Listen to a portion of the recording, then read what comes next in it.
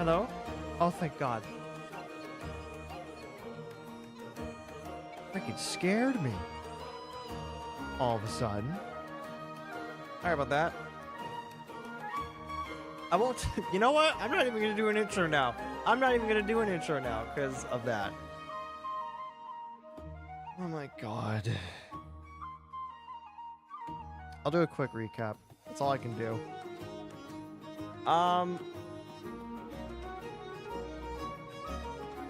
Hopefully all your guys' day has been going good. Mine's been okay. I'm gonna do a really quick recap of what we've been through in Genshin, because that's what we're playing today, is continuing the story. When last we left off with the Traveler and the Paimon, we entered the land of Snezhnaya, Genshin's version of Russia. And the minute we got in, Paimon got sickies. But it's a weird kind of sicky, because apparently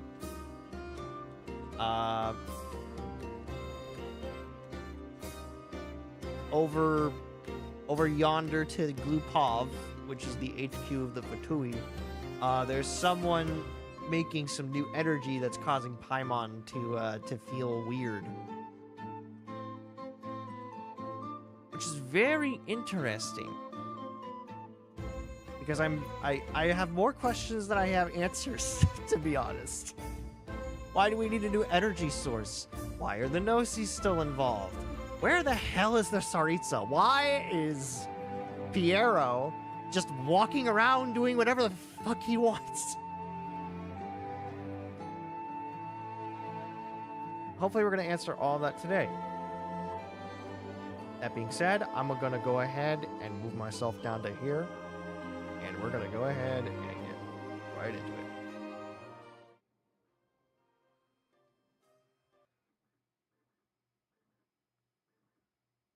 Oh, really? Now you're not working? Oh, fun.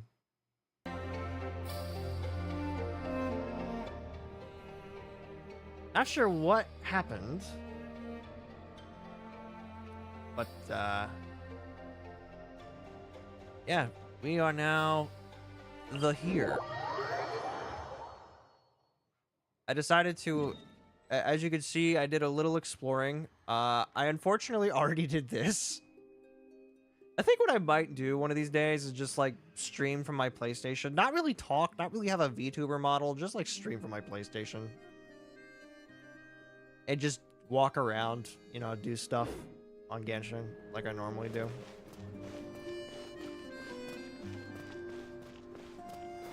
Or, you know, whatever. What the... What? Oh, the camera thing. Anyway, now we're gonna go over to the Opera House. Here. And, we are going to...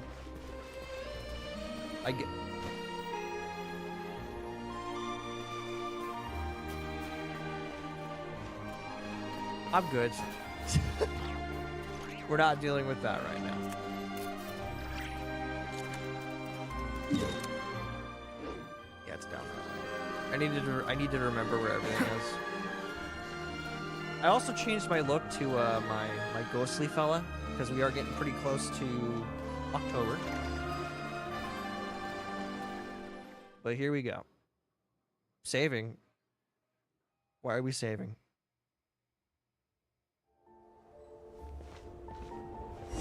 Oh, okay. I'm alone now. Oh.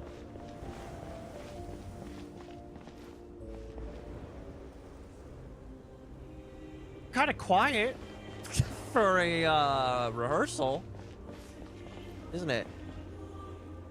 Kind of quiet, isn't it? What's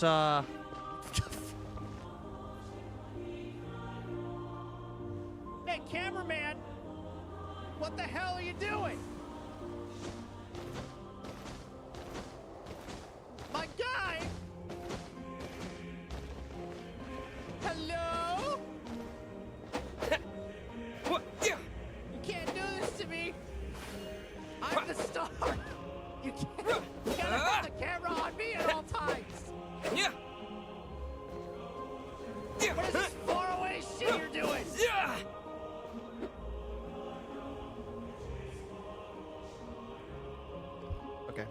I had my fun.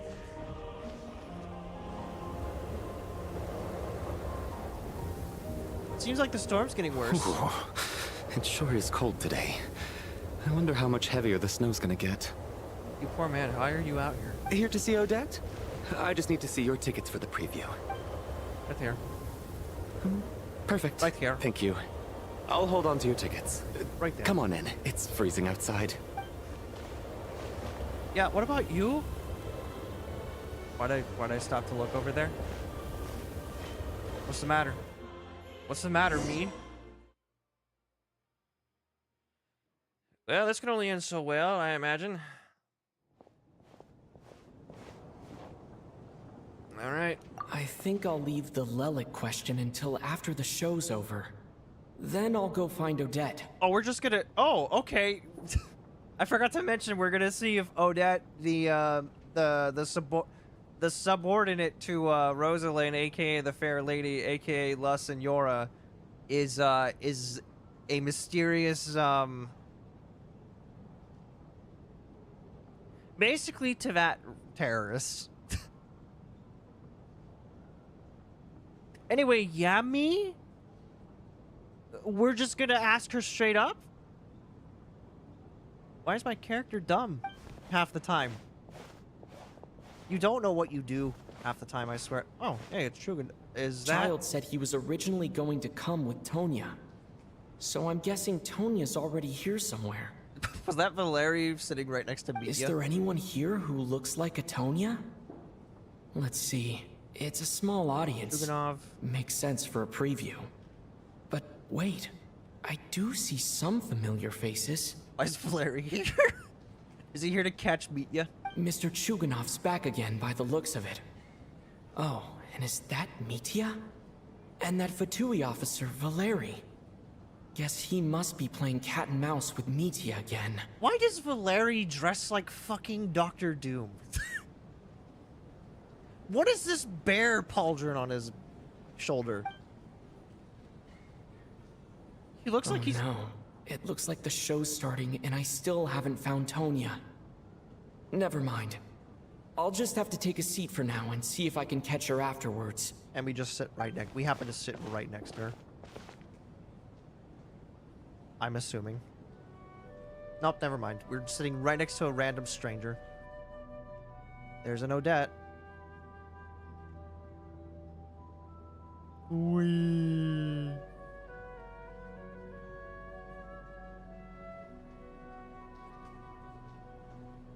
Scarfy boy better be doing something.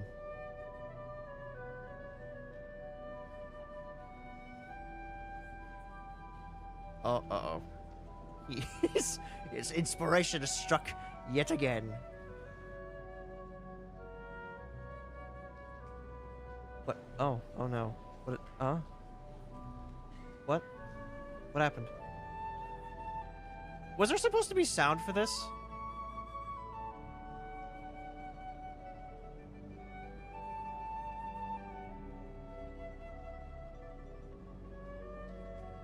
Oh, uh-oh. It's getting colder.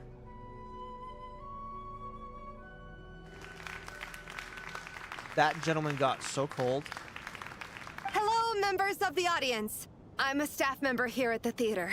I'm afraid we're gonna have to evacuate the theater, is what she's about to say. Today's performance was a very special one for us, as it marks the first attempt in a long time to revive the classic Snezhnayan ballet, Spirit Seeker. I feel like that's her over there. I feel like that's her right there. To commemorate this occasion, we would love to take a group photo of the cast, crew, and audience members present today. Could I kindly ask the audience to please come up onto the stage? Oh, sure, yeah, I can do that. All right, everyone, huddle in a little more. Now, look at the camera. 1, 2, 3. Bam. We did it. It's just... I like how he's just... I like how he's just, like, threateningly... Valerie. He's just, like, threateningly standing in the back. I also love how this... I love how Miki's got, like, a Doctor Who kind of gesture to him. He's got, like, an energy to him, like Tennant does, or, No, that's Tennant. I feel like that's Tennant. This is definitely a Tennant character. Are you quite satisfied, Mr. Energy Scientist? I rather hope you don't have any other escape plans to add to my workload today. Oh, hey, man. Fancy seeing you here. What are you talking about, Sarge? This was simply Sarge? my way of inviting you to watch Miss Odette's new show with me. Oh, sure. Well, oh, I'm sure it was. I'm sure it was. Anyway, you're coming right back to the fucking lab. Come with me. And wasn't the performance spectacular? In the future, I heartily encourage you to take a leaf out of my book. Find some soul-nourishing pastimes to enrich your time outside of work. I mean, he's got a point. It was indeed a fine performance, but I must correct you on one point. This is not time outside of work. These are working hours. Yeah. When's the last time you took a break? Valeri? We'll admit you are cool looking. Working hours and non-working hours are just a social construct. Human technology can never advance if we're too rigid in our thinking, Sarge. Got a point. May we leave now? Such manners. Already?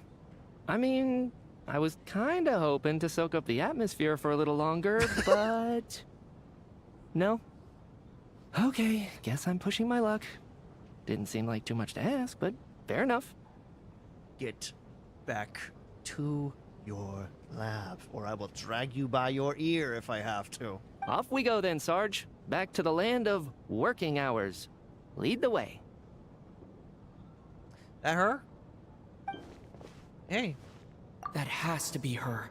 She's the only person in the audience around Tonia's age. Hey. Excuse me. Are you Tonia? Yep. Your brother's busy today, so I took his ticket. Don't worry about him. He's fine. Oh, okay.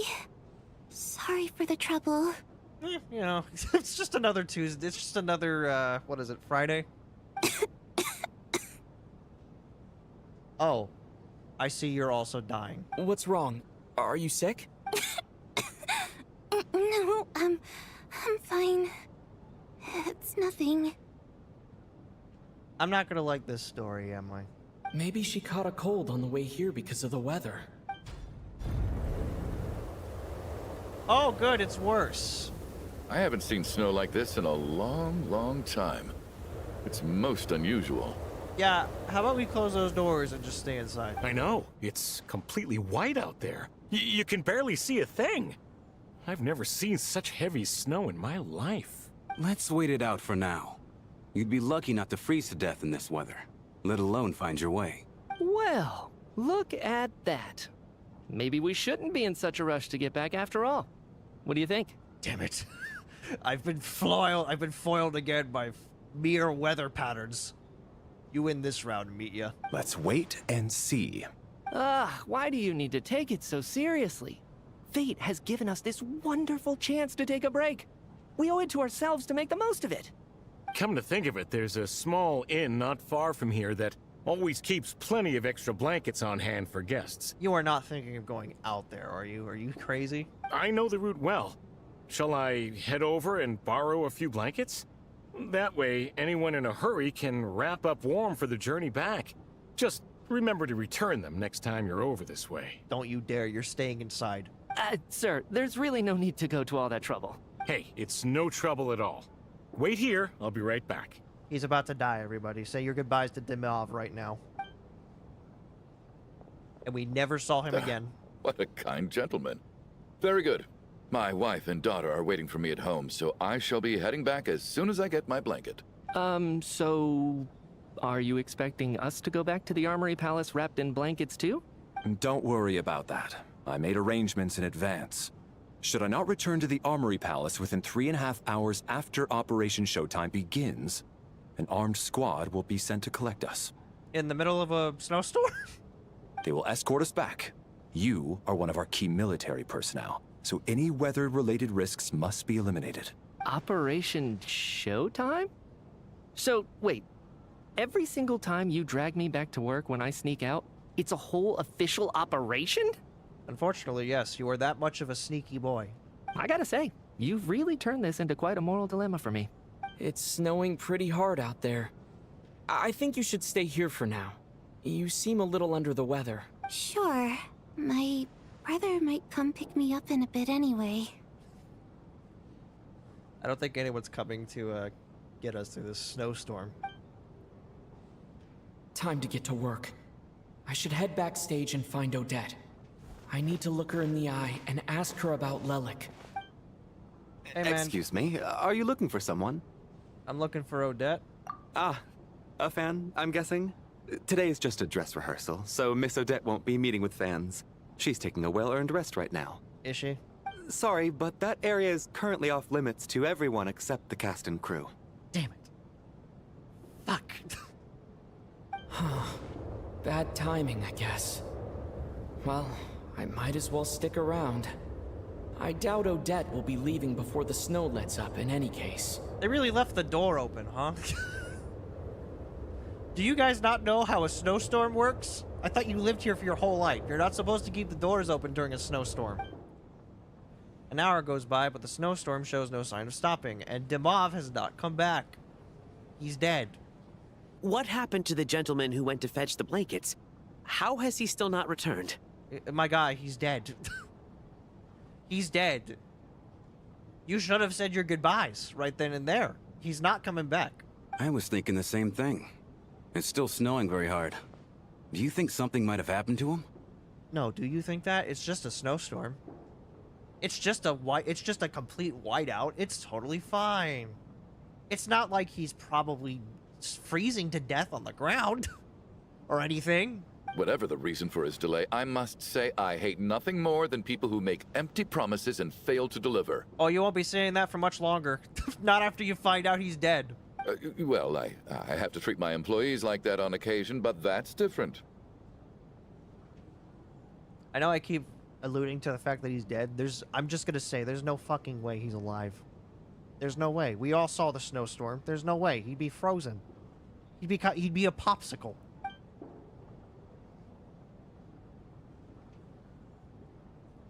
Valeri, you thinking something's not right? You seem anxious, Mr. Valeri. It's been nearly 4 hours since I left the armory. The army should have arrived to extract us by now. It's like it's not a normal snowstorm, huh? They know how much I despise tardiness and disrupted plans. There's simply no reason that they shouldn't have shown up by now, barring exceptional circumstances. Surely a snowstorm like this one counts as such. Few things in this world can stop the Snezhnayan army, Mr. Mitya. And a snowstorm is certainly not one of them. Are you sure about that? I'm looking out there right now and I'm seeing no way that anyone can walk through. Not even you guys. You don't exactly look dressed warm. Why don't you go out and take a look? They might be right outside, waiting for your orders before they dare come in. Yeah, no, I pass. An absurd hypothesis. I have no intention of leaving your side for even a moment until I have escorted you back to the Armory Palace. This doesn't look like an ordinary snowstorm to me. Thank God there's someone smart among us. Someone knows the truth. Thank you, Soboliva. That guy who left earlier. It looked like he just vanished into thin air. Either that, or my eyes were playing tricks on me. Looks like the Shadow Realm came for him. The Shadow Realm had came. A man-eating snowstorm? Come on.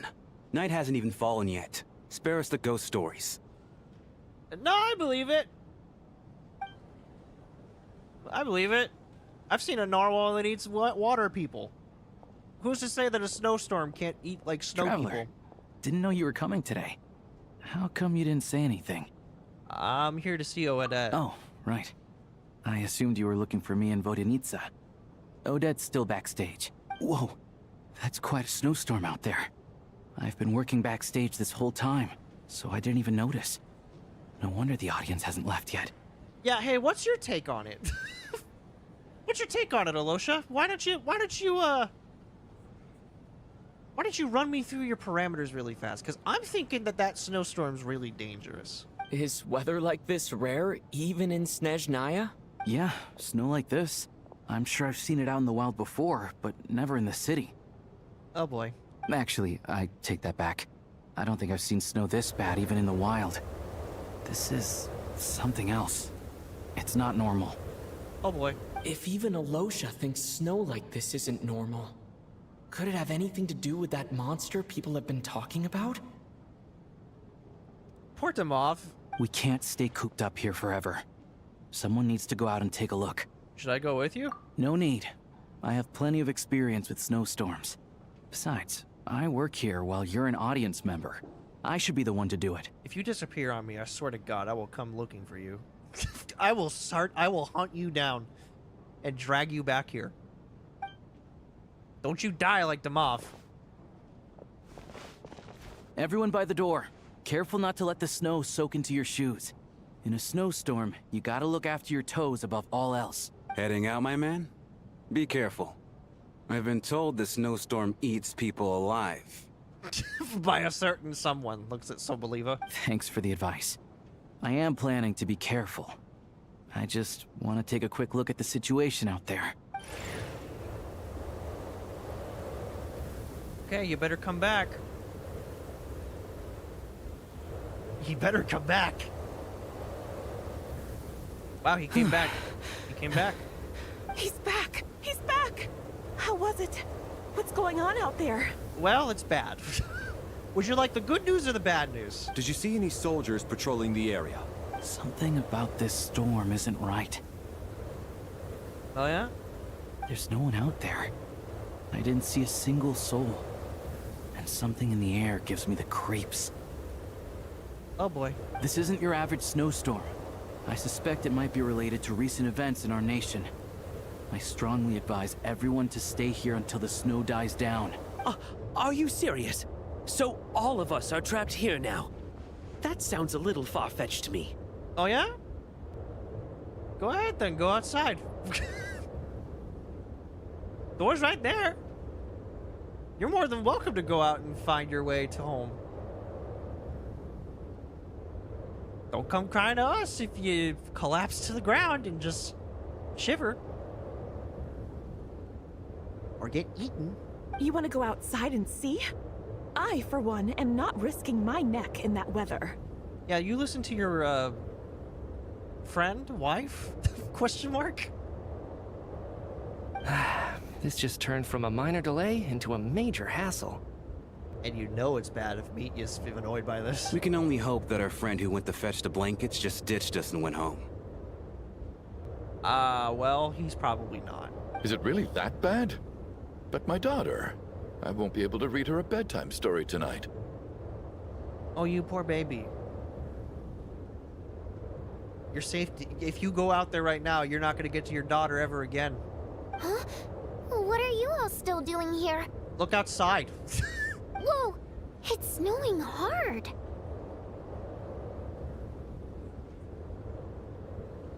Yeah. It's so bad. The cast and crew from backstage are quickly brought up to date on the situation. So now we're stuck here? Oh, this is terrible. Luckily, it was just a dress rehearsal today, so there aren't too many people here. On the bright side, the theater's always well stocked with supplies. If the snow still doesn't let up as we get into the evening, you can spend the night here, everyone. Oh, how lovely. Yeah, you know. Not so sure I'm a fan. I like creepy things. I'm not so sure I'm a fan of staying here. At least, I assume that's all right? Odette? Fine by me. Okay, good. This seems like a sensible backup plan under the circumstances. My thanks to the theater for being so accommodating. Oh boy. What are you staring outside and praying for, my man? You anxious to get home too? I just want to go home. Please. Oh, Your Majesty the Tsaritsa, I beg you, please do not let tonight's snowstorm stop. What? This is a golden opportunity to spend the night under the same roof as the two top stars in all of Snezhnaya. It's a once-in-a-lifetime experience. That must be his wife. That has to be his wife. I think I've changed my mind. I don't want him anywhere near me. Keep him away from me, please. Sir, if you so much as look at us funny, you'll be seeing stars in a whole other way. Behave yourself, or you'll be begging for that blizzard. And this is why you don't mess with women. It's getting colder. This is why. We need to keep the indoor temperature up. Yeah, so can we close the fucking door? Close the door and lock it tight. Let's head somewhere warmer.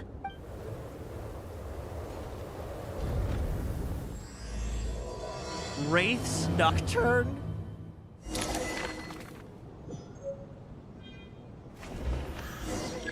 Coolish. A staff member at that place. Alosha. But I read his name, Shrama. Chuganov. Tonya. Me. Oh yeah, I forgot I was the fourth one. Odette. Valeri. Vodenitsa. Mitya. Soboliva. Targov. Rampana. Why do I get this weird feeling that this is gonna be a murder mystery? Oh boy. Oh boy. Oh boy, oh boy, oh boy. I don't know if I'm gonna like this. Oh no, and Tonya's here. Oh no. Oh dear. What am I supposed to do now?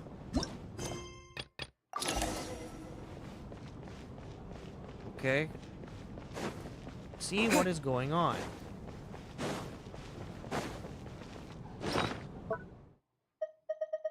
In the inventory, but why do I have this? Why doth I have this? Why doth I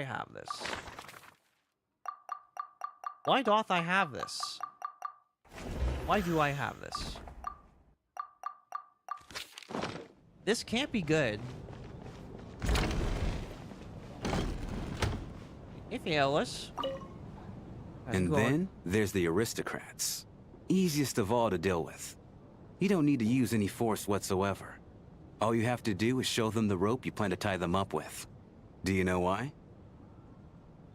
Why? Hey, Shram, can I ask a question? Why are you talking about this? Just some random guy you just met in the theater? Is that how you introduce yourself to everyone? I don't. Do tell. He does not seem so thrilled about this. Because nothing horrifies them more than the thought of a cheap, coarse rope leaving creases on their precious million more coat. They'll do whatever you ask to avoid that fate. Unexpected, but funny nonetheless. Tell me another one. You're into this? What are you, a bondage guy? Oh, look at that. I got myself a new listener. Hey there. Let me introduce myself. The name's Shram, and I'm a mercenary. The kind that gets paid to do odd jobs for rich folks. Nice to meet you, Shram. And I am Chuganov, an entrepreneur. If my name is unfamiliar to you, you will no doubt have heard of my factory, the renowned Iskra manufacturing plant. I'm Alistair. Nice to meet the both of you. Are you really that famous, Mr. Chuganov? How come I've never heard your name before? That's not something you want to say.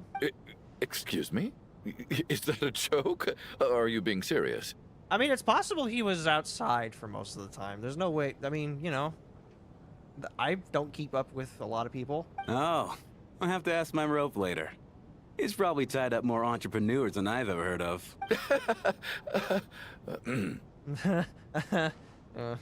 Looks at me like, help me. Please. Alright. The victims today, I'm assuming. Hey there, Tonya. How you doing? How are you feeling, Tonya? I'm fine. Sorry to worry you. I'm used to it by this point. I take medicine for it. My brother usually helps to get it ready for me. Oh dear. Well, he's not here right now. Child must take great care of his sister. He's never mentioned Tonya's illness, though. No, I'm pretty sure he has. He just mistook it for like a younger sister. You know, I actually find this whole thing kind of exciting. I don't think you are for much longer. The photo gave me context of what might be about to happen. Stuck in a strange place thanks to a snowstorm. Having to spend the night with a bunch of interesting characters. It's pretty cool, don't you think? Well, you're right. It's certainly a novel experience, Tonya. I'll give you that. Exactly. It's like one of those stories where an ordinary school trip turns into a magical adventure. I've always wanted something like that to happen in real life. Do you happen to have medicine on you right now that I can prepare for you by any chance? I'm fine, really. Just got a little overexcited. Uh-huh. Listen, do you mind if I just places my hand over her forehead? I'm just gonna do a little something really fast. Okay. Look after yourself. Otherwise, your brother will come after me. And that's not a joke. that is in fact a promise. I think he will come after. I know he'll come after me. Matter of fact. Hello, friends. My husband has major trust issues. To him, I doubt even this snowstorm is a good enough excuse for me to stay out all night. Oh, well, isn't that sad? That's the price of marrying into wealth. You'll get used to it. I'm not about to stop you if you want to leave. But don't drag me along. Hello? Can I help you? Yeah, I'm just meeting the people around here that I'm gonna be stuck with for, I don't know, maybe like a couple weeks. Oh, okay. Nice meeting you too, I guess. Oh, what's down here?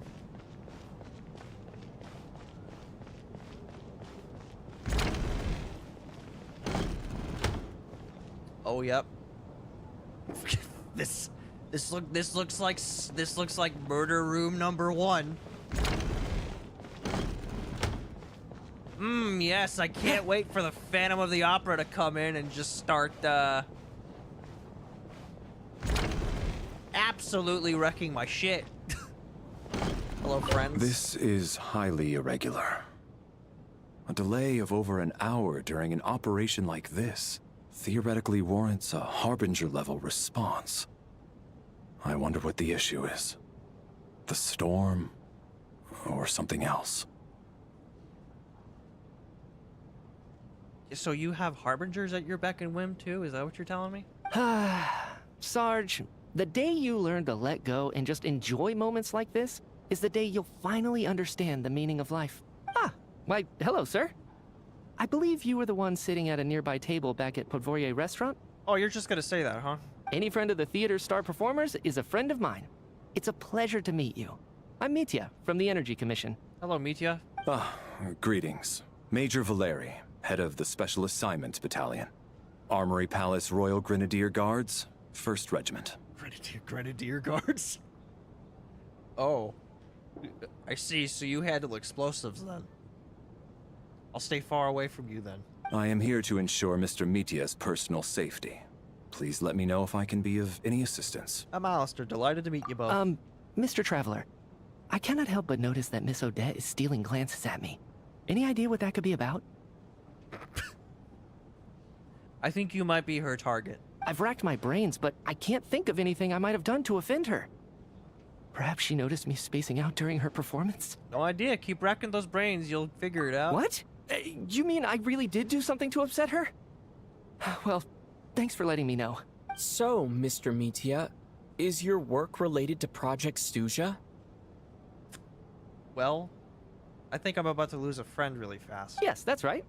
The higher-ups in the Fatui transferred me from the Energy Commission to the Armory Palace because they wanted me to... The scarf just like, no!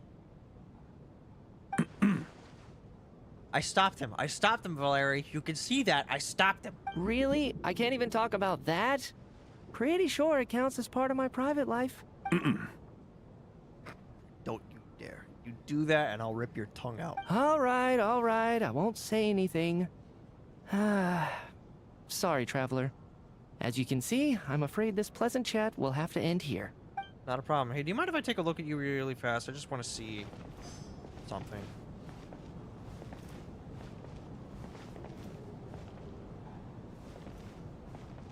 Where's his vision?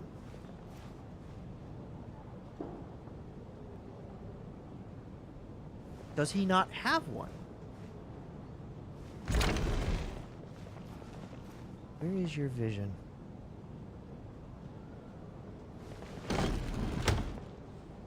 Don't mind me, Mitya. I'm just, No,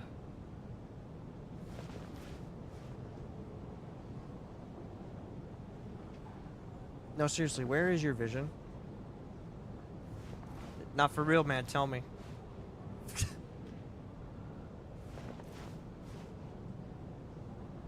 You could at least tell me that, right?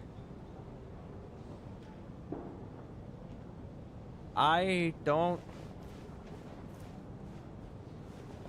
That's weird, I don't see it. Unless they disguised it pretty well.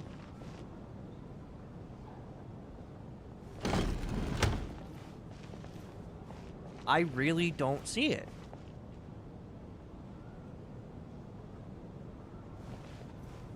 I see his. Do not see yours. Mitya. That concerns me, Mitya. That concerns me greatly.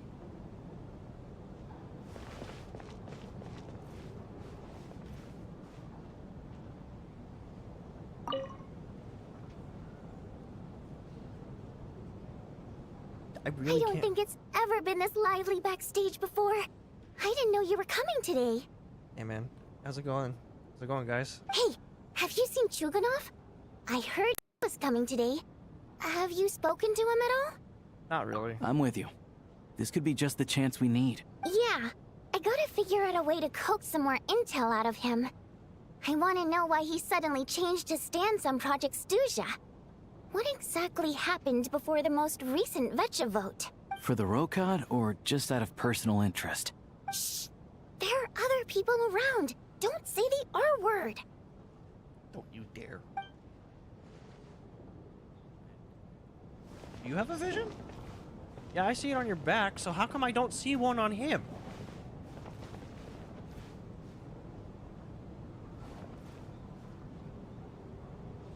Unless somehow everyone's right, and he's gonna be controlling all the Gnosis that I saw online.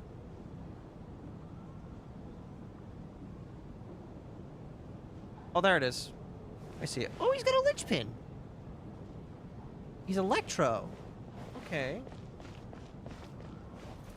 Wow, you... I'll admit it. They hit it very fucking well.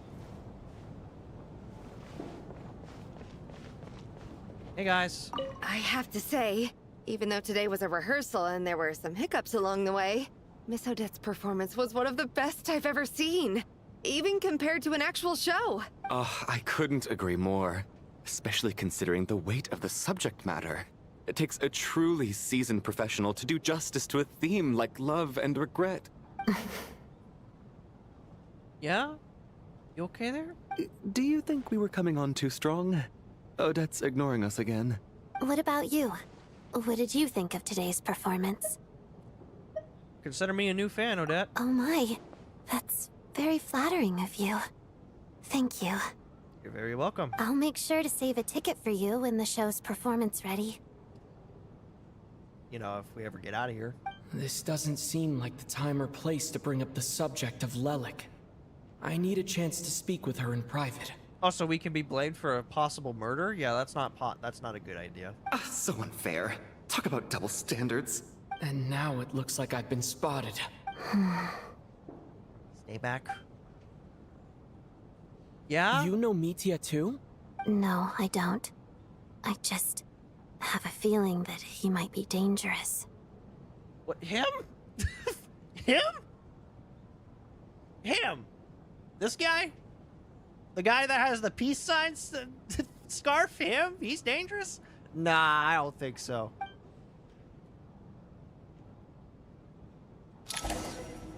Well, here we go. Time flies by as people make lighthearted conversation. How's it looking, Alosha? No change from this afternoon. Heavy snow with no sign of slowing down.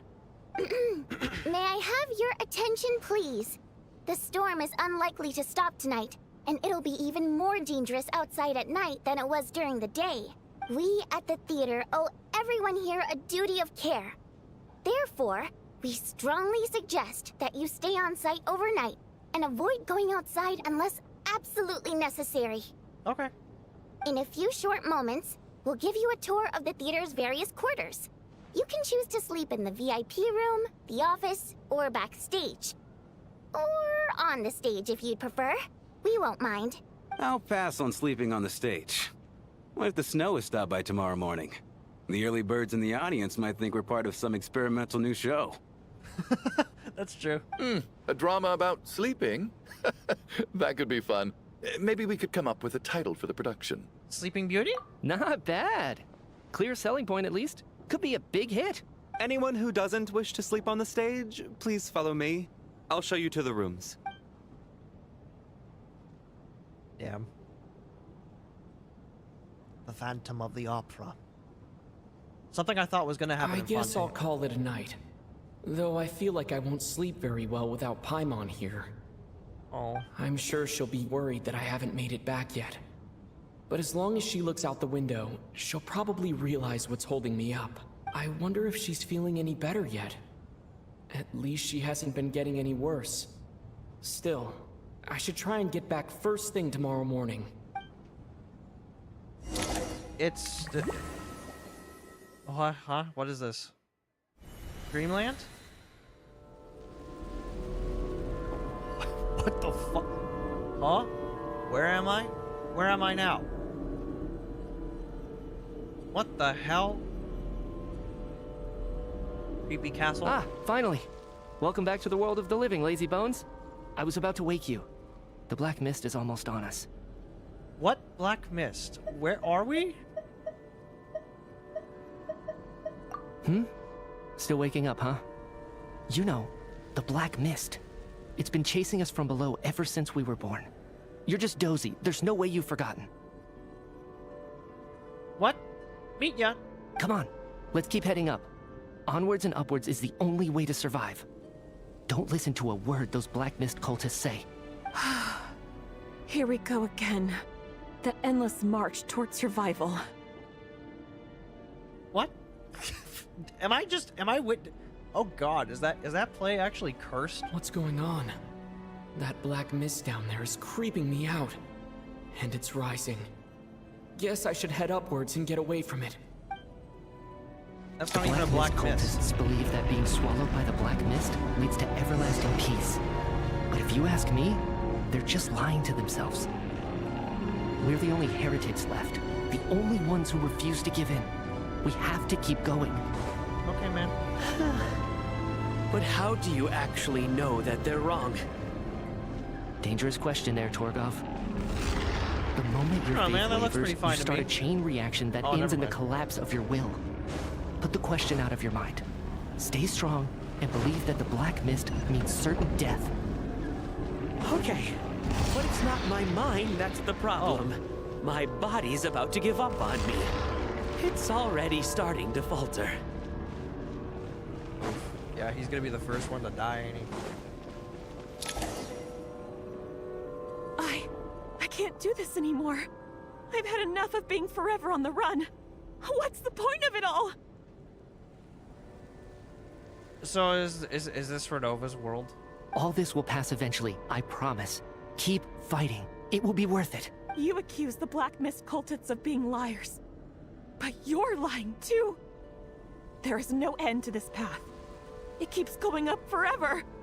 There was never any hope to begin with. Well, we don't know that. You haven't looked up yet. The cult of the Black Mist has poisoned your mind, Sobolova. Are you thinking of Sobolova. giving up as well? I am. I think I'll take my chances with the Black Mist over this perpetual torture. As much as I detest the Black Mist cultists, I'm just too weary. Then I bid you both farewell. Let me put my personal opinions aside for a moment and say, I hope that you both find peace within the Black Mist. So we're just gonna give up on them, dude? Fate always appears so impossibly complicated. But at moments like this, its raw simplicity is laid bare. Their fate was sealed from the instant they entertained doubt. From then on, the outcome was both inevitable and irreversible. Let's go. Oh, okay.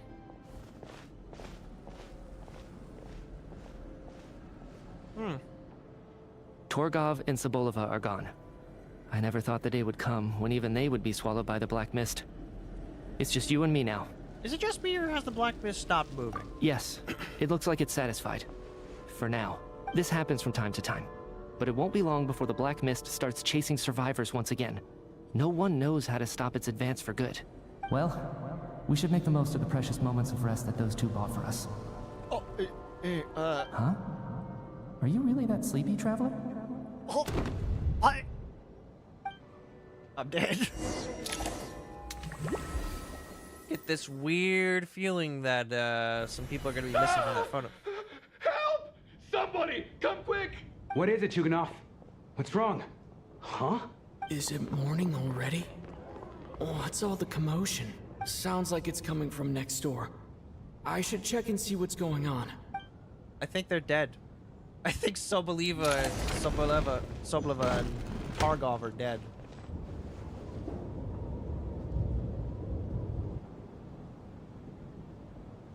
What happened?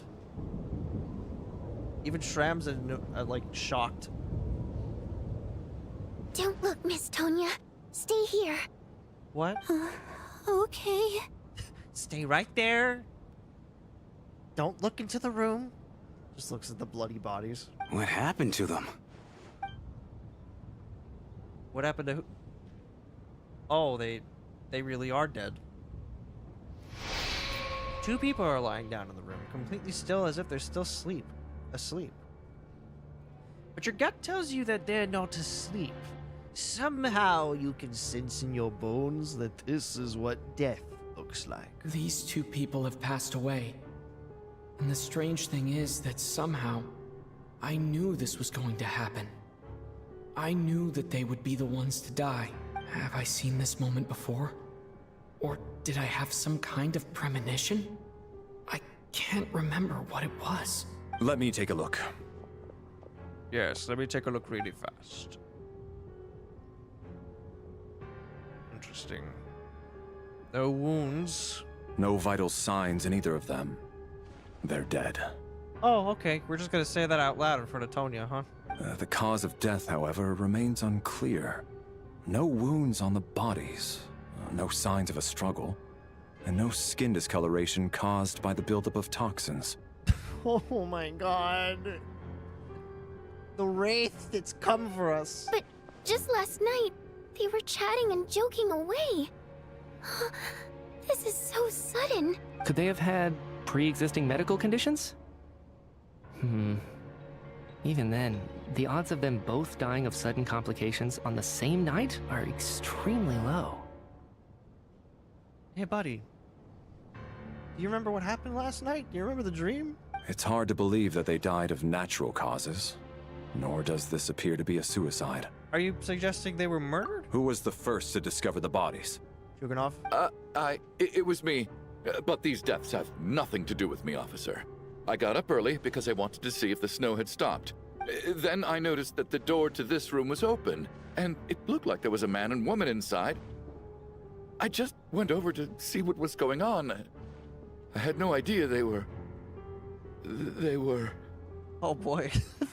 I think the snowstorm is the doing of somebody that wants us dead. I can corroborate this. I was doing my morning exercises near the stage. When I saw Mr. Chuganov heading this way, I followed him. I can also confirm that I didn't see a single person approach that room before him. The snowstorm was raging all night, and it's still going now. There's no way someone could have come in from outside, correct? Meet ya? What are you? You mean an intruder? No, not possible. I slept by the door last night as a precaution. There's no way I wouldn't have noticed if anyone had tried to open it. Everyone, split into pairs and search the theater for anyone in hiding, or any signs of suspicious activity. I'll follow up with a full search of my own shortly. Go. There is no time to waste. Oh, okay. At least we're getting on it. You pair up with Tonya. After a thorough search, you're satisfied that no one else from outside the group is in the theater, and everything is exactly as it was left last night. Not great. Nothing on your end either? No. It's looking like the Phantom of the Opera. He's come. He's come for all of us. I'm not sure who's next. Could be him. Could be him. Could be one of you two. Backstage is clear. No signs of suspicious activity. We checked the basement. Also clear. I don't think there's anywhere here that a living person could hide. I didn't find anything either. Are we certain that the theater doesn't have a back door? Or any tunnel or passageway wide enough for a person to fit through? No, there's nothing like that. If people were sneaking in through some secret tunnel to avoid buying a ticket, we'd have sealed it off ages ago. That's smart. I also checked the windows. All of them are locked from the inside, and there's no sign of anyone entering or leaving. Fun. It sounds like we can safely rule out the intruder theory. If anyone came in during the night in this weather, there'd be no way for them to avoid leaving footprints or water stains. Unless they're a ghost. Unless they don't leave footprints. This can only mean one thing. It's like one of those murder mysteries you see in novels and plays, isn't it? The ones where the killer is one of us. Oh, good idea. Let's throw a dynamite of a doubt bomb in here, why don't we? We can't quite jump to that conclusion just yet. Could he be right? It's hard to imagine something like that happening in real life. Felicia's just like, what the hell? Set in a theater during a snowstorm. A murder takes place, and the killer is among us. It's such a classic trope that it seems unbelievable.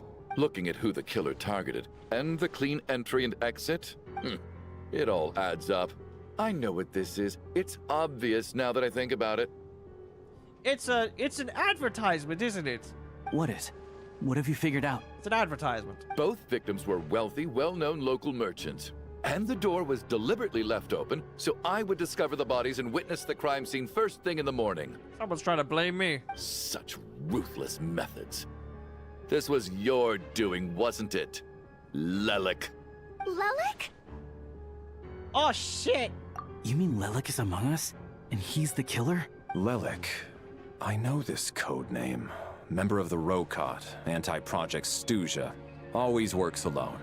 I've read the case files at the Armory Palace. Walk me through your reasoning, Mr. Chuganov. What do you know about Lelik? Well, he made me vote against Stuja. Come on, man. No getting out of this now. What now, huh? What now, Lelik? What more do you want from me? I already voted against Project Stuja at the Snezhno Gradvecha. You snuck into my house the other day while I was asleep. Left a threatening letter.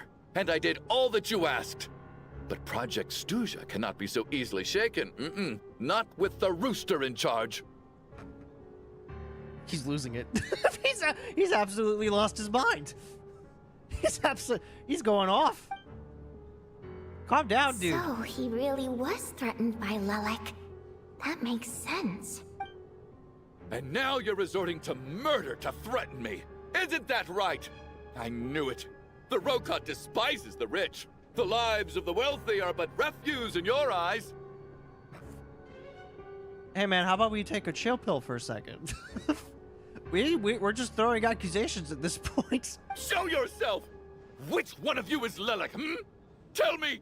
I'll do whatever you want! Just stop playing these mind games! He's losing it. He's he's not... Buddy, none of us are gonna say anything. It is you, isn't it? It is you. Why did you kill them? Was this really Lelik's doing? Would Odette really do something like this? If Odette really is Lelik, this seems out of character. But then again, how well do I really know her? The same can be said for us, you know. The same could also be said for us. I'm probably the only one here with a compelling theory about Lelik's true identity. But if I reveal it now, I'll be putting Odette in the line of fire. What should I do? I don't think it's likely that Lelik killed anyone. And what's your reasoning for that? At least from the stories I've heard, he's never killed anyone before. And his name has never come up in connection with any murder cases. Besides, even if Lelik did want to threaten you, why resort to such an extreme and roundabout method? It's not his style at all. Vodyanitsa doesn't know that Lelik might be Odette, but her assessment is pretty much identical to mine. Miss Vodyanitsa, why do you suddenly feel the need to speak in Lelik's defense? I'm not speaking in his defense. I'm just throwing out some logic out there, you dick. Defense? Oh, no, it's just... I'm worried that we're jumping to conclusions here, so I wanted to share my point of view. Also, I don't think the Rokot is as bad as you're making it out to be. Well, if you think I'm so wrong, what's your theory then, Why don't you tell us who the killer is? Death? Death because she wants to get revenge? The case is still evolving, Mr. Chuganov. Please do not prevent others from expressing their opinions so early on in the discussion. Or am I gonna have to throw you in prison? Even so, there's no denying that the recent threat received by Mr. Better get that Chuganov may finger out of well my be an face. important clue. Exactly, right? Chunk does not. Oh, I didn't even know. Sorry. I did not even notice that you were here, Midnight. I'm so sorry. So there's still a good chance that Lelek is right here among us. Well, we don't know that. But apparently my character thinks it's the ballerina. I can't do this anymore. I don't care if it's still snowing outside. I have to get out of here. No. You stay right here. I wanted to say hey. Hello. Whoa, take a beat. We all know it's far too dangerous out there. Even the soldiers can get to us. Go out that door, and you might not live to tell the tale. I think I might be facing off death pretty soon. And whoever this Lelek is, they're surely not going to murder anyone in broad daylight. Be sensible, my man. You're safer inside. As much as I regret having to say this, I'd like everyone to cooperate and refrain from exiting the premises until further notice. Oh, okay. Yeah, that sounds fair. Because as things stand, every one of us is now a suspect. Fun. Even me, huh? Unless anyone has further information to share, let's adjourn for now. Feel free to keep searching for clues, but make sure you don't go off alone. Gotta do a little bit of a checkaroo here. Is this a murder mystery expansion? No, this is actually part of the story. Somehow. Let's see, where is it? Is right.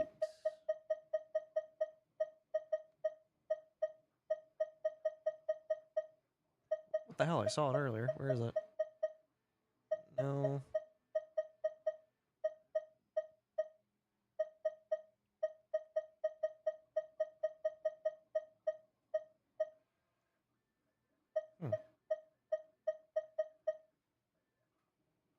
Oh, it's right there.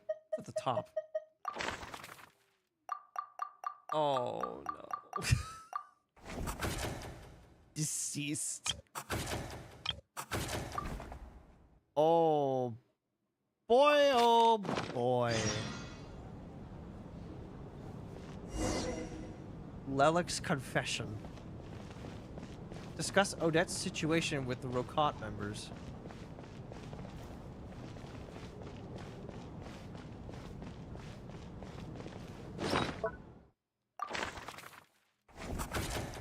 A wealthy businessman who made his fortune in the energy industry. With support from the Northland Bank, his business grew larger and larger. At some point, however, it began to feel as though the Northland Bank had become the one truly calling the shots, deceased during the night.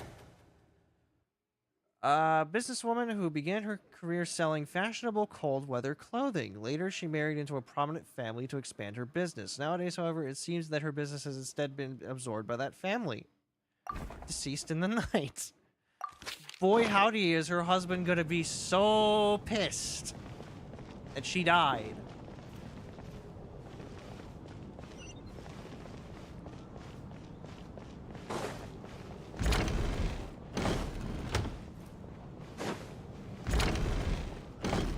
Hey, Scooby Gang. How we feeling? You're right. That was my bad. It was a knee-jerk reaction. I didn't think it through. Luckily, no one suspected my identity. Hello. Oh, phew. It's just you. I thought someone was eavesdropping. Maybe don't talk about this kind of stuff in the open, huh? Since Vodyanitsa and I were on the same page earlier, I think I should share my thoughts with the Rokot members first. You tell Vodyanitsa and Alusha about Child's intel on Lelek and your views on the current situation. Whoa. Are you serious? I don't know if this counts as gossip, but it's definitely on track to be the juiciest this whole year. Odette? Really? Odette?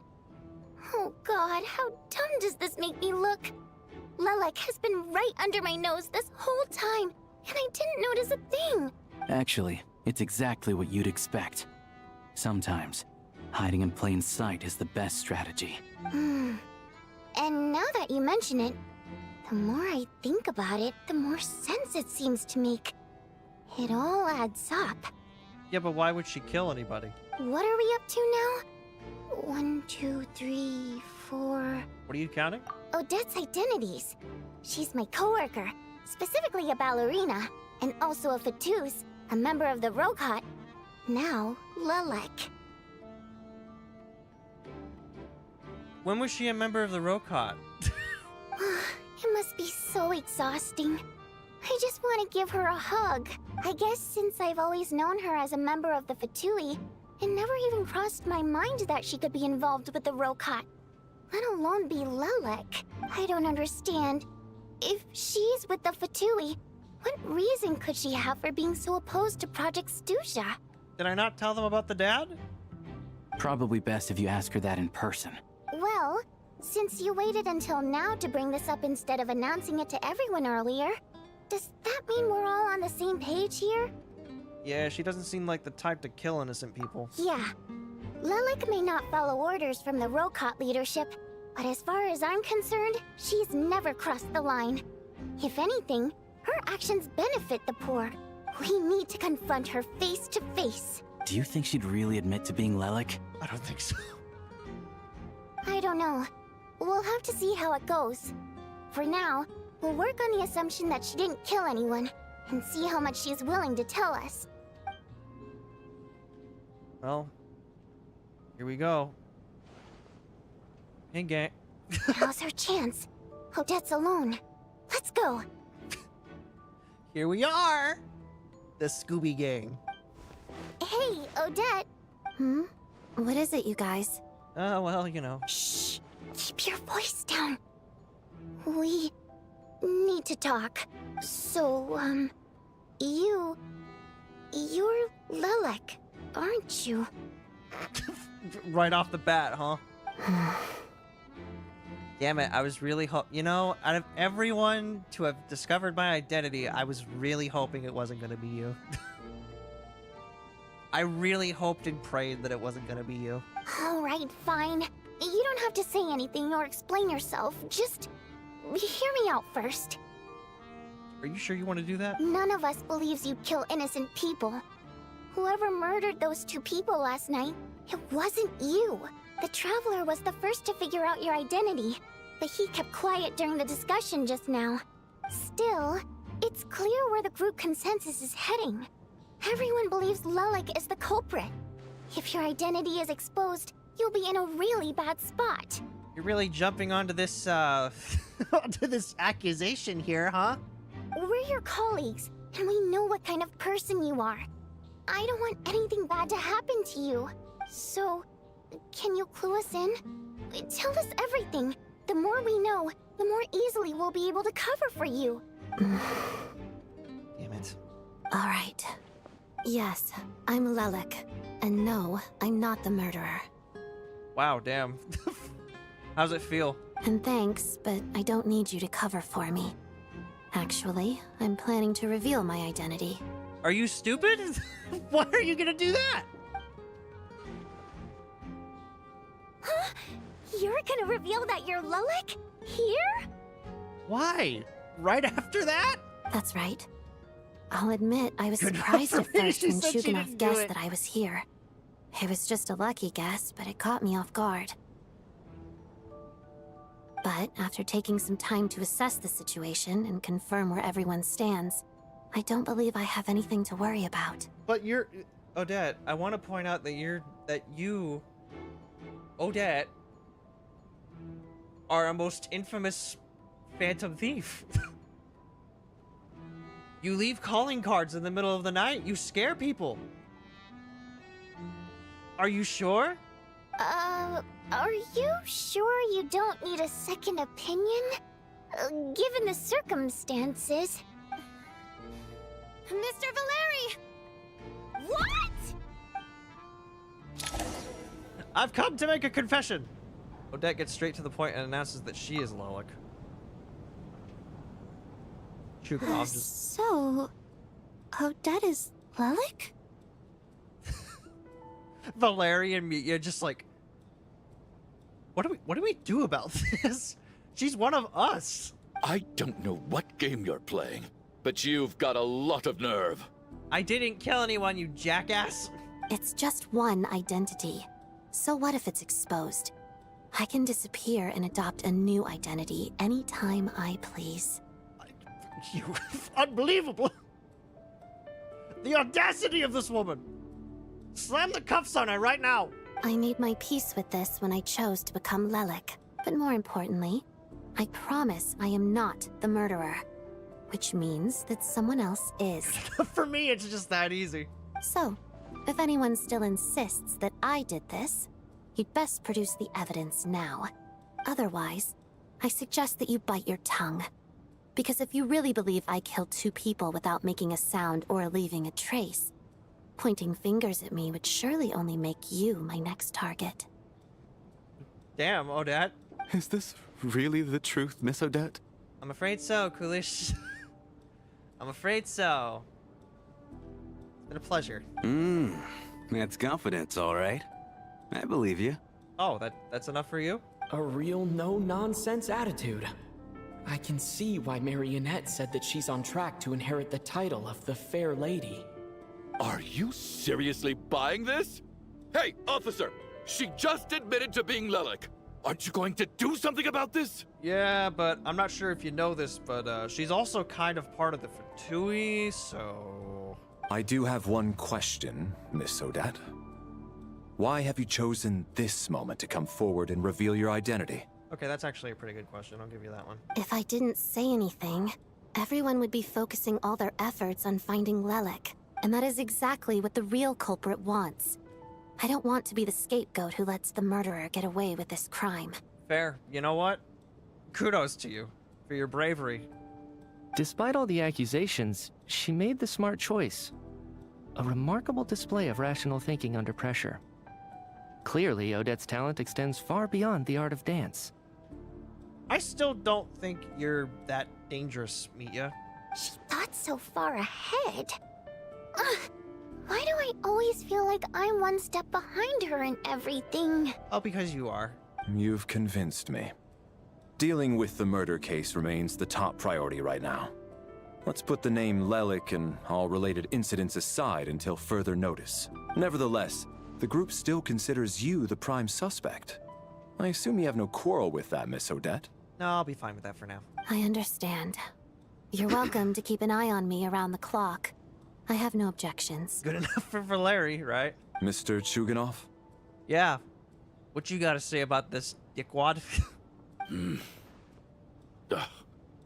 For my wife and daughter's sake, I'll let you off the hook for now. But don't think you're forgiven for breaking into my house and threatening me. Just wait till we get out of here, Lelik. We'll settle the score then. Chuganov, you're probably gonna die, dude. Like, let's be real here. You're not a main character. You're destined to die.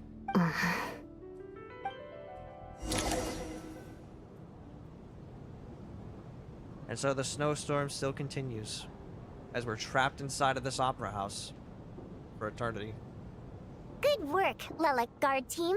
And Lelik too. Here, have some hot water. Why did you call us the guard team? Turns out Valeri knew about my exploits. So now I've been told I have to guard Lelik with him. Shouldn't you be facing my way if you're guarding me? At the moment, it looks more like you're my bodyguards. Well, you know. Oh, I see. By exploits, he means, like, what I've done with my life. If the true culprit is indeed still at large, as you have claimed, we must keep our guard up against them also. Don't worry, Tonya. We'll get through this. Tonya better not fucking die. Once the snow stops, the officials will step in. The investigation will get easier, and then we'll be safe. But once the snow stops, won't everyone just leave? Is that not what you want? We can stay here for a little longer after the snowstorm ends. It's okay. We don't have to go see our brother that quickly. Huh? You're gonna miss us, huh? Well, some of us work at the theater, so we'll still be here. I'll even give you a special backstage pass. I swear to God, if Tonya dies, I will never hear the end of it from Child. Really, Miss Vodyanitsa? That's awesome! You've made a fan for life. Aw, you're so cute, Tonya. All right, let's swear to it. I promise to give you the pass, and you promise to never change your mind about being my fan. Oh my God, Tonya's gonna fucking die. No. Promise. Oh no. I'm so gonna get fucking kicked. My ass is gonna get beat by Child. Don't indulge her, Tonya. You don't have to swear an oath over things like that. You really do get carried away sometimes, don't you, Miss Vodyanitsa? Hey, mind your own business. Yeah. You do that.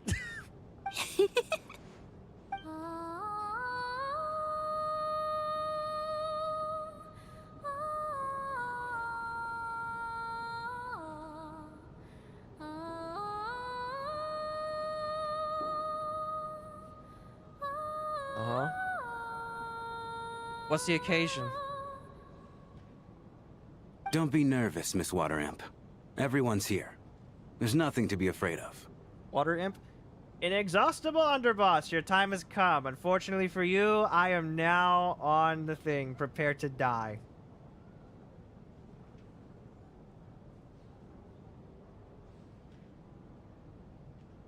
Excuse me? Do I look nervous? Don't be ridiculous. I'm surprised you didn't get on his case for the imp part. Hmm? No. You sound nervous, lass. Oh. Wait, but how...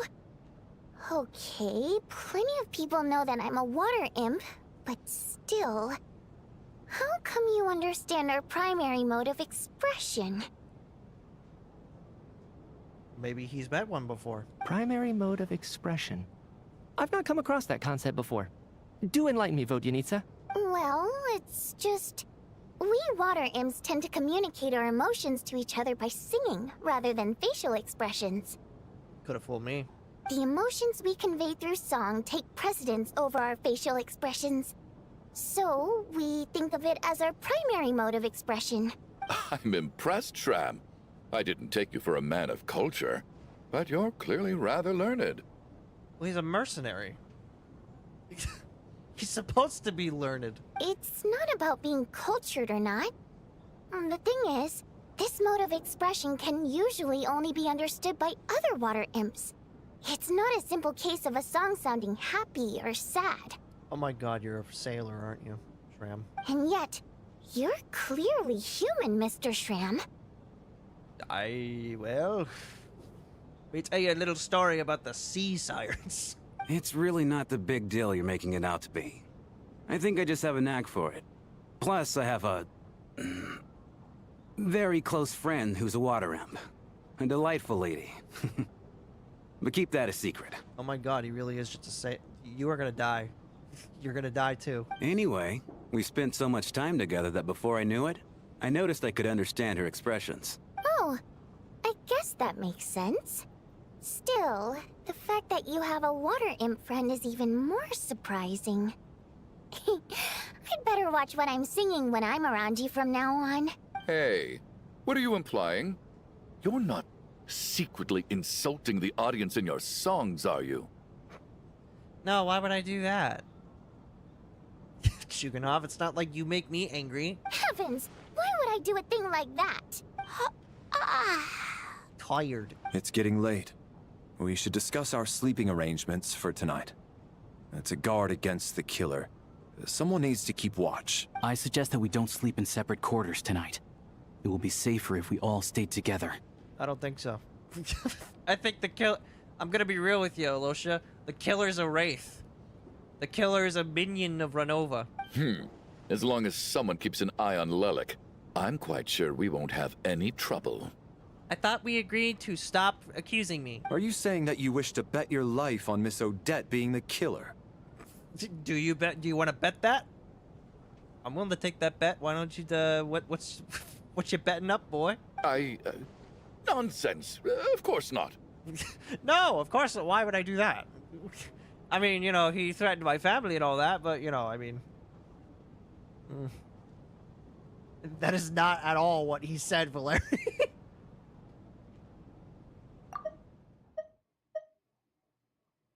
But we've already established that Lelek is Odette, so... Technically, that is what he said. Then I propose the following arrangement for tonight. The Traveler, Odette, and I will form the Night Watch. Waffles, then We'll sleep in shifts, but 2 of us must be awake at any given time. Indeed. Fine by me. An excellent idea. This allows us to handle the Night Watch while also keeping an eye on Lelek. Meanwhile, the rule of taking shifts in pairs resolves the other issue. Namely that we can't necessarily trust the Traveler or Valeri either. Oh, I see. I expect that plan took you quite some time to come up with, didn't it? Actually, our field combat manual outlines a similar approach. Although the scenario there involves guarding prisoners overnight during field operations. Odette just like, oh, that makes me feel so much better, thanks. That being said, I must clarify that I harbor no disrespect towards you personally, Miss Odette. You know, it's a living.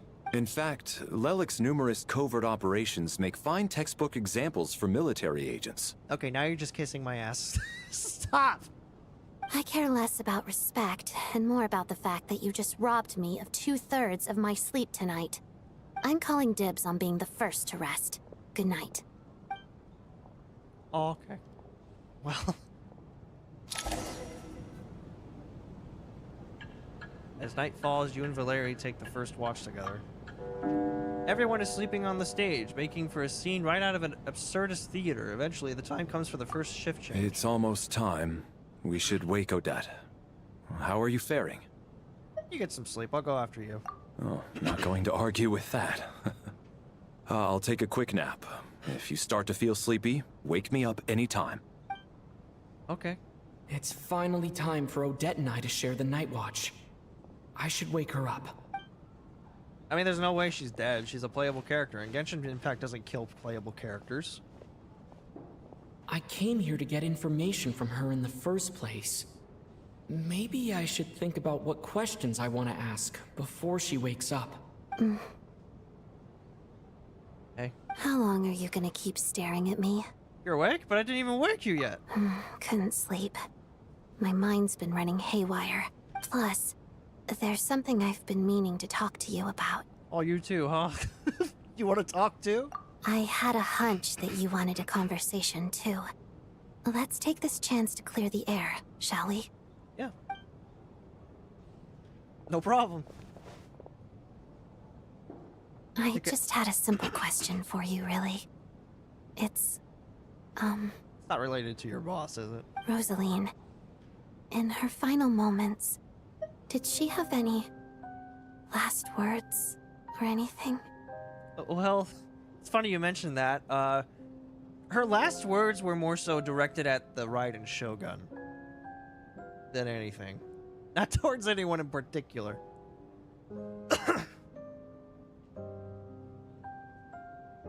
Actually, come to think of it, I think her final words were calling all of us a filthy rat. And then she was struck down in her prime. It all happened so fast. I see. Well, that was all. I have no other questions. Do you miss her? No. Oh, okay. She was utterly ruthless in pursuing her goals. That kind of person should be hard to miss.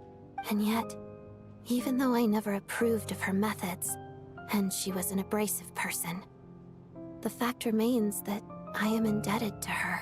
Yeah, I heard a little about that from Sandrone, honestly. Oh, she told you. I guess that makes sense. I think she and Rosaline were on pretty good terms. Still, she did know the full details. Yes.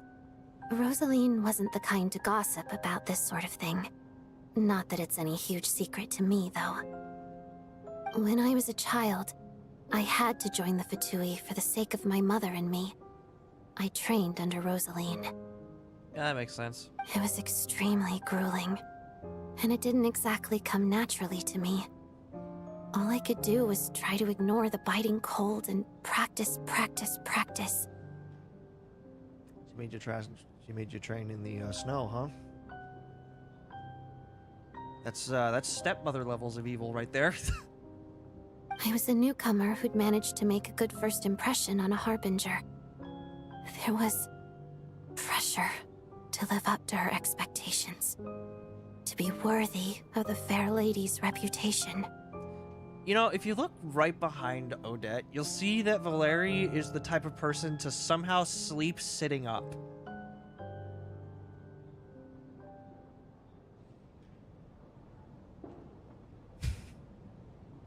I didn't expect that. Gonna be real.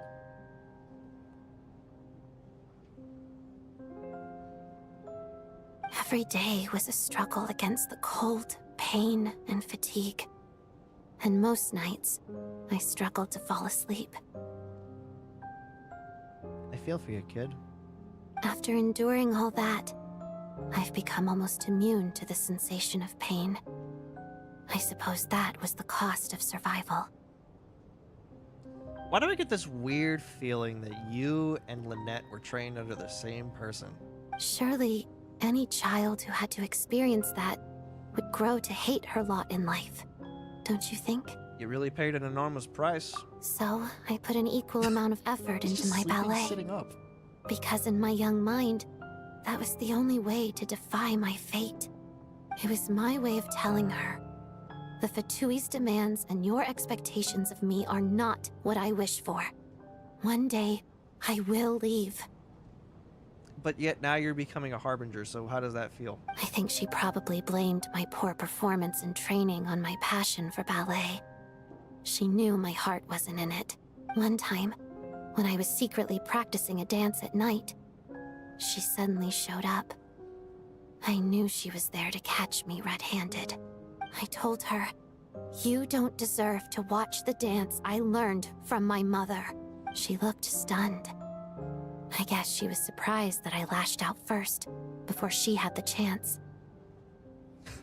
Damn, you stood up to the stepmom. But strangely enough, on that occasion, she wasn't fierce with me like she was during training. Instead, she fell silent for a moment, and then left. Maybe she started realizing that what she was doing to you. After that, she never interfered with my dancing or asked me how it was going. She never came to watch me dance again either. Not even once. She was a very proud person. She was. But even now, whenever I take out this core Ignis, I can't help but think of that night. Of the look on her face. So this was a gift from her? Sort of. Although gift might be too kind a term. This is her flame sealed within ice. A symbol of her favor, yes, but also her way of keeping an eye on people. Oh. She knew the location of every piece of core Ignis. If any recipient started acting suspiciously, she'd be on to them immediately. Trust her to make even a mark of approval feel suffocating. Are you sure she didn't realize that you were Lelik like a long time ago? So, when news of Rosaline's death reached Snezhnaya, many people immediately crushed their core Ignis. It gave them a profound sense of relief, like they'd broken free from her shackles. I mean, okay, why didn't you crush yours? But I kept mine. With my sensitivity to pain being as dull as it is, the warmth from this core Ignis is one of the few things I can still feel clearly. Oh. Okay, so it's a sad reason then. I still wonder, did she really come to stop me that night? I wasn't sure, but I was scared, so I said some really awful things. That's how it happens, unfortunately. I guess she didn't leave anything behind. Not that I expected her to. It's fine. It's just a bit of a shame that we couldn't settle our differences before the end. Wait, but Sandrone told me you two had settled things. She did. Are you sure she was talking about this event? She said that Arlecchino gave Rosalind some advice and that Rosalind went to see you. No, she didn't. I didn't even find out that she'd gone to Mondstadt until a while after she'd left. Wait, in that case... I think you should go and see the knave. Okay, I will. Thanks for letting me know. There's something I'm trying to figure out. I'm beginning to suspect that Paimon's mystery illness is being caused by the energy research behind Project Stuja. Oh? Paimon's very important to me, so I have to get to the bottom of this. I figured that since you're Lelik, you might know something about all this. And this is where I find out that nobody knows anything. The ultimate goal of this energy experiment is to create a weapon for the final battle. The weapon's construction was completed in Nodcry. Now, all that remains is to arm it with a sufficiently powerful energy. So that's what they were doing at the Experimental Design Bureau. Yes. The weapon's development and all the related experiments are overseen by Lord Piero, the Jester. And the lab is located deep within the Armory Palace.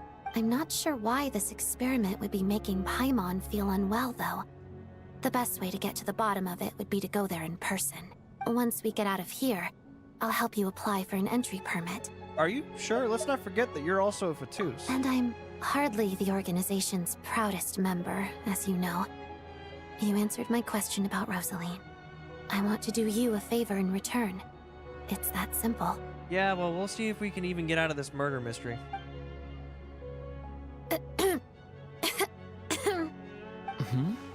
What's wrong? Are you not feeling well? Valeri's awake. Valeri's awake, you dumbass! Stop talking! You two seem to be hitting it off. Stay calm, just act normal. I thought you were sleeping. Of course I was. In the military, one learns to fall asleep quickly, even in the most inhospitable environments. It's vital to staying alert and energized. Why? Is something wrong? No, nothing. Even if he was awake, he can't have overheard us, right? Well, thank you both for keeping watch. Traveler, I'll take over for now. It's your turn to get some sleep. I'm not even sure he really cares, to be honest. Sure. Like, he seems like a soldier boy, sure, but like... He doesn't strike me as the type to, you know... This is our make my life second night difficult. here, but at least I found out a little more about Paimon's condition. So they're making a weapon, huh? They really are trying to blow a hole in something. I hope she's been sleeping well the past couple of days. I don't think she has been. Why do I feel like I'm being watched? Oh, hi. What's up? Is this like your thing? Do you like watching people sleep? Seriously? Is this payback for when I stared at her earlier? But I thought she was asleep. What's up? Never mind. I'd better try and get some sleep myself. Oh boy, I'm back in the Tower of Death. Who's the target now? I'm back here again. Hey, what are you spacing out for? Are you reaching your limit too?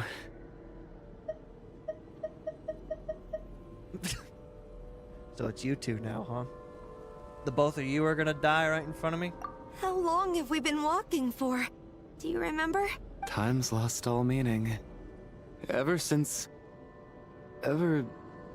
we noticed that thing above our heads. What was it called again? What the hell is that? Is that the laser? Is it coming down to fire upon us? A star key? Or key star? Anyway, the person who named it was swallowed by the black mist.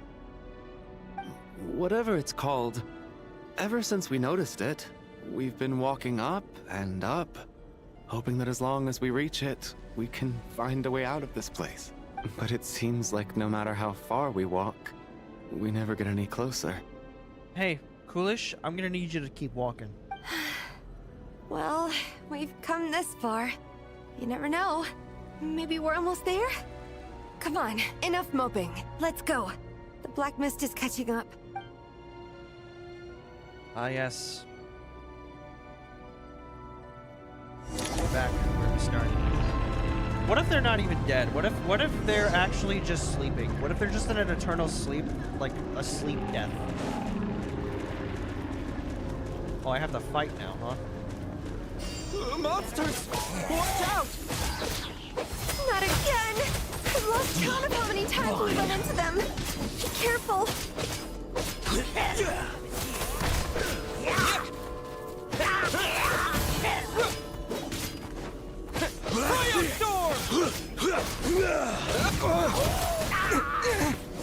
Oh, ow.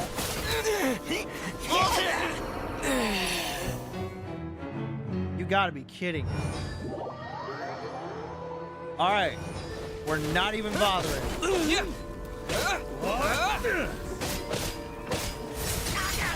Never mind, we're bothering. I'll save them. Shut up! Be gone! Run! Run, boys! Run! Flee! What? Oh. Flee, my brother and sister! Flee! You gotta be kidding me! Get ready!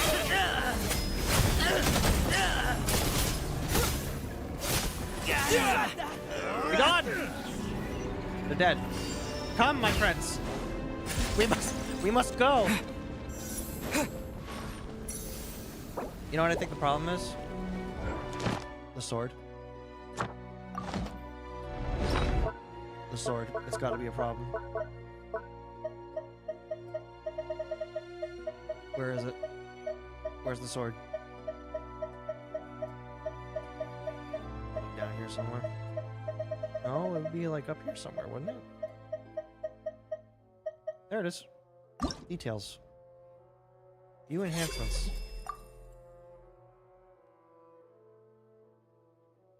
But I... Oh. Well, shit. Monsters ahead of us. The black mist behind us. It feels like there's no escape. Fine. Enough! Shut up! Run! A rabbit!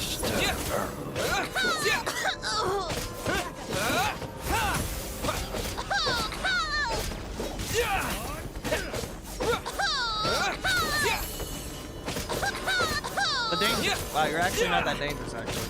You're kind of a joke, actually, aren't you? Forget it, we gotta go.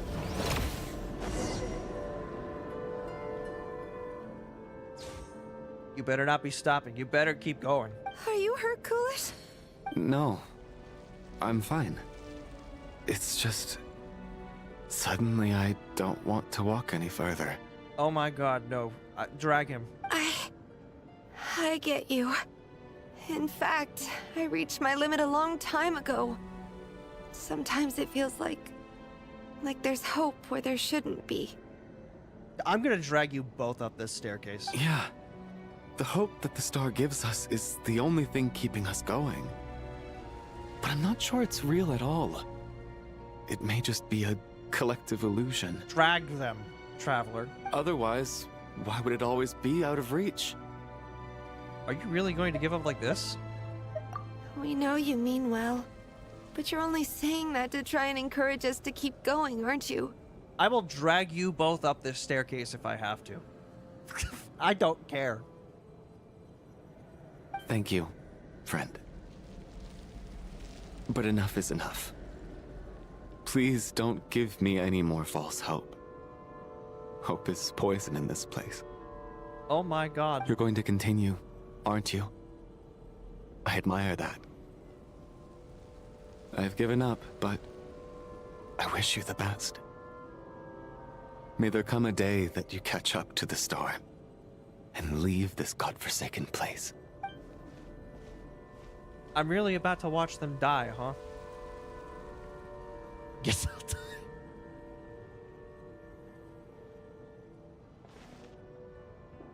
Well, there it is. The It's star. not an illusion. We really are getting closer to the star. Idiots!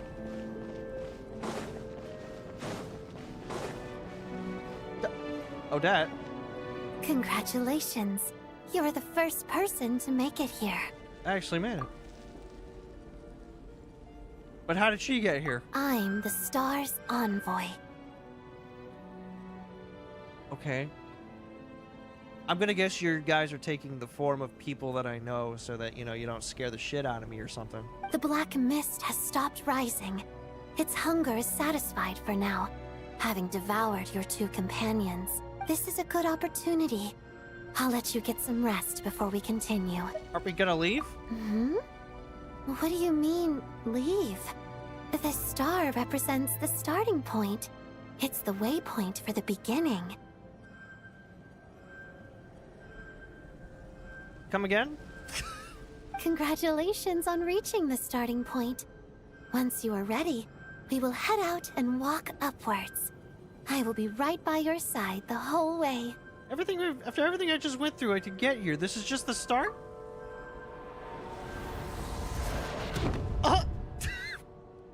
Huh? What's wrong?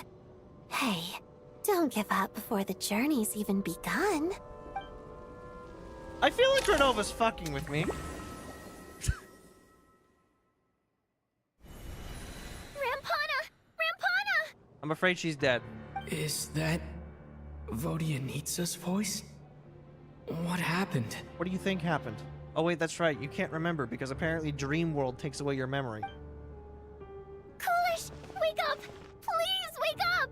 I'm afraid they're both dead. A drama about sleeping, which began as a joke the other day, is now playing out on the stage. No one counted on it being a tragedy. Everyone is gathered around the two sleepers in the center of the stage. Without even inspecting the scene, you already know what has happened, as if someone had told you in advance. Oh my god. Oh my god! The situation is identical to that of the two casualties yesterday. We cannot ascertain the cause of death. At least there are some elements that we can rule out this time. They slept on the stage with everyone else. So I suppose the surrounding environment can't be a relevant variable. Oh, poor Tonya. She's scared half to death. Rampana. Coolish. My god, my friends. Weren't some of us keeping watch last night? 3 of us, in fact. How could you not notice something was wrong? I'm as confused as you are. Certainly nothing unusual happened on my watch. Likewise, and from what I've observed so far, both Miss Odette and the Traveler can be trusted. I have no reason to suspect Valerie or Odette either. To be honest, I didn't get a wink of sleep last night. I couldn't help but think I was the target, so I just laid there with my eyes closed. I heard the Traveler and Lelik chatting, but otherwise I don't recall hearing any commotion during the night. Me too. I didn't want to wake everyone up, so I was concentrating hard, trying not to cough. I hardly slept at all. If anything had happened, I'm sure I would have noticed. Then, what could possibly be causing this? Once was bad enough. I can't believe it happened again. I worked closely with Rampana and Coolish for so long. I never imagined that one day they'd... And on the stage of all places... Jesus Christ. Renova's really playing a game with us today. Vodianitsa. 4 victims in just 2 days, and we still don't have a single lead. Oh, we do. We just, for some reason, the tower keeps erasing your memory. I need to get to the bottom of this as soon as possible. And above all, keep Tonya safe. I'd never be able to look Child in the eye again otherwise. Still snowing? Yep. Yes, I just checked. Still no sign of anyone outside either. She's picking us off one by one!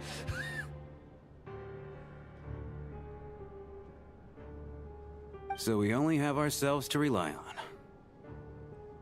That Lady Death is picking us off one by one! If you ask me, this killer can clearly strike whenever they please. The Night Watch was a useless endeavor from the start.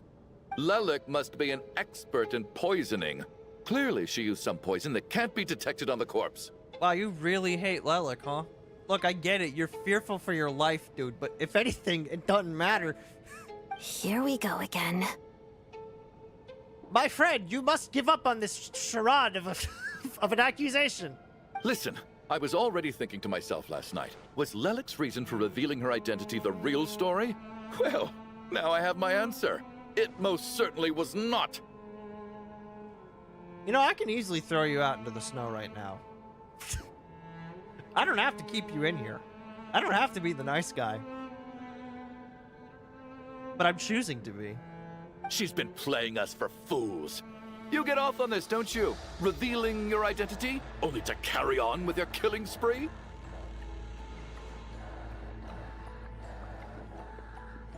I get this weird feeling, Chuganov, that you're gonna be a problem. Because every single time you've gone crazy, this song has started. And that tells me that you're not who you say you are. That's a hideous thought. One that only a hideous mind like yours could dream up. How dare you? I'm a family man! I'm not hideous. Look at this handsome face. That's enough. Yesterday, you named Lelik as a suspect because the victims were both wealthy merchants. Lelik might have had a motive then.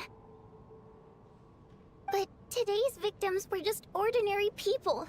Not to mention that they were colleagues of Odette and mine. What reason would she have to murder them? Let me guess. Just to scare you?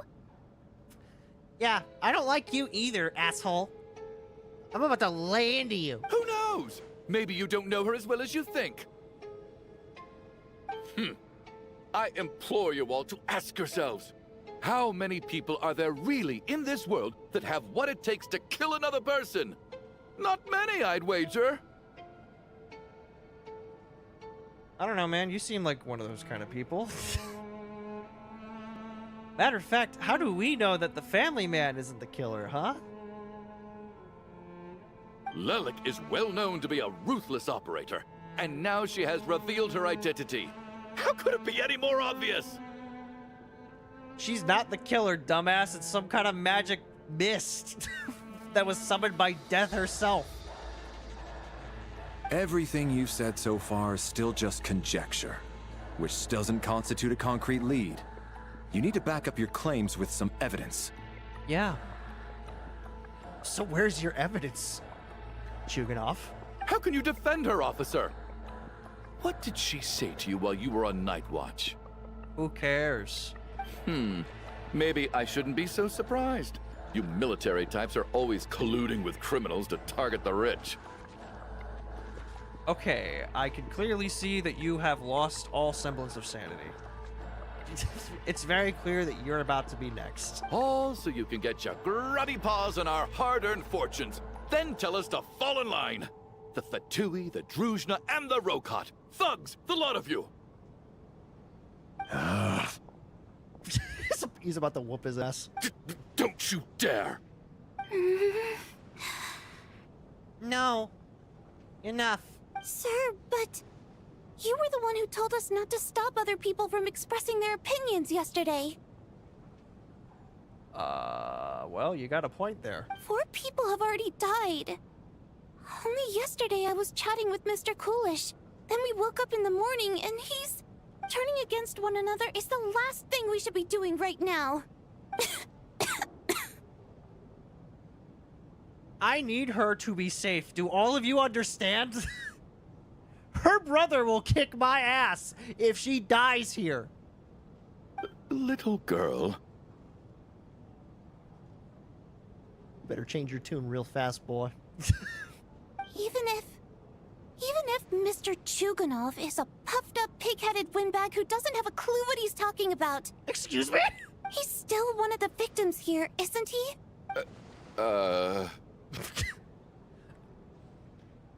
Well, I'm confused here. Do I snap back at her, or do I just let it go? Quite. I had no intention of resorting to violence. But you're right, Miss Tonia. I ought not prevent him from speaking his mind. In any case, I believe Mr. Chuganov has calmed down a little now. We may resume our discussion. Yeah. Don't go off again like a cannon. I don't think there's any need for that. What is there to discuss? Nothing about this situation is normal. Did you have an idea, Mitya? You're the brainiac here, right? Come on, clue us in. You got a linchpin too. Come on, man. I've been mulling something over. All the leads we have so far concern things from outside the theater. Miss Odette's alter ego, the threats Mr. Chuganov received, but then there's the 2 double murder crime scenes themselves, which have given us absolutely nothing to go on whatsoever. That's highly unusual. Even with the most careful killers, there's always some evidence left behind. So what are you suggesting? Well, I'm suggesting that death itself is playing a game with us, you see. You see, death itself has come to the opera house and has decided that we're her next victims in this message to our queen, the Tsaritsa. I think this could be a supernatural event. It isn't characteristic of human-on-human homicide at all. Correct me if I'm wrong, but aren't you supposed to be a scientist? That doesn't sound like a conclusion someone like you is supposed to make. Lady, you're a water imp. Are you sure you want to be talking to him about what's conclusively scientific? I got into scientific research because of my insatiable curiosity. But if the present situation defies all known scientific explanations, I don't mind shifting my curiosity toward the paranormal instead. Yes. Death has come. Now that you mention it, I remember when I first came to the theater. I heard rumors about this place being haunted. Oh no, here we go. And here we go. Haunted? You're telling me this now? Yeah, I think I heard the same thing. But I mean, they're only rumors, right? We've worked here for years. Surely we would have noticed any spooky goings-on by now. Well, this has taken an unexpected turn. A haunted theater? If Paimon were here, she'd probably be hiding behind me in fear right now. Yeah, more than likely. Why don't we take this opportunity to look for clues again with a more open mind? Maybe a different perspective will help us see something different. Very well. Whether it's criminals or ghosts we're looking for, the same rules apply. Everyone needs to tread carefully. I'll move the bodies into the same room for now. Where did we move the other ones? Oh my god, they're all dead. So these 2 are next, by the way. These 2 are next.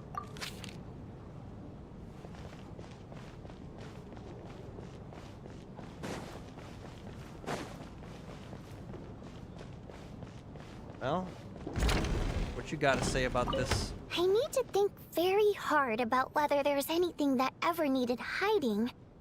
After all these years, there must be some things even I've forgotten about.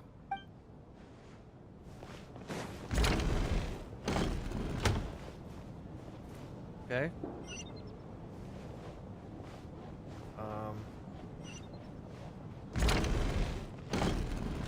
Hello. How goes it? Valeri, come take a look at this. You too, traveler. Okay. Some sort of notebook. What is it for? Well, it's a notebook. It's to take notes. It's the on-duty logbook for the theater. Oh. Kulish was the main person to use it. He mostly used it to record any unusual incidents during a show, audience numbers, exit times, and so on. I think he was holding this book at the time when Coolish was at the entrance. Yes. He'd always have this logbook with him when he checked tickets at the entrance. This should confirm a lot of key details about the recent show. So, you find anything unusual? Yes. The number of people. I've checked and double-checked, but the numbers just don't match what's recorded in the logbook. Apparently, we have an extra person among us. Oh. Are we certain that logbook is accurate? Could someone have sneaked in without buying a ticket or something? Unlikely. Kulish took his duties very seriously. I've rarely seen any errors in his work. I didn't see anyone extra. Not to mention that this was a dress rehearsal, meaning smaller audience numbers and tighter ticket restrictions than usual. Everything would have been well within his control. We no longer have our tickets with us, do we? They got collected on entry. I assume there's no way we can check them again. Unfortunately not. The theater recycles tickets. Once people are in the door, they don't tend to leave until the show ends. So we collect the tickets at the point of entry. Too bad Coolish is dead. If he were still around, we could just ask him. Still, I'm inclined to believe that this discrepancy in the head count is significant somehow. Did an extra person just materialize out of thin air? Yeah, I'd buy it. We're dealing with Lady Death after all. Let me guess. These are where the bodies are. Nope, but these are where these two are. Hey, fellas. How's it going? Ah, Traveler. Since you're here, come take a look at this. Alosha found it. We're both curious to hear your perspective. It appears to be an investigation report. And the focus of the investigation was the rumors of haunting we heard about earlier. This commission is clearly not as simple as the previous cases involving only folklore studies. It appears to be connected to something far more mysterious. An extinct civilization, the creations of ancient gods, or powers from beyond this world? The possibilities leave ample room for speculation. From now on, we should take this as a lesson. A simple surface does not imply that what lies beneath shares the same level of existence or nature. Ley lines themselves possess a powerful ability to either devour or guide souls. In most cases, once the soul and body of the deceased are separated, the soul is drawn directly into the ley lines, leaving no room for lingering existence. However, evidence shows that the connection between the theater area and the ley lines has been obstructed, though only partially, not completely severed. Still, this has granted certain souls unwilling to return to the ley line as an opportunity. If their resistance is strong enough, they may even linger within the theater indefinitely. In theory, however, these souls within the theater are incapable of influencing the physical world. Only under extremely rare circumstances can they produce phenomena observable to the human eye. Overall, they can be considered harmless. This assessment may be conveyed in advance to the theater's management to reassure them. But for me, the investigation does not end here.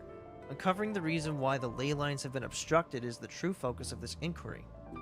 After consulting multiple sources, the most reliable hypothesis at present appears to be the existence of an angel civilization and its preliminary attempts at ley line renovation. There is too little information available here. I must return home as soon as possible. An investigation report, huh? Looks quite old. This person's name looks to be of Sumeru origin to me. Was the investigator from Sumeru? Makes sense. They're the smartest people in all of Teyvat. The theater manager must have hired an investigator once specifically to look into this issue. But it doesn't look like anyone ever looked at the report. Yeah. That's unfortunate. Presumably, the manager wanted to know if the supposed haunting was dangerous, while also being fearful of word getting out in case it affected the theater's business. Anyway, the bottom line is, the haunting is actually real after all. It's caused by an obstruction in the ley lines. Is there any chance this is the key to finally making some progress with the murder cases? Yeah, but who would want to do that? Who among the theaters, dead would want to do that? Ley line problems are pretty unexceptional to me by this point. And while it certainly offers an explanation for the ghosts, it's hard to imagine what connection it could have to these two murder cases. Some of the language that appears at the very end of the report caught my eye. Angel civilization, ley line renovation? My area of research doesn't touch on any of that, so it's completely outside of my wheelhouse. Huh? A piece of paper just fell out from the report. It landed right by your feet. Let's see it. Let me see this. All right, let me just read this really fast. Death is near.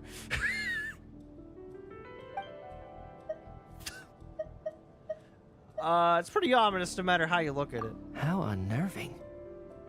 It was tucked inside the report, so it must be a note left by the author. Death is near. Is that supposed to be what's going on here? With us in the theater? No, really? But if so, how did the author foresee it? Could he predict the future somehow? No. Maybe things are more complicated than we thought. No, wait a second. If we take the report and the note at face value, they completely contradict one another. The report definitively concludes that the hauntings in the theater are harmless and cannot affect the real world. But the note seems to be warning of potential danger. The question is, what exactly does the note mean by death? Could it refer to the perpetrator? Is it simply describing our situation? Is it referring to the victims?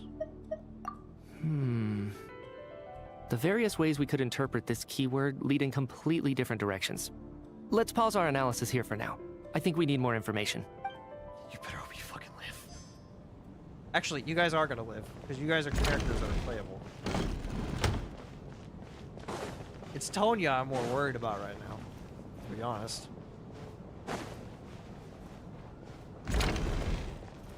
Tonya! Speaking of which, how you doing? Tonya, did you find anything? Not yet. Still looking. So... Are we supposed to be looking for something paranormal? I think I'd prefer teaming up with you than looking around on my own. Man, if only we had cell phones. If only we had cell phones, I'd call Child right now and be like, you need to get your ass down here right now. It's bad over here. Your sister is in danger.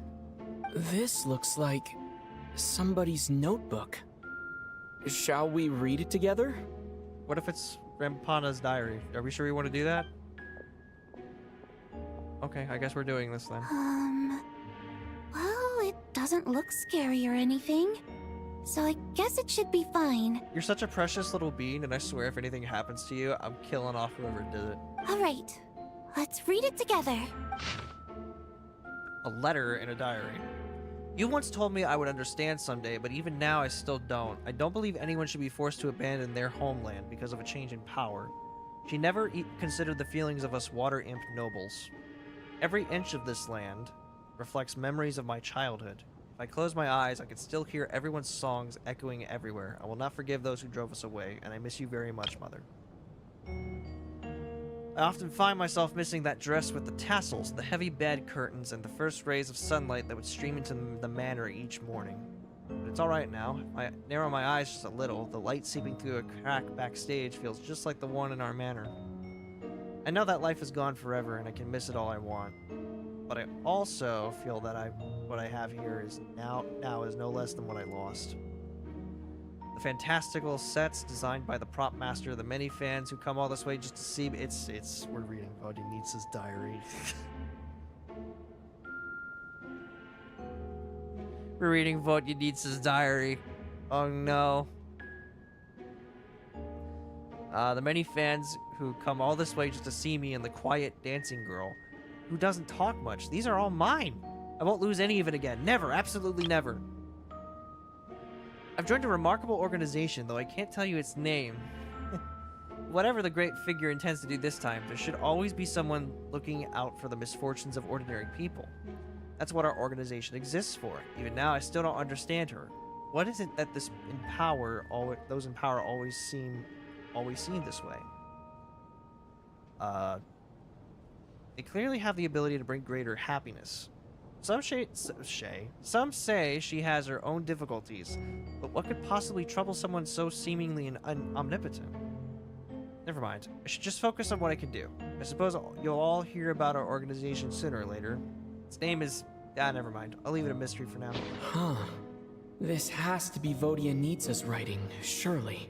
So why are you still reading it then? Maybe it's a little rude for us to peek at this. I feel like I just read someone's secret diary by accident. Since it's an accident, it should be fine. Now I feel a little guilty too. Sounds like she's writing this for her parents, right? I don't understand. Why put this stuff in a notebook instead of mailing it in a letter? They're dead. Because her water imp parents belonged to the aristocracy, who were driven out of Snezhnaya by the Tsaritsa long ago. And now they live somewhere new, where the postman can't get to. Oh, hey, Vodinitsa, I can explain. We're sorry. It's fine. My fault for not storing it properly. I can't leave things lying around and expect them to get ignored when everyone's scouring the place for clues. All right, give me my notebook back. I'll take over the investigation in this room. Oh, okay. Damn. Just like that, we were...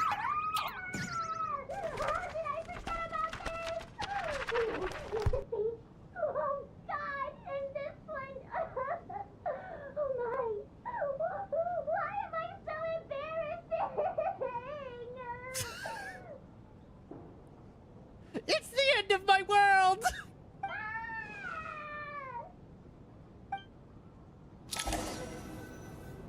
Oh If we dear. take all this together, it's not impossible, is it? If anything, it's the natural conclusion. Oh, I beg to differ. This sounds to me like a product of a researcher's vivid imagination. And perhaps it's because I'm still viewing this through the lens of a typical murder investigation. But still, I'm struggling to be persuaded by your theory. And what's your theory, Mitya? Does it really sound that far-fetched? Alright, well, let's treat that as speculation for now. I do agree with what you've said, so let's go with your idea for now. Good. Okay, now that we finally have some meaningful leads, I think it's time to reconvene. Let's get the others.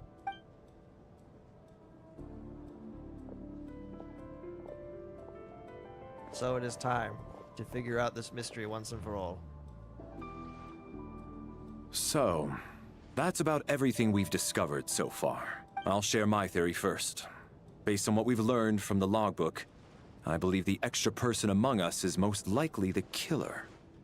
Interesting. There's an extra person. If the killer had simply bought a ticket, it would have greatly increased the risk of their identity being exposed. I expect he or she either hid in the theater ahead of time, or found a way to slip past the ticket inspection.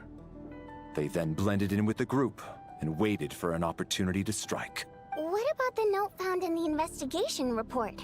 Any thoughts on how that fits in? Well, it's funny you mentioned that. The killer may have simply planted it there as some sort of sick joke. I've seen my fair share of psychopathic killers. They love playing cryptic mind games. So, it has nothing to do with the haunting of the theater after all. No. Guys, I got some bad news. Your whole nation is related to death somehow. This theory makes sense to me. If we have an audience member unaccounted for, chances are they didn't come here to watch the show. Could it really be that simple? It's not. It's not. It's death.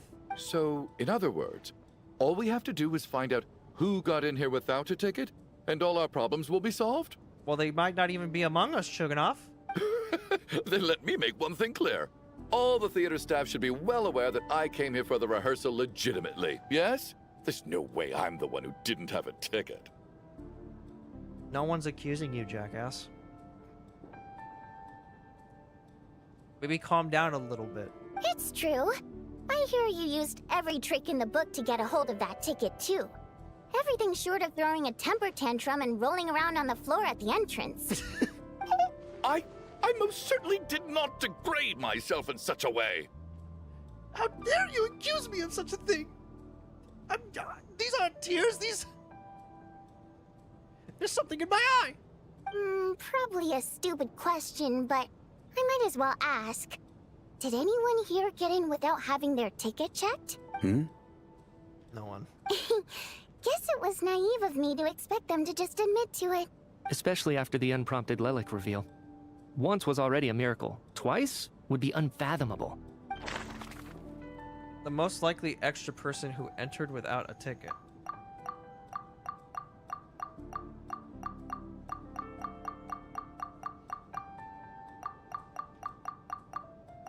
What, I have to figure this shit out? Are you serious? I don't fucking know!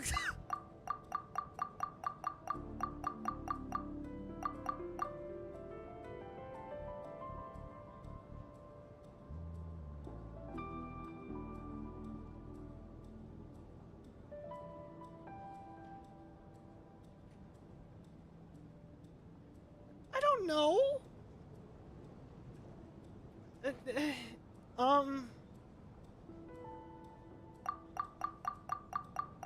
I mean, you know what? Let me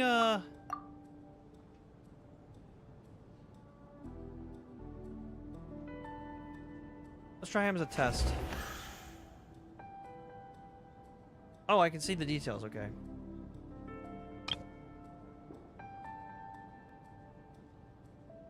Okay. Well, it can't be her. It's not me. Can't be her. Definitely can't be him. Not her. I don't know if he... I mean, she says he's dangerous, but I don't believe it.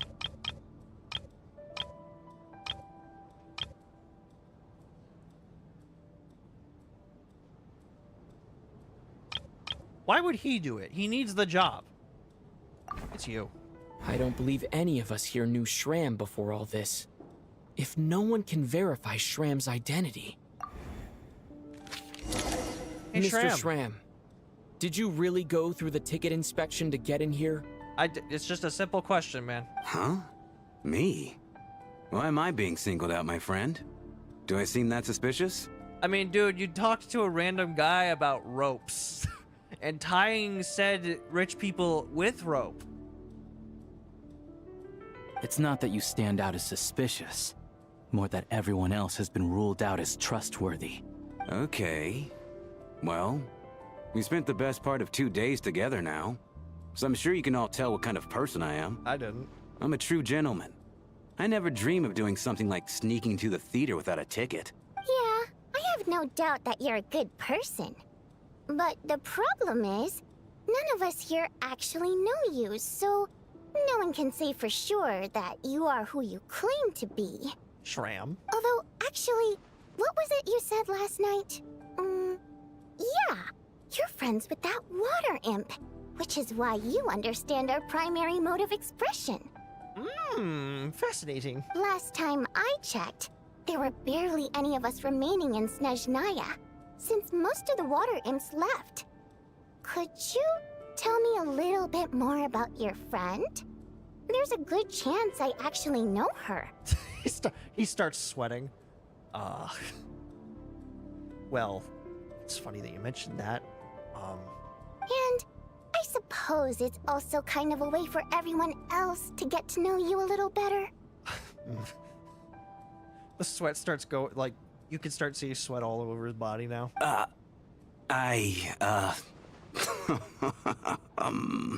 Here we go.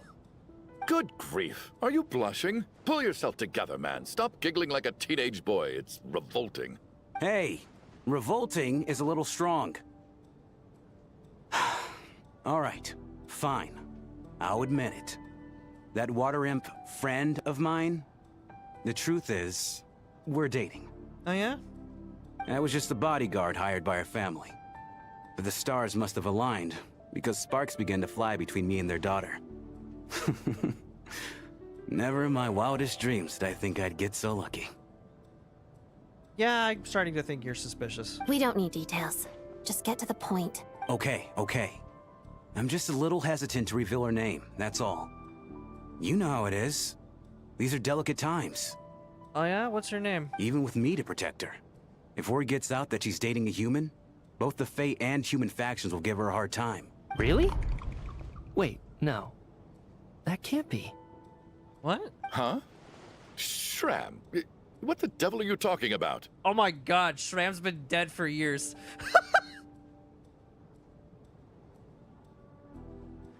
Oh boy, Shram has been dead for years. Why is everyone looking at me like that? Surely you can understand where I'm coming from. No, buddy, you've been dead for years. It's been years since you've seen the sun, hasn't it? Delicate times? Factions? We haven't called anything like that for... How old are you? Yes? You know, the Civil War? Last time I checked, the Fae and the humans were still at each other's throats.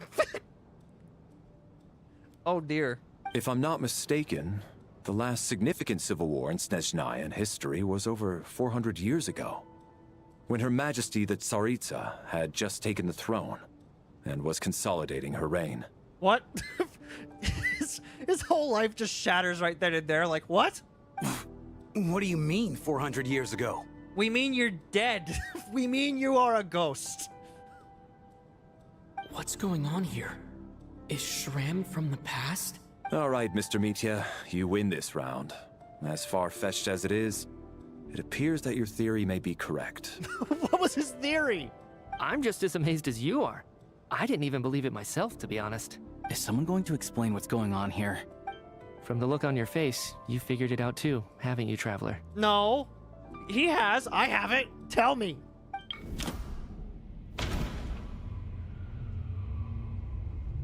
According to the theater's duty log, there seems to have been an extra person at the scene. Investigation report to the alleged theater haunt. The theater's ley lines have been modified to block souls within its grounds from returning to them. Some souls can even wander this place forever. Mr. Shram's statement proves he is from hundreds of years ago. And according to the investigation report on the theater hauntings, Mr. Shram is very likely a lost soul wandering the theater. Oh boy.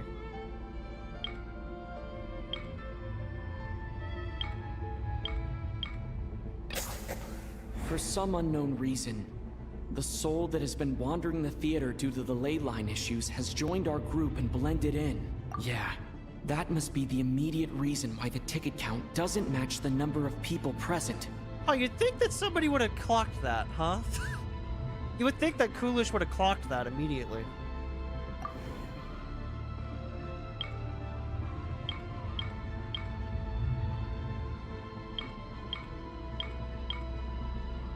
Someone who died long ago. The contents of the investigation report have been verified. There are indeed ley line issues and wandering souls in the theater. Death likely symbolizes the deceased. Mr. Shram, for instance, death is near. That must mean that there's a dead person in our midst. That's the truth, isn't it? Yeah, the logic is clear now. The investigation report said that there would be souls stuck wandering around the theater because the ley lines were cut off. What? Shram just sitting there stunned? Mr. Shram must be one such soul who died in the theater a long time ago. In which case, that also makes him our extra person. But that's impossible. That can't be. So when the note said death is near, it must have been referring to death as in the deceased. People who died a long time ago. Someone who died a long time ago. No, that's not true. In short, there's a dead person among us. The extra person we've been searching for is a ghost from the past. You mean I'm a ghost? No. Don't make jokes like that, my man.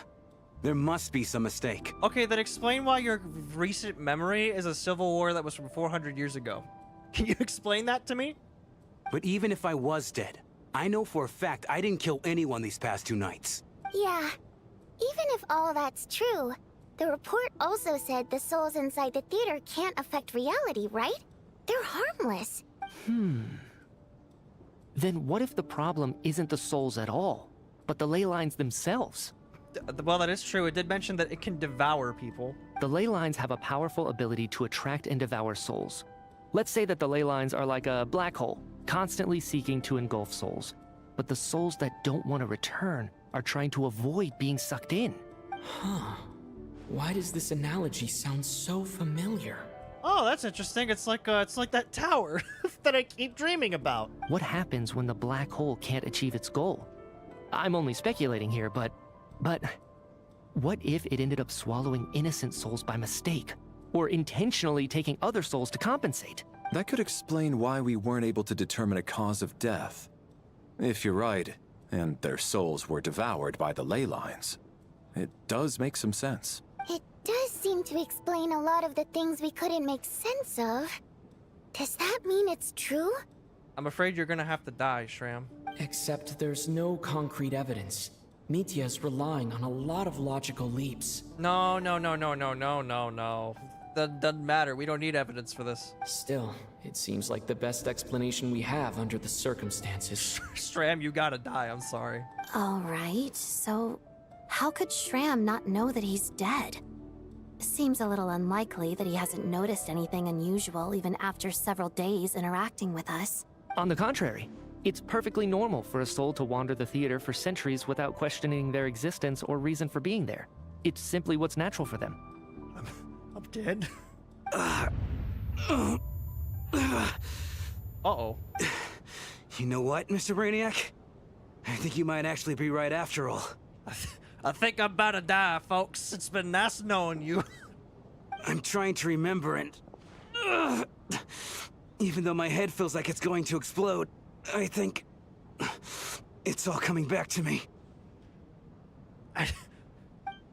Okay.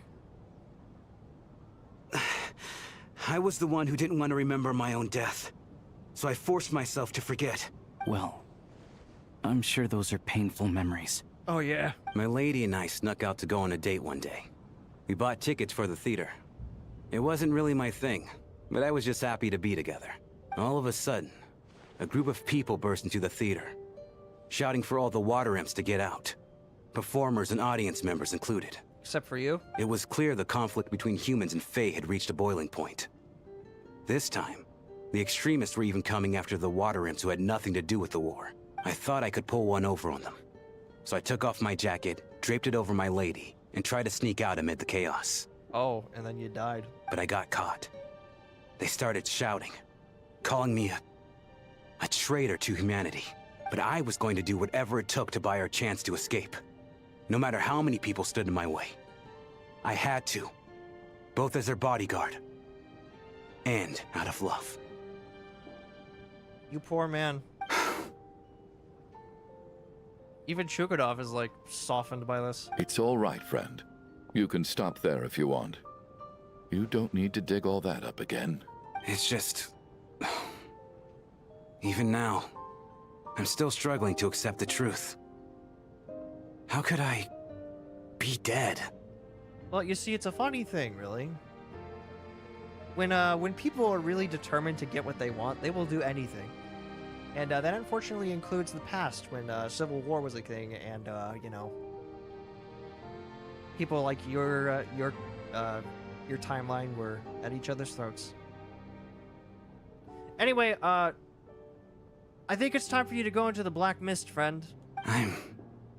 sorry, everyone. If I'd known I was a dead man walking, I wouldn't have dragged you down with me. If I'm the cause of all this death, then punish me however you see fit. Tony's gonna be like, no. But, Mr. Shroom... Tonya, he's already dead. Just let him go. No. I refuse to be a burden. I know what I have to do. You said I've been wandering the theater for centuries, right? Yeah. I guess it's high time I got a breath of fresh air. Out there, I mean. I'll leave this place. And take all this death with me. Go out on my own terms. I mean, that's a good idea. Mr. Shram, I'm sure we can figure out a different course of action. Valerie, he's dead. Valerie, just let him go. My good sir, we both know I'm not supposed to be here. I should have accepted my death long ago. One way or another, this has to end. Unless you're saying this goes against another one of your military principles somehow. No, I'm speaking on a personal level this time. Well, too bad. He's already dead. Let the man go out as he pleases. Let it go, man. Oh, wait. One last thing. Miss Wateramp. My lover. Her name was Litia. Litia Ozarova. Do you know what happened to her? Oh my god, that's my mother's name. Ozarova. Oh, Auntie Ozarova. That's what we all called her. I remember her as a very kind elder. She had a bunch of kids, too. I'm so glad she survived. And she had lots of kids? Good. That's... good. I could hardly expect her to stay single just because of what happened to me, right? You poor guy, it's okay. As long as she went on to be happy. That's all that matters. Besides, I'm dead. My soul has been wandering around here for so long because I was worried about her. But now, I can go without regret. There's no need to see me off, my friends. I've enjoyed our time together over these past few days. Perhaps we'll meet again in the next life. Well, what a story. Goodbye, Shram. Farewell. Take care, my man. I knew Mr. Shram was already dead, but I still feel so sad. It's okay. Death is cruel, no matter how we might try to make sense of it. So, was the conflict between Fae and humans really that bad back then? I was only little, so I don't remember much. It's terrible to think that so many innocent people had their lives turned upside down. Even the historical records about that time period don't say much about it. I imagine they didn't really want to talk about it after a little bit. All people know is that the Tsaritsa founded the Fatui, drove out most of the Fae aristocracy without explanation, then used her terrifying power to suppress the humans. It seems to me like the Tsaritsa chose to make herself the enemy. She downplayed the conflict, directing whatever animosity both sides had for each other at herself instead. Oh, honey. That's also why, despite how brutal the conflict was at the time, there hasn't been much lingering tension between humans and Fae since. Things have been fairly harmonious for the past few centuries. So, the Tsaritsa banished the Fae to protect the Fae living in the city? She offered herself up to be hated in exchange for peace. Oh. Maybe it's not quite as bad as it sounds. I don't think Her Majesty is too concerned if mortals hate her or not. And besides, there are very few who truly do. All this time, I had no idea. All right. If Mitia's theory is correct, then I think we can consider this matter settled. Let's all take a break. Oh, the snowstorm. Ugh, if only this blasted storm wasn't still raging on. What do you mean it's still raging on?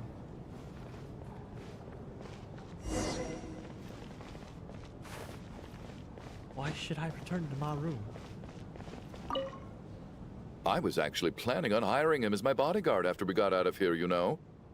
Oh, poor guy. Poor guy indeed. Sonya, how you doing? Well, at least it seems like Mr. Shram stayed optimistic until the end. The information he revealed, it's given me a lot to think about. How you guys doing? Even though Shram was already deceased, his decision to walk into the snowstorm was still a sacrifice, and a very brave one. This is one of the few times I don't feel at all happy to have my theory proven true. It's okay, man. You did your best. At least the lingering regret that kept him here has been put to rest. That's not necessarily a bad thing.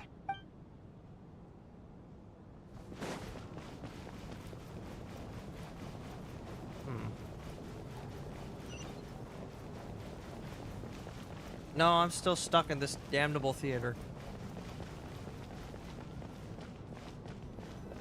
I imagine that once I get in here, it's not gonna be great. Well, shit. Looks like now we can just rest until the snowstorm stops. I still can't believe Shram turned out to be a ghost who'd been in the theater for hundreds of years. To think he was dead this whole time. What a strange turn of events. Knock knock. Hey, Odette. Huh? Knock knock. You know the door isn't closed, right? You don't have to knock. Think of it as a signal then. When I'm entering someone else's room and I knock, I'm here as Odette. If I don't knock, it's Lelik. Please come in, Miss Odette. Thanks. So, why did you come to find me? Is there something I can help with? Vodyanitsa said you knew about my secret identity from the start. Yeah. But when everyone was discussing who Lelik could be, you were worried that revealing what you knew would be unfair to me, So you kept it to yourself, right? You just came here to thank me? Yes. I'm extremely grateful for that. It's nothing. I mean, you didn't hold what happened with Signora against me, so I should thank you for that as well. Actually, there's something else as well. I found myself in a situation similar to the one you were in when you helped conceal my identity. Oh. So I thought I'd come and ask you for advice. I'm honored. It's about Mitya. Oh? Before all of this, the last time I saw him, he was dead. Come again?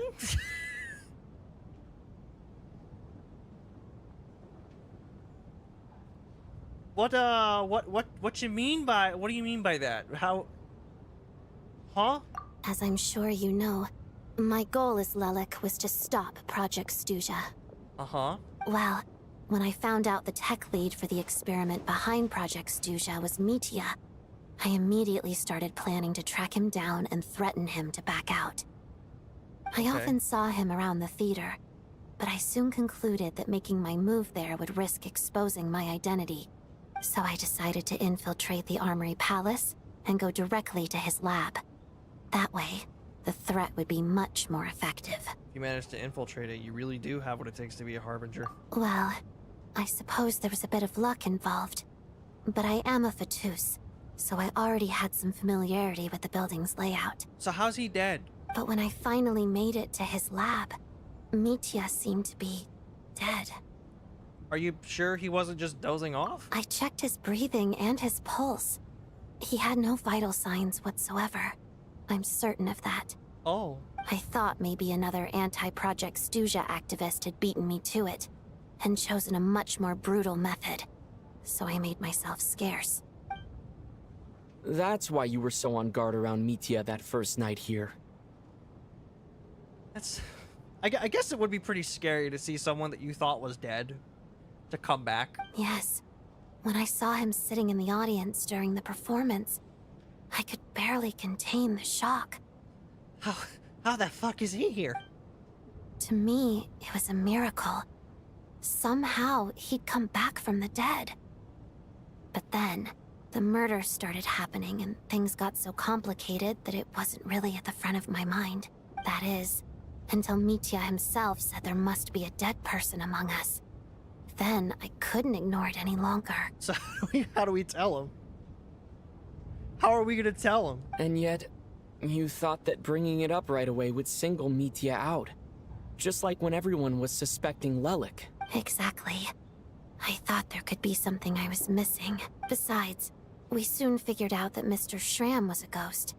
And we knew there was only one extra person. So we thought he had to be the one. Someone's listening in on this conversation. But now, it seems like there's another candidate.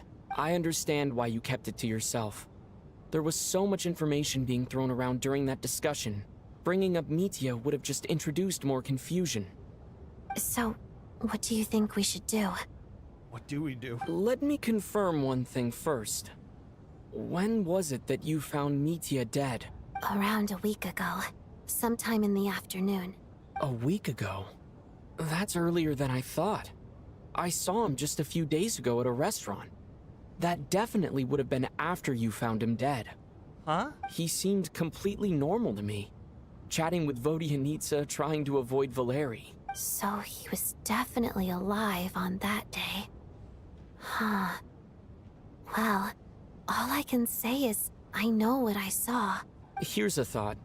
The reason we even suspected a dead person could be among us was because of the problem with the theater's ley lines. But Mitya's death happened inside the Armory Palace. The ley lines affecting the theater shouldn't reach that far. One could hope. You're right. I guess he doesn't fit the profile of the person we were searching for. I think the chances of it being him are very low. Surely he can't have died for real in the Armory Palace. Unless... Uh-oh. Unless what? Unless he really did come back from the dead. You're right.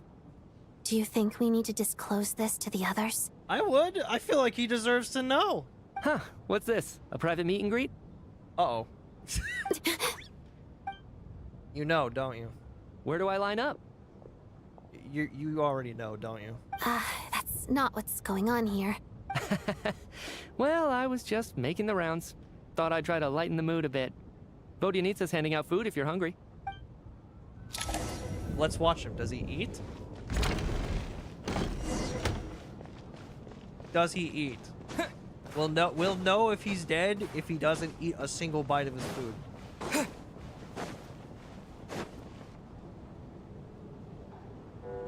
Outside, the snowstorm continues to rage, and before you know it, night falls once more. What is going on with this storm? Could it be connected to that monster that just arrived in Snezhnaya? I almost hope it is. Her Majesty the Tsaritsa left to vanquish that beast herself. We just need to wait for her triumphant return. Do you think people still feel the cold after they die? I'm wondering about Shram. Oh, maybe we should have given him a coat before he went out there. You're a very confusing man. Do you know that? You're nice one second, and then you're a dick the next. You're a very confusing individual. Death itself is cold, isn't it? I'm sure the storm will embrace him. Well, I hope he has a safe journey. I'm going to miss him, I think. It's not like we can blame him for Rampana and Kulish's deaths. Thinking back on it, we barely made it out alive ourselves. Once we get out of here, how are we going to explain what happened to their families? Just say that a haunted ghost did some things. You better be... You better stay alive. Hmm. Do you have medicine? Are you okay? Here, take this. I've never used it. Thanks. Look who's Mr. Nice Guy all of a sudden. Is it because Tonya stood up for you this morning? At least you know how to return a favor. Yeah, without Tonya, who knows how badly he would have been hurt. I told you already, I never intended to resort to violence. That would be foolish of me. Duh. Bunch of rascals. Little girl? I was rather surprised when you spoke up for me this morning. I didn't think I had many admirers here, so, thank you. You're welcome. Oh, no need to thank me. I said some bad stuff about you too. I've been, too embarrassed to admit it, but, you remind me a lot of my daughter. Oh, yeah? So kind to everyone, but never lets her old man off the hook. Unless my wife and I are having a fight, then she's always on my side, especially when she was little. Every time I took her out... She's not doing great. All right, easy now. How long have you had that cough, Tonya? I don't know. It's probably been a while. I'm fine. No, you're not. Are you taking anything for it? Yeah. I'll be fine once I see my brother. He's gonna pick some frost fairy flower leaves and brew a tonic for me. I'll feel much better once I drink that. It can't be. I see. That's good to hear, then. Am I about to find out you're dead, too? We should probably discuss arrangements for tonight. Now that the deceased has left our midst, there shouldn't be any more incidents. However, out of an abundance of caution, I'll keep watch. Shouldn't we take shifts? I can take one if needed. No need. I managed to get a nap in earlier, so I have plenty of energy right now. After all the tension of the past few days, everyone else should just focus on getting a good night's sleep. Am I about to find out Chuganov's dead, too? Along with Mitya? What a long day. This whole situation turned out to be way more complicated than I expected. But Valeri's right. I should just try to calm down and get some rest. The last thing I want is to give myself nightmares. You're gonna get one anyway. Yep, here we go. We're back in that fucking tower again. He's awake. He's awake! Get over here, you big lug, and take a look. If you must call me something, call me Mr. Door. The Black Mist is coming. You need to go. Haven't I heard that before? Are you all right? Can you walk? We just got attacked by monsters on our way up. That Mr. Door fellow protected us. He just seemed to come out of nowhere. Not much of a talker, but when it comes to taking down monsters, that man doesn't hold back. We need to get out of here. We need Curses! The black mist is catching up to us. We need to keep going. Mr. Door, I don't believe I've ever seen you around here before. Why is that? Oh. There's no need to try to get to know me. I'm just Mr. Door. Mr. Door! Looking for trouble? Get rid of them! I can just push these ones off. Oh, well, anyway, we're lucky to have you here. Thanks for saving us earlier. No need to thank me. This is where my duty lies. Be gone, creatures. Bye.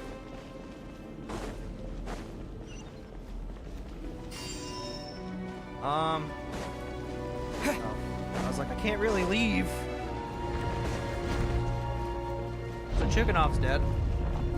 So we're doing this the hard way.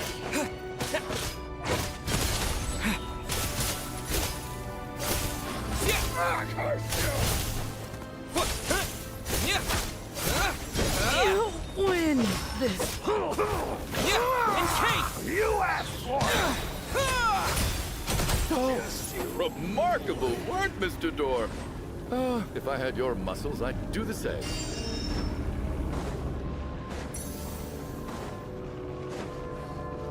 Nothing's wrong. Is Vitya keeping us back now? Are none of these doors the one you're looking for? No.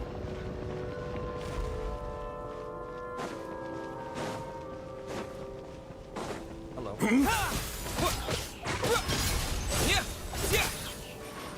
How about this?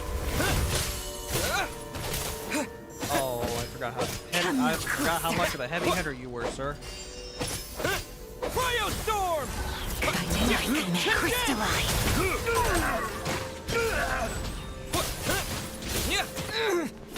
Kill him. Could this be?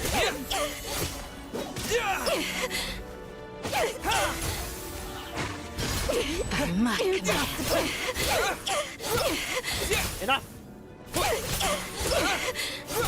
You better hope you don't kill me. Impossible. I'm so exhausted. And the black mist is still rising. Oh. Wait, look! There's more monsters down there. Are they coming from within the black mist? No, no! They're gaining on us! Quick, keep going, or they'll be at our heels any second! He's scared. He's scared of death. Mr. Door, what are you doing? We need to get out of here. They're coming! Found it. What? The door? This is my door. What? You mean you're going to stay here? No, no, no. I am a door. This is where my duty lies. So he meant for a door for closing, not for opening. No! You saved us. We can't leave you behind. You must keep going. A door can only keep things out for so long. You must make haste. But... Oh, you're right. Let's go. We can't let Mr. Door's sacrifice be in vain. Absolutely not. No. The black mist isn't moving anymore. Looks like both the monsters and Mr. Door are gone. He better not be dead when we get back out there. I didn't just imagine all that, did I? Surely I wasn't so scared out of my mind that I hallucinated a door as a human being. No, I remembered Mr. Door too. Oh, okay, good. There's no way we both hallucinated the same thing. Getting sleepy? Well, looks like we're safe for now. Go ahead. Let's get some rest. Everyone's gonna die, dude. It's not fun. I don't want to do this anymore. I don't want to play this game. I don't want to play this story anymore. I want to skip this one. What time is it? Is it morning? I think I had a nightmare. I guess everyone's still asleep? These past 2 days have been exhausting. Valeri's keeping watch, though, so he's probably the only one awake. He better be. Valeri? My man? You better not be dead. He looks as calm as composed as ever. Even now, it seems as if there's no burden he couldn't shoulder. Yet around him, time seems to stand still, as if the gods in their mercy finally granted him a moment of respite. Wake up! Everyone needs to wake up! He's not even... They're all in a sleep state. They're all sleeping. Just like the last 2 nights. No clear cause of death. I've been a real thorn in your side, haven't I, Mr. Valeri? Now you can rest in peace. But for me, life will be all the duller for not having to run away from you, my friend. He's not dead. He's in a sleep state. How's Tonya? Is she okay? Absolutely not. I just checked on her, and it doesn't seem like anything serious. She's just exhausted from the past couple of days, and she's still recovering from her illness. We should let her sleep a bit longer. That means Valeri was the only one who died last night. If Valeri was awake and keeping watch, it would have been impossible to kill him without waking everyone else up. That much is certain. Guys, we've already determined that there's something supernatural going on here. This is so frustrating. Why has nothing changed since yesterday? I thought we already dealt with the dead person causing all this. Actually, one thing has changed. There's only one victim this time, not 2. Does that mean...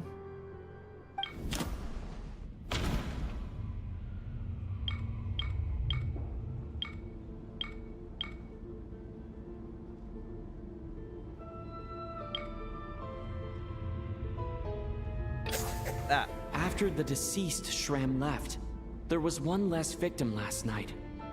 That more or less tracks. It's a reasonable conclusion, considering the only variable that changed. The number of people who die each night is equivalent to the number of dead among us. That's your theory, right? Exactly. We identified Mr. Shram, and the night after he left, the death toll dropped from 2 to 1. Yep. By that logic, there must be one more dead person left among us. Another one? But there was only one person unaccounted for in the ticket checks, right? The head count should match up now. Having an extra person was definitely a cause for alarm, but being one person short isn't nearly as unusual. Someone could have left in the middle of the show, or made it out before the storm hit. One more dead person among us. If Mitya's theory is right, then what Odette told me seems a lot more relevant. Well... It's just, at the time, we had no reason to think there was more than one dead person. If only we'd taken it more seriously as a possibility. Maybe this could have been avoided. I'm sorry. This is my fault. I had information that could have been helpful, but I held back. I should have brought it up right away. I'm partly to blame as well. I was too quick to dismiss Odette's concerns. You're just like, why are you looking at me for? What is this about? What have you two been getting up to behind my back? Sounds like there's some big news you've been keeping from the rest of us. Well, we're all ears. Are you sure? You're not gonna like it. Let's do it. Audette tells the group about finding Mitya dead in your discussion yesterday. I'm the dead person? Me? Wow. That's certainly news to me. Odette and I talked about it yesterday, but we thought it just wasn't possible, so we left it at that. Yeah, I don't blame you. If I'd been there, I probably would have reached the same conclusion. It just sounds too unbelievable. Let me just try and verify this. I just scoured my memories trying to think back to the afternoon Miss Odette mentioned, but I honestly have no recollection of dying. That's where I'm different than Mr. Shram. Having seen Mr. Mitya a few days ago myself, I also find it hard to believe he could be the other dead person among us. Well, if it isn't Mitya, then who? Do we vote on it? Come on, Shuganov, this is your If you don't chance. mind me asking, Traveler, I believe you mentioned that you know Tonya's brother. Had you ever met her before all this? No. No, never. Wait, are you saying... Now just 1 minute. I know where this is going. You can't just randomly point a finger at anyone you want. You're in the hot seat, and all of a sudden you want to divert our suspicions onto somebody else? Trying to pick a fight, Mr. Chuganov? Whenever you open your mouth, all you do is attack people, and I've had enough of it. if you don't want to engage in a civil discussion, you can shut up. Oh, you little brat! Did Mitya ask about Tonya because he suspects her? Or I suppose I only identified her by age, and nothing else. Could that mean... I'm just saying, you're going around casting suspicion on people for no reason. How could Tonya be dead? I can vouch for her, if nothing else. I've seen her before. She's the sister of that Harbinger, isn't she? The one called Child. yeah. Oh, really? You're telling the truth? Since being here, I don't think I ever mentioned she was Child's sister specifically. Does Chuganov actually know her? Uh-oh. If Chuganov can vouch for her, then it can't be Tonya either.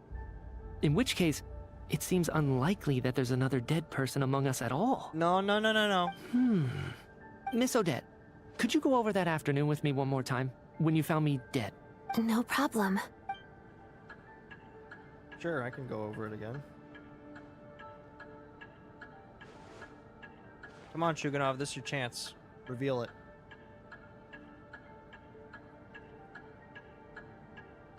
Huh. No matter how hard I try, I just can't remember anything about dying. But I do remember something else. Miss Vojanitsa, during our last meal together, I told you how some of the researchers were suffering from temporary memory loss. Do you remember that? Memory loss? Oh, yeah. You said it was hindering the progress of your experiments. You thought they were just under too much stress or something. Right. And even though I don't remember dying that day, I'm pretty sure I experienced something like amnesia. Some of my memories from that afternoon are missing. Are you suggesting you're missing the memory of your... Of course. How am I only just realizing this? Humans aren't necessarily aware of their own death. You mean being silently assassinated, or dying in your sleep? Situations like that? The researcher's amnesia. Suddenly it all makes sense. I must thank you, Odette. I think your perspective just helped me reach a breakthrough on a series of issues that have been troubling me for quite some time. All right. It's decided then. I'll be the one to leave today. Oh, leave? Hey, wait a minute. Aren't you rushing into this? What if you're wrong? You'll pay with your life. Come on, kid. Aren't you gonna fight for your life? This seems like a rash decision. Is this how he reveals it? I have other reasons beyond what's been discussed. In fact, thinking back, I remember during Miss Odette's performance, while I was sitting in the audience stalls, a brilliant new idea for my research popped into my mind. But then, my train of thought suddenly cut off. I can't remember it now at all, and I didn't take any notes. I guess that must be another instance of temporary amnesia. No. Hold on. I see where you're going with this. You're suggesting that each instance of temporary amnesia is a death, right? There's a glaringly obvious flaw in that idea, no? How can one person die so many times? I believe Miss Odette's account. During the period where my memory is blank, I must have been either dead or in a similar state. Like sleep death. All it would take is for the same thing to happen in the theater, and I would come under the effect of the ley lines in this vicinity.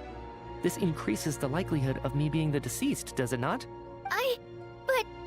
I love you. You can't do this. There's no evidence to suggest that anyone other than me is a candidate for the deceased. So allow me, as a scientist, to treat this as an experiment. Please relax, everyone. I don't think things are as bad as they may seem. If I really am the deceased, then to leave the theater will be a relief for me. If, on the other hand, I'm still alive right now, well, apparently you've all witnessed my resurrection recently anyway. Who's to say I won't return from the dead again this time? Mitya's right. This is the only thing we can try right now. I think he's deliberately downplaying the gravity of the situation, though. He probably doesn't want to burden everyone.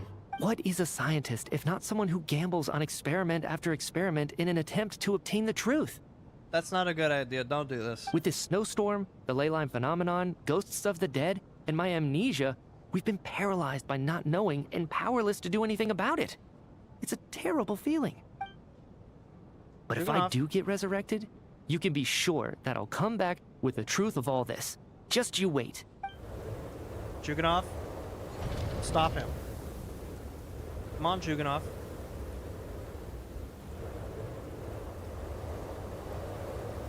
Oh dear. The heavy silence, more than half of the group is gone since the first night here. Oh boy. Beyond the loop. Anya? Poor Mr. Mitya. I didn't even get to see him one last time. Maybe it's a good thing that you weren't there to see it. It was a hard thing to watch. I hate goodbyes. Why does it feel like everyone around me is slowly disappearing? Not just in here, I mean. In the outside world, too. Maybe it's the realization that, at the end of life, everyone has to face it alone. Come to think of it, the main reason we're still alive right now is pure luck. Each morning here, for every one of us, there's the chance that we might not wake up. Fortunately true. You could take it a step further and say that the same is true outside, too. Who can never be 100% sure when they drift off to sleep that they'll open their eyes again in the morning? If I make it out of here, I'm going to cherish every moment that I'm awake and live without any regrets. Without regrets. I feel like a strange sense of anxiety has been quietly growing inside me over the last 2 days. Paimon. Are you okay? You look really glum. Paimon. If something's bugging you, let's talk about it. There's only a few of us left here now. After everything we've been through, what's the point in keeping things bottled up? I have a travel companion named Paimon. Alosha and Odette have met her before. She's been feeling unwell recently. You're worried about her, aren't you? That makes sense. We've been trapped in here for days. Someone outside is just like, what the hell's going on at the theater? To be honest, I used to feel like I was just a spectator in this world, watching everything that happens from the sidelines. Maybe it's because I'm a descender. A descender? Oh, that's right, you don't know what that is, huh? But with Paimon by my side, over time, I slowly felt my connection to this world growing stronger. She loves eating, sleeping, and having fun, but she's also a great guide. It's her authenticity that makes this whole world feel more real for me. That was my Macy, too. Over the last few days that we've been apart, I've often caught myself wondering, what would Paimon say if she were here right now? Bam! But by the time I snap out of it, the conversation has already moved on, and I'm still in my own little world. I'm trying to overcome this sense of detachment, but I really miss Paimon. I guess, in a way, she means the whole world to me. I bet she misses you when you're not there as well. Aww. Maybe you're her entire world too. I don't know if this will make you feel any better, but back when the water imps left Snezhnograd in droves, I also felt like the whole world was suddenly empty. I could be surrounded by people all smiling and having fun, and still feel completely separate from it. So, I totally understand how you feel. Yeah, it's a bad feeling. Later on, I started to think, maybe accepting the fact that our loved ones won't always be with us is something that takes a lifetime. All we can do is cherish their companionship from moment to moment. So, once we get out of here, you better hurry back to our side as fast as you can. You can't let your story end in regret. That's the trope I hate the most. Thank you. That's exactly what I needed to hear. But Vodyanitsa, if you hate goodbyes too, why didn't you leave with your people? That's just the choice I made. I used to regret it, but I don't anymore. Yeah, this is your home now. Like I said before, singing is a water imp's primary mode of expression. It's how we convey our emotions. Our songs have echoed through this theater for hundreds of years. Each one a story pieced together through moments of joy and sorrow. Aww. But does a Chugunov story looks so exist sad. without someone to read it? To me, the answer is no. So I made the choice to stay. That way, there would still be someone left to sing these songs and listen to their stories. Otherwise, they could have been lost forever. Could you teach me how to understand your people's songs sometime? I want to be able to truly hear them, like Mr. Shram. So either Chuganov's dead or Tonya's dead. A fan after my own heart. Thank you, Tonya. How about I sing something for you, and you tell me what you hear? Then again, if Tonya's dead, how do I tell Child that? Okay, I'll do my best.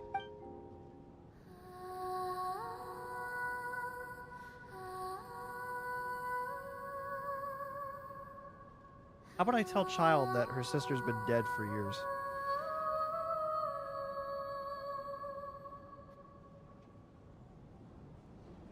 I've never heard that one before.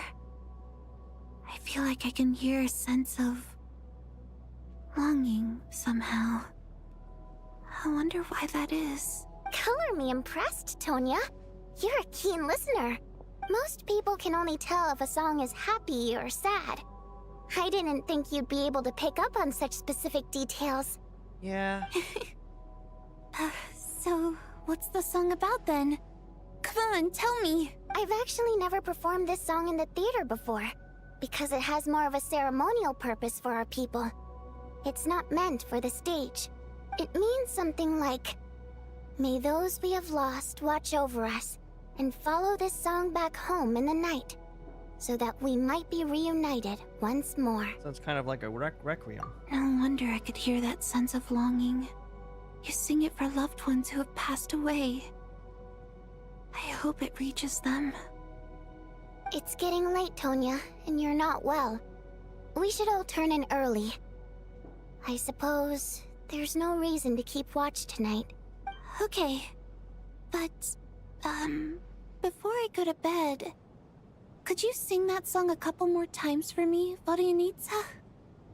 Yeah. Of course. Anything for my #1 fan.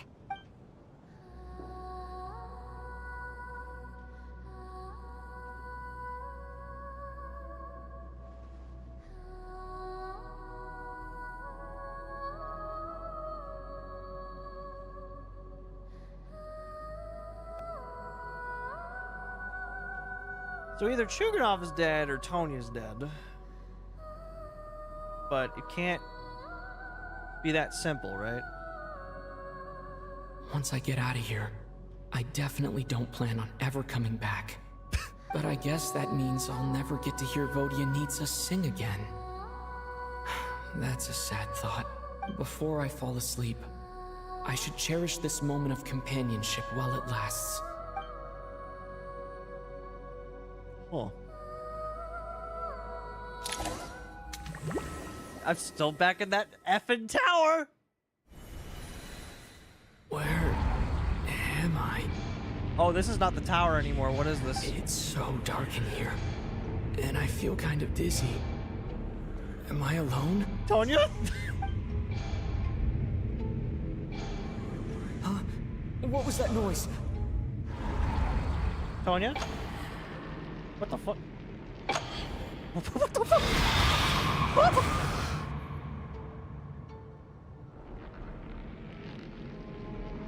Return, O spirits. Fulfill your oath of protection. You're next, aren't you? I'm alive? What just happened? No time for questions. Quick, over here. Turn on the switch. We need to bring back the light.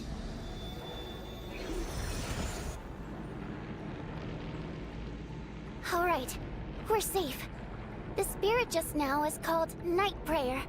The light subdues her, but she'll attack without a second thought in the dark. Is she a ghost? Sort of.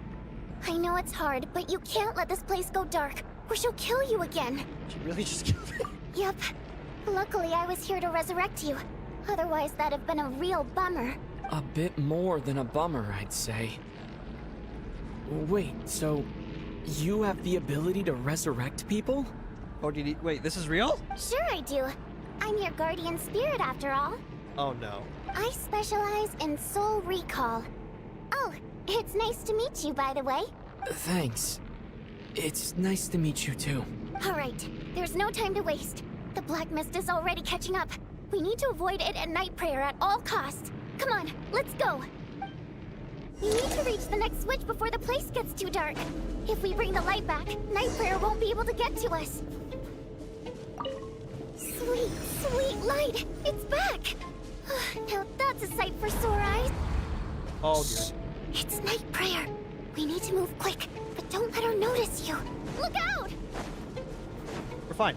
We're fine. You'll never catch me alive. Matter of fact, farewell.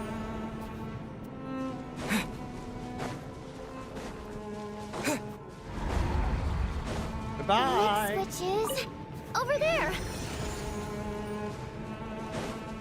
I will save every one of this fun. Oh. Okay. Alright. Yep. How do I get up there?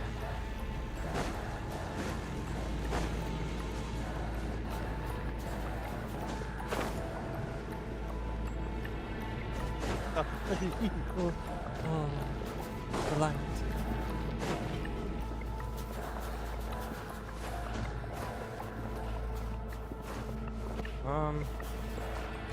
Where do I go for? Oh. Yeah, this is just the Shadow Realm. Isn't it? This is just the Shadow Realm. It's trying to trick me.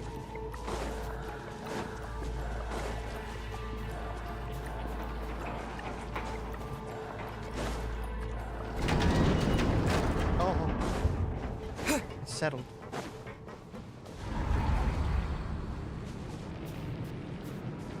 Yeah, we're just gonna go around it.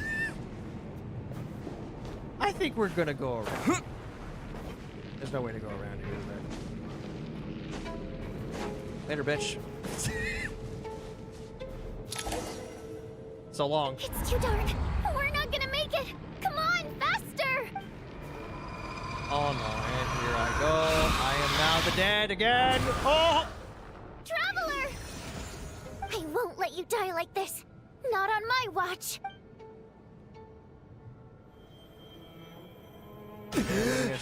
Ah!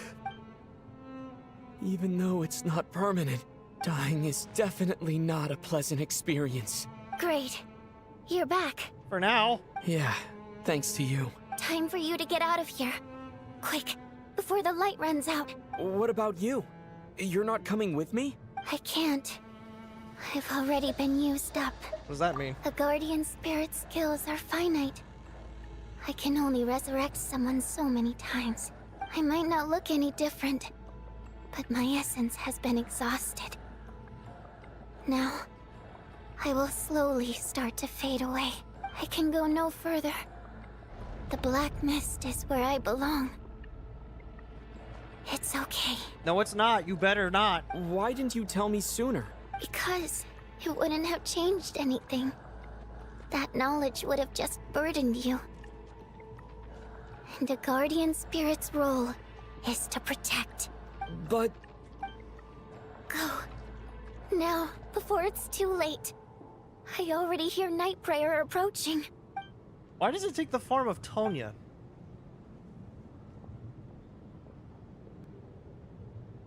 That's the question I have to ask, is why does it take the form of Tonya? And Jugonov's clearly fucking hiding something. Vodyanitsa! How could this happen? Vodyanitsa! Start talking right the fuck now. You're hiding something from us. Well, I guess there's no need to inspect the body. You're beginning to grow numb to the tragic deaths that await each morning. Before long, the lament of countless water imps seems to resound around a theater full of deep affection and sorrow for Vodyanitsa. Your emotions begin to respond in kind, leaving a heavy feeling in your chest. This wasn't supposed to happen. You lied to us, didn't you, Chuganov? You've been lying from the start. Start talking. I... Talk! You fucker! Take a long, hard look at yourself before you go around accusing other people. I'm about to throw a fist in your face. I suspected you on day one, Lelik, and now look where we are. By some strange coincidence, you've never been targeted. You just happen to have survived this long? No, you should be the prime suspect. Start talking. And you, little hunter, ever so content with staying on the sidelines. Yet, you were the one who stopped us from leaving from the start! Why are you trying to keep us here? Punch him. Now you're just lashing out indiscriminately. That's either a sign of anxiety or a guilty conscience. Where was all this passion and bravado before? Decided to fight until the bitter end. Is that it? Is that a threat? Fine, bring it on. You think I'm afraid to die after all this? You want to kill me? Go ahead. I'd like to see you try. After all the trauma of the past few days, everyone's been pushed to the breaking point. Valeri and Mitya aren't here anymore. Someone else needs to step up and take charge. Punch him. But first, I need to think this through. Considering everyone left, who's the most likely candidate for the deceased? It's one of these two.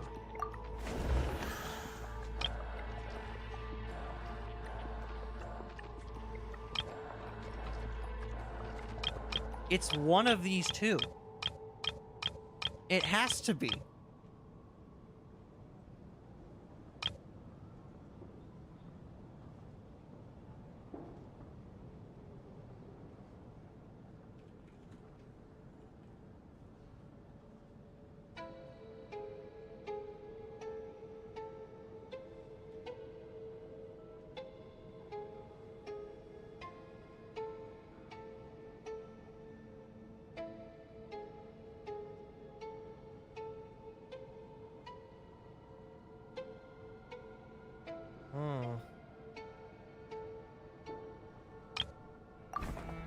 Of those who remain, the only person we've never met before is Tonya.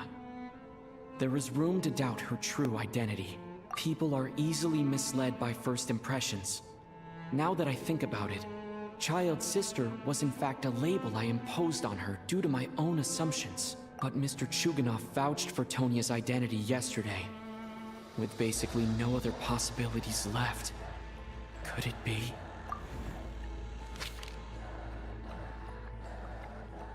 Can't be.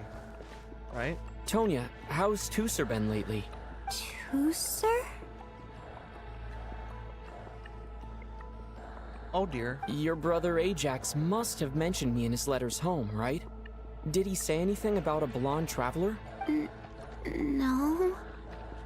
And my brother's name is Razik, not Ajax. Oh, honey. Oh, honey. Chuganov, looks like it's your turn to do some explaining. Yesterday, you said you could vouch for Tonya. Why did you give us a false testimony? I knew you were behind this, Chuganov. You've been lying through your teeth from the start.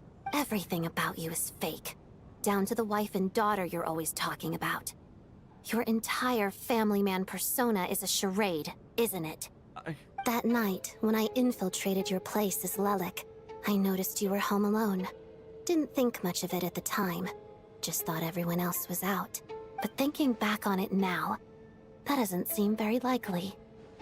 My guess is, you live alone, don't you? Even that was a lie? But why would he lie about having a family? Talk. Curses. Oh, why is there no end to this blasted snowstorm? If it would just stop. If it would just stop. I think I remember now. I know how I ended up here. It feels like a distant memory. But at the same time, it's just like it was yesterday. The reason I'm always coughing is because I got sick with frostbite. The locals usually call it the snow cough. It's not a very common illness. It's partly genetic and partly caused by the cold climate, but it can be fatal. They sent me to the hospital as soon as they found out I had it. And I spent so long lying there in that hospital bed. After a while, I felt myself growing weaker Oh. and weaker. Nothing seemed to be working anymore. Neither the treatment that the doctors were giving me, nor the medicine my brother was brewing from frost fairy flower leaves. So one day, I told my brother that I wanted him to take me outside for once, so things could be like they used to, just for one day. I wanted to meet loads of friends, experience new things. He agreed. He snuck me out of the hospital, and we escaped. We got to the theater, bought tickets, and went inside. It was all so exciting. I remember the show very clearly. It was amazing. But I found myself getting sleepier and sleepier. Oh, Tonya. You're not she's not Tonya. When I woke up, I couldn't find my brother anywhere. So I guessed he'd already left. But there's no way he'd leave me behind. So I decided to stay here and wait for him. At the time, I figured he'd probably gone to brew some more medicine for me. I was planning to chew him out for abandoning me when he got back. Tonya, it sounds like by then you'd already... Yeah, I know. I understand now. Dead, aren't I? This cough and the feeling weak, it's probably just my body's memory. The only reason I picked this is why else would the night prayer appear as Tonya in that way? After all of that, it turns out I can't blame my brother after all. I was the one who abandoned him. I'm sorry, everyone. I realized this much too late. It seems like death skewed my perception. And now I've dragged you all into this mess. Your name probably isn't even Tonya, is it? Didn't that ever strike you as odd over the last few days?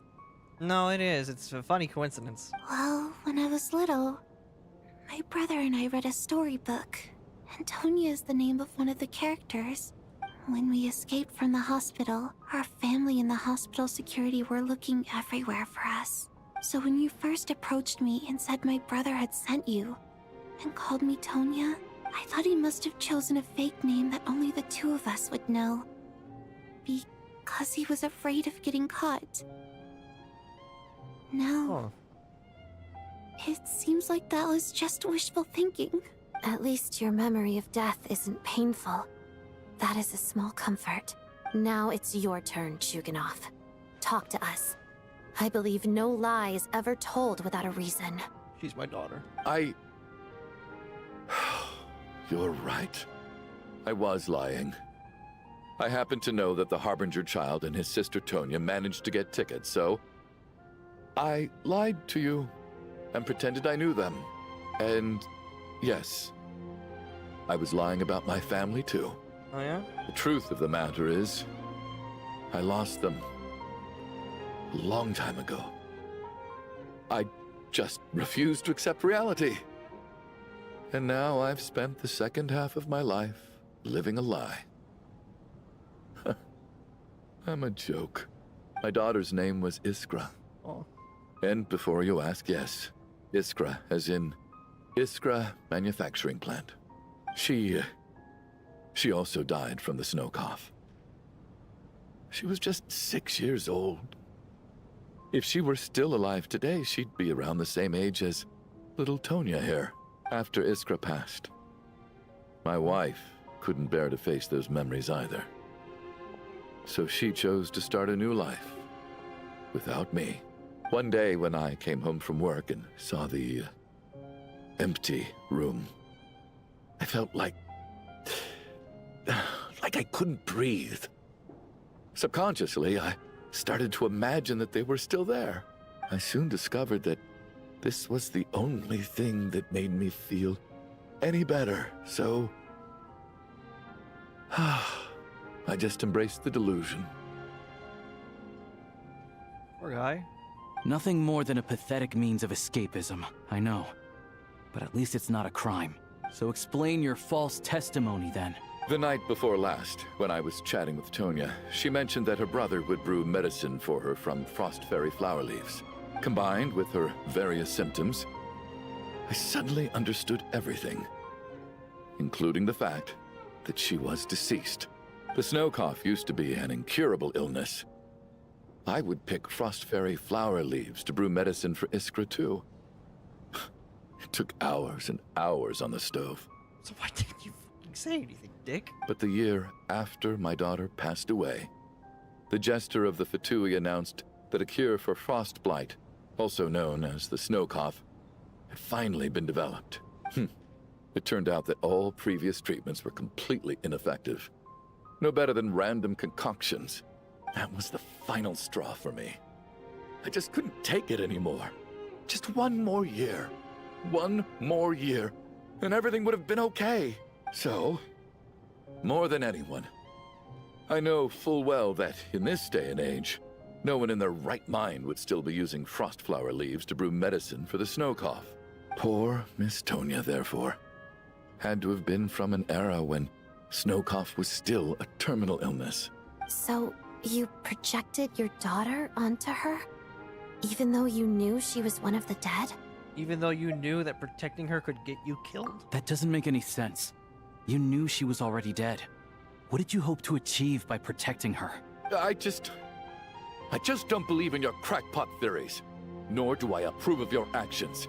How can you just declare a living person dead and throw them out into that snowstorm? Nitia's gone. My good buddy Shram's gone. And now it's Tonya's turn, isn't it? The others I can make my peace with. But little Miss Tonya, here she is, standing right in front of us, alive and breathing, and fighting her own battles. Yet you're quite happy to say she's dead?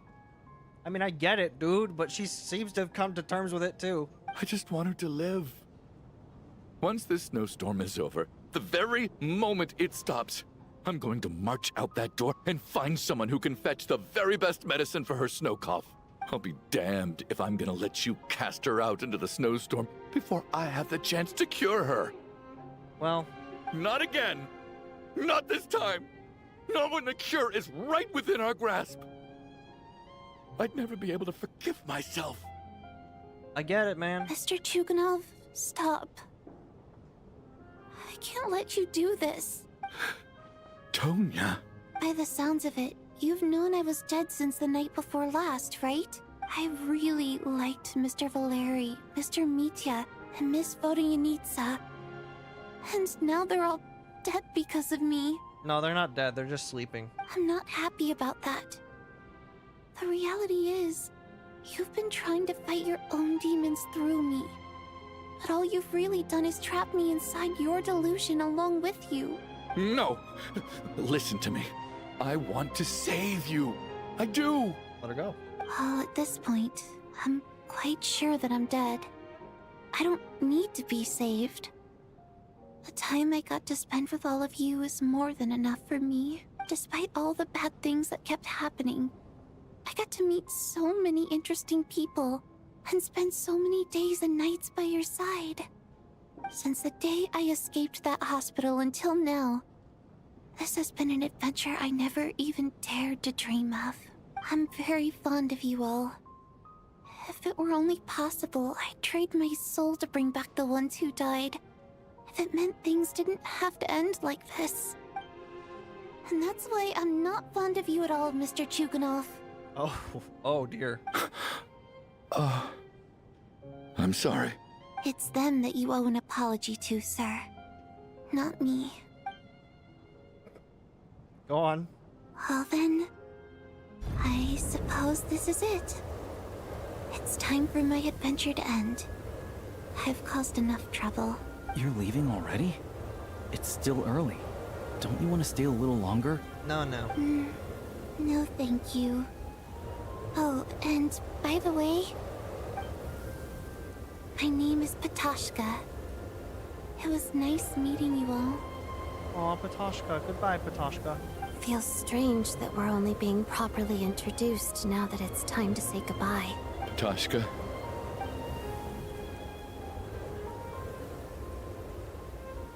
What are you doing, Chuganov? Are you crazy? Let me leave.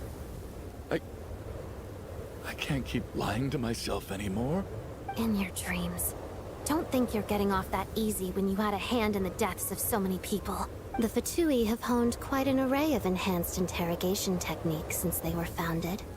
Once we're out of here, Lelik will personally give you a taste of every last one. The snowstorm continues as if it will never stop. Nighttime soon falls again. He has to be dead, right? I think we should leave. I doubt this snowstorm is ever going to stop. For all we know, this storm might have destroyed all of Snezhnaya by now. Maybe this is the heat death. Even the whole world. Maybe this is the heat death of the universe. Wait, we finally solved the mystery of the haunted theater today. Maybe let's at least try to enjoy tonight? Fair enough. I don't particularly feel like dying in Chuganov's company anyway. And yet you won't let me die first. Hey, Chuganov, on a serious note, if we do make it out of here, you should close down that factory of yours. A lot of people are freezing thanks to you. Is this really the time to be discussing my factory? Everyone's dead. All right, fine. I'll shut it down. Doesn't matter to me anymore.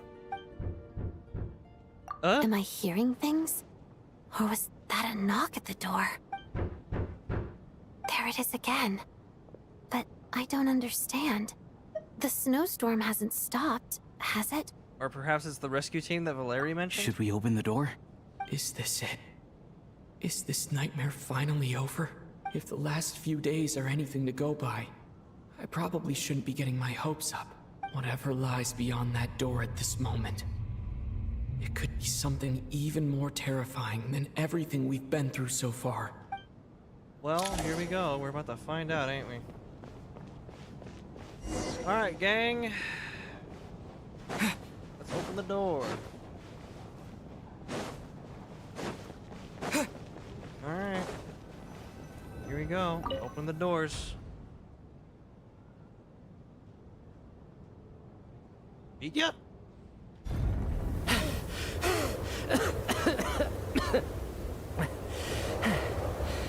Hey everyone, I'm back. What? How are you doing? Feeling any better? Much better, thanks. Whew, it is so good to have you guys here. I was a little worried that the theater would be empty by the time I got back. Let me see. Tonya and Vodyanitsa are missing, which means... They're dead. Vodyanitsa died last night. And then you discovered that Tonya was the other dead person. Am I right? Not Tonya. Pitashka. First, tell us how you made it back here. Given the conditions outside, no one should be able to return alive. Well... You're right. The thing that got me back safely was... a song. I heard someone singing.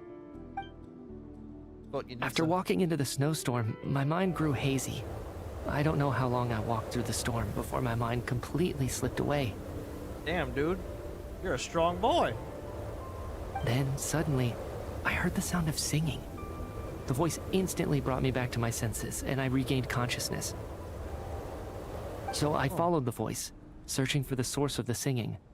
I searched and searched, until finally, just a few moments ago, there was the entrance to the theater, right in front of me. The singing. I've actually never performed this song in the theater before, because it has more of a ceremonial purpose for our people. It's not meant for the stage. It means something like, "May those we have lost watch over us, and follow this song back home in the night, so that we might be reunited once more." That must have been Vodyanitsa's Requiem. Who knew it actually worked?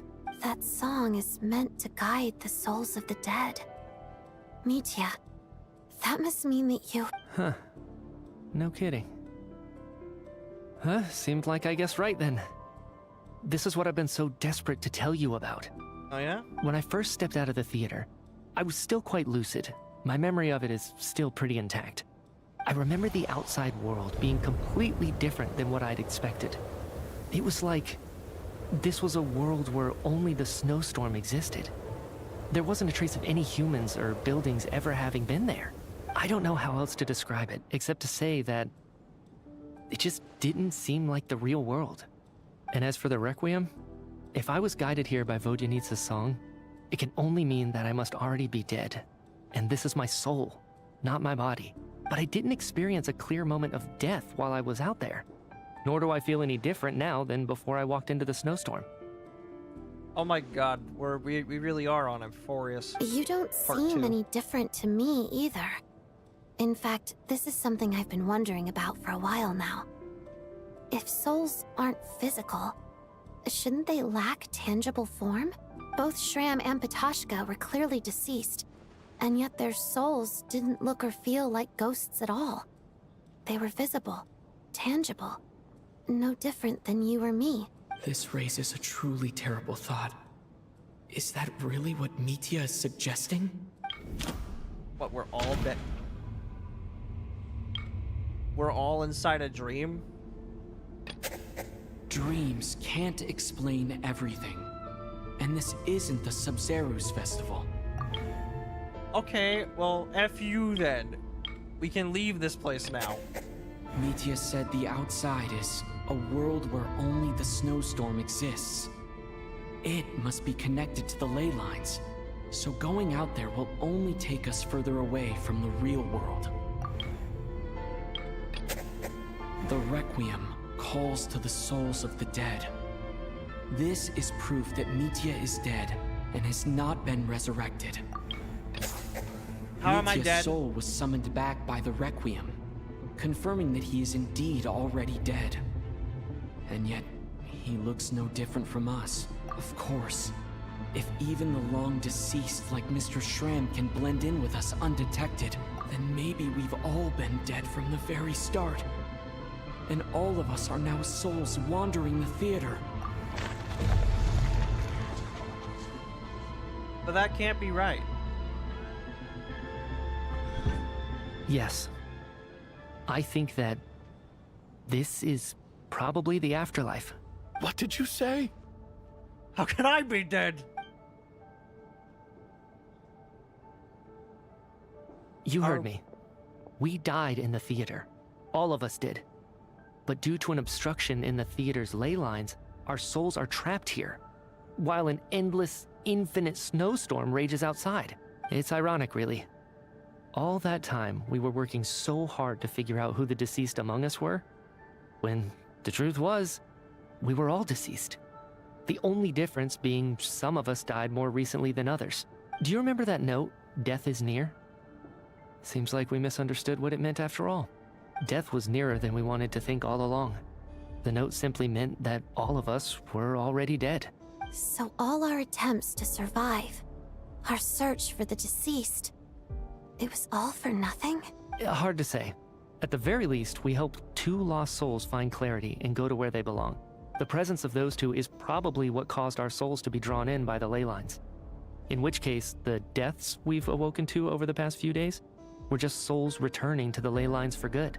If what you're saying is true, doesn't that make us the lost souls now? Huh, no wonder. This afternoon, when I was moving Vodyanitsa's body, I noticed that the other bodies in the room hadn't decayed one bit after all these days. That's further proof that those aren't physical bodies at all, but merely our shells here in the afterlife. I don't like this theory. Am I really dead? This doesn't feel real to me at all. Maybe it isn't. No, that's impossible.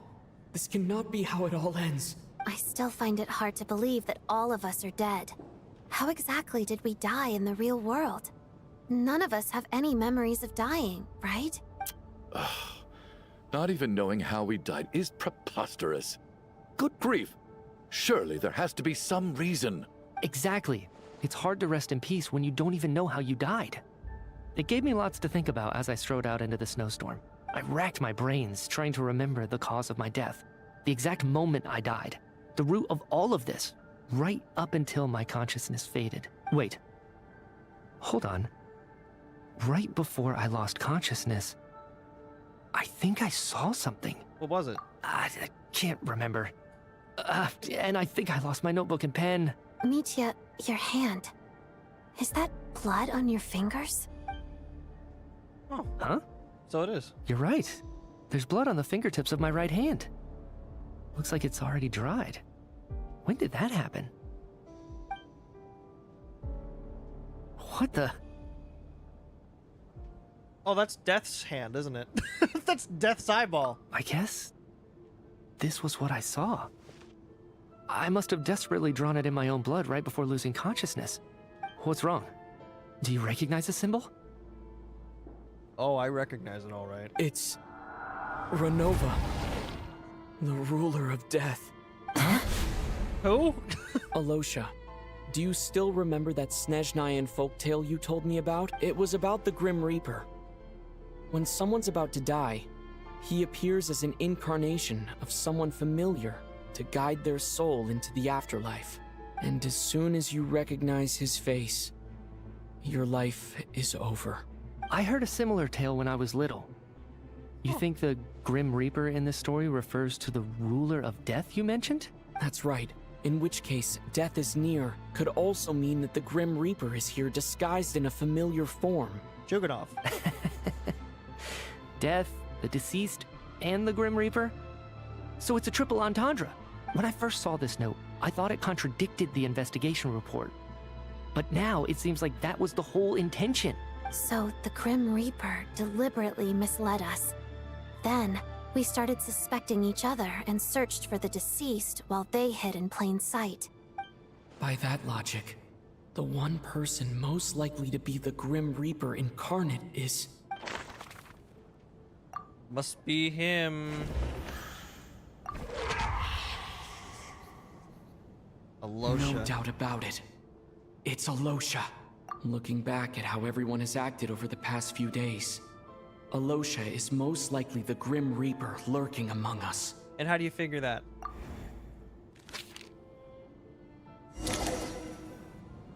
Is it you, Alosha? You were the first to discover the investigation report, and you had plenty of time to slip the note inside to mislead us. So? Surely you can't suspect me based on that alone. Give it up. What if someone else found the investigation report first, slipped the note inside, and then put it back without telling anyone? There's no denying it. The note could easily have been slipped in much earlier than it was discovered. That's not all. I've also noticed that although on the surface, Valeri, Mitya, and sometimes I were the ones taking charge of the situation, looking back now, even though you didn't say much, you were always subtly guiding everyone from the sidelines. Oh dear. What do you mean? You were the one who emphasized how dangerous it was outside and insisted we all stay here. It was also you who suggested that we all sleep in the same place.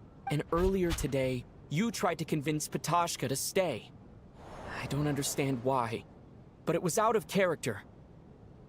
Why would Death want her to stay? So, you didn't understand my intentions, and now you're assuming the worst.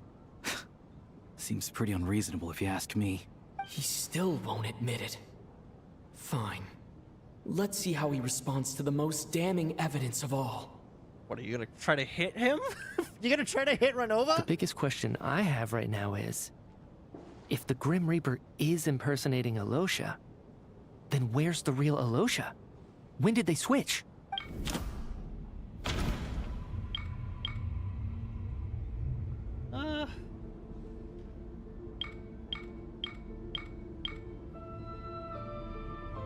Either that or that, too. That's right. This was the moment, right at the start. Before any victims had even emerged, Alosha was switched with the Ruler of Death while everyone's guard was still down. Alright, Renova, time to... Oh dear. When all this began, right after the performance ended and the snowstorm began to pick up, no one suspected anything unusual. We just assumed we were snowed in. It wasn't until we discovered the bodies the morning after that we realized something out of the ordinary was going on. But why is she doing this? Why is she doing this? This doesn't make any sense. Even if she's angry with the Tsaritsa, why take it out on everybody else? But it's clear now that the oddities actually started earlier than that, when Dimov walked into the snowstorm and never came back. Right. So Mr. Dimov was the first victim, not Sobolova and Torgov. And if we pinpoint that moment as the beginning of this incident, then one thing becomes clear. Alosha, you are the only person who walked into the snowstorm and came back without the help of Vodyanitsa's Requiem. Ah, shit. Well, I shouldn't have walked out there myself then. More precisely, Alosha never came back at all. The one who came back was the Grim Reaper. Hey there. How you doing, Renova? Not bad. Well, since you've backed me into a corner, I suppose there's no point in keeping up the act anymore. Why are you doing this? Why are you doing this? Can I ask that question realistically? Alosha? You're the Grim Reaper? I am no such tired cliché. Mortals should address me as the ruler of death. Why? You were such a nice person when we met the first time. I don't understand. Before being wiped out for good, you identified the two deceased, and even sensed my presence. A commendable achievement. Far beyond what I expected. Why? I heard you can ferry souls. Those deaths each night. Were they your doing? Your initial conclusion was correct. Due to the existence of the two deceased, the ley lines yearned to reclaim those long-lost souls. Every night, they devoured an equal number of souls to fill the void. This required no intervention from me. Though, of course, ferrying souls is indeed my authority. Okay. Why are you doing this? Why? I thought the whole thing was to, try to stop that kind of stuff from happening. Why are you being such a bitch right now about this? Here. Take a look. Oh! Oh. Oh, shit. Odette! What are you doing? That takes care of today's two. Don't get so worked up. You are already dead, and your souls must return to the ley lines. Why? I'm about to throw fucking hands with death! I know we're already dead. You murdered us, didn't you? Murdered? No. Murder is when mortals usurp my authority. Death is my jurisdiction. If I require someone to die, I need not resort to such laborious methods as murder. You simply met the criteria to trigger my curse of death. I know about the curse of immortality. So there's another death-related curse too? What? You cursed us? When? And why would you do such a thing? Yeah, why the fuck would you do that to me? What have I ever done to you? I've just been adventuring, having fun with my friend Paimon. So often, humans pray to me, begging to know when their death will come, and what form it will take. I don't remember doing that. But few people ask why. If you must have an answer, know that death comes simply because one's time has come. I don't think so. So you're not gonna tell us the truth? No. She's kind of being a bitch right now, and I don't know why. Hold your tongue. By all rights, you shouldn't even be allowed to speak with me. Those angels from the past are to blame for the reckless renovation of the ley lines here. It's made my work on this occasion infuriatingly complicated. Work? So trapping us here, making us watch our friends die, that's just another day at work for you? I understand you're angry, but you kind of need to take it down a notch. This is death itself. Take it down a notch, yeah, please. I don't actually want to die. You clearly have a lot of questions. Fine. As a reward for your remarkable accomplishments over the past few days, I shall answer a few of your inquiries, provided they aren't too unreasonable. Okay. After the physical body dies, the soul must return to the ley lines for that person's death to be considered complete. My work encompasses the entire process of death, including, naturally, the guiding of souls into the ley lines, with which you are now so familiar. You must also be rather familiar with Natlan's Night Kingdom, I presume? It was I who supported the creation of the Night Kingdom. It provided a convenient means of guiding the souls of Natlan. Okay. Here, too, the ley lines connected to the theater underwent some modifications. The angels hoped to make them capable of accommodating the souls of some special creations. But this actually hindered their ability to accept ordinary souls to some degree. What? This effect manifested itself after you died from the curse in the theater, leaving you stranded in the afterlife, unable to achieve a complete death. I don't like this. But if souls who die from the curse of death fail to return to the ley lines within a short window of time, they will miss their chance for good. Then, they will remain forever suspended between life and death, no longer subject to the authorities of either. So if you don't resolve this matter soon, and see all our souls return to the ley lines before long, we'll escape your control. Well, yeah, but, you know, I don't actually... I don't like that tone. It sounds like you're planning something. It sounds like you're planning to live forever. Mitya's sharp.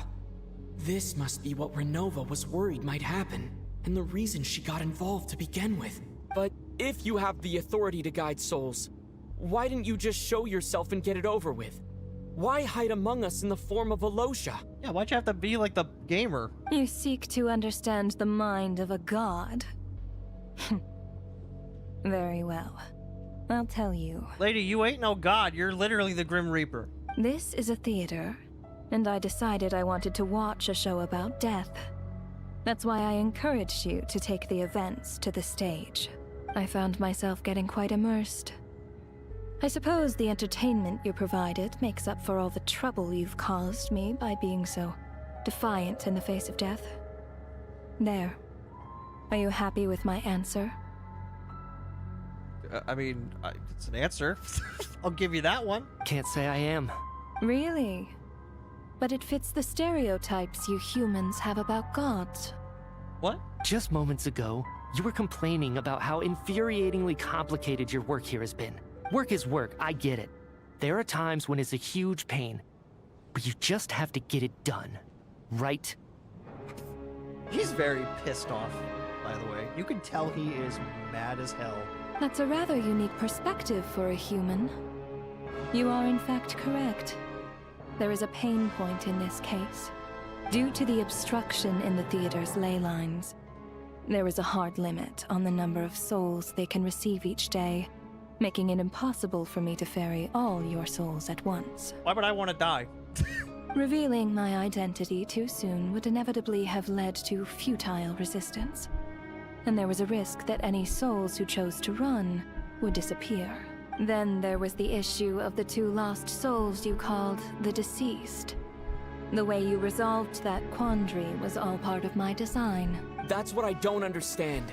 If all of us were souls of the dead, what made their presence among us special? Yeah, what the hell? Did you bring them back or something just to mess with us? For centuries, they have refused to return to the ley lines, exploiting the issues created by the angel civilization to resist being drawn in. Centuries of obsession accumulated during this process. You may think of this obsession as the resentment of the dead, and in this quantity, it was a bomb that could have detonated at any moment. I see. It reached the point where I could not afford to leave it unchecked. But the only way to fix it was to help them acknowledge their own deaths, make peace with their regrets, and willingly walk into the snowstorm.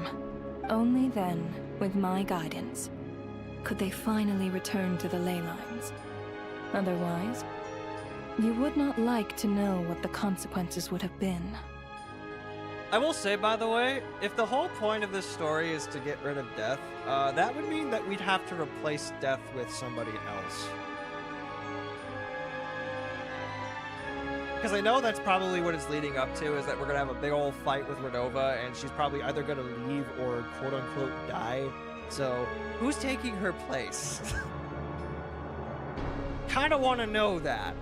I vaguely remember seeing Batashka, but in the most terrifying form.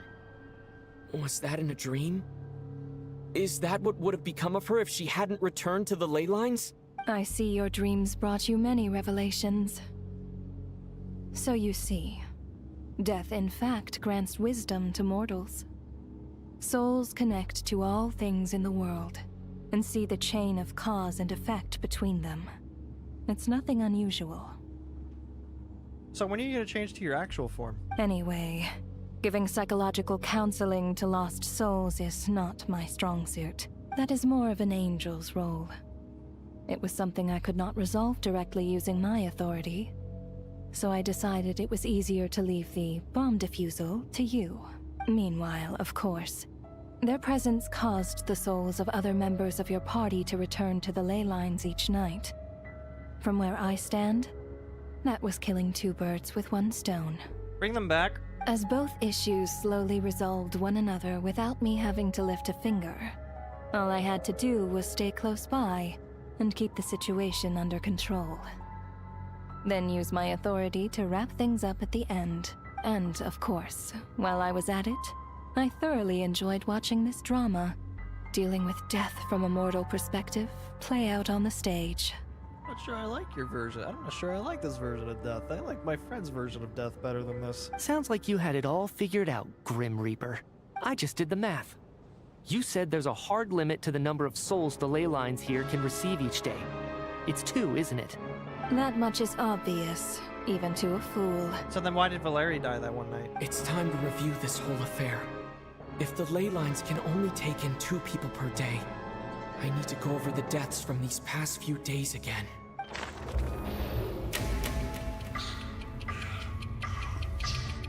What is this for? Deduction begins. Select each day's deceased. Looking back now, none of us had the faintest idea at the time. From the moment that staff member named Demoff walked into the snowstorm, the incident had already begun. Day 1.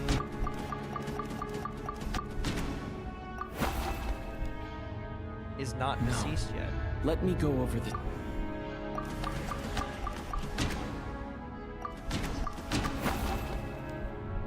Not deceased yet. Let me go over this again. Was it you? It's not deceased yet. No. Let me... Not deceased yet. No. Maybe me. Not deceased yet. No. Not deceased. No. Let me... Replaced by Renova. Alosha was the second to walk into the snowstorm after Demoff to investigate. During this process, the ruler of death assumed his identity, making him one of the victims. Choose the 2 characters who died today. During our first night in the theater, everyone was caught up in the novelty of it all. No one could have expected there would be victims the very next morning. Despite all the confusion, and with the help of hindsight, we finally began to realize that something was amiss with the snowstorm. Soul returned to the ley lines on that night. The ley lines devoured Torgov and Sobolova on the first night. At the time, we thought this might be a murder case connected to Lelik. Why am I doing this? Odette and I spoke a lot that night. 3 people were on watch, but in the morning, we discovered that someone had fallen victim all the same.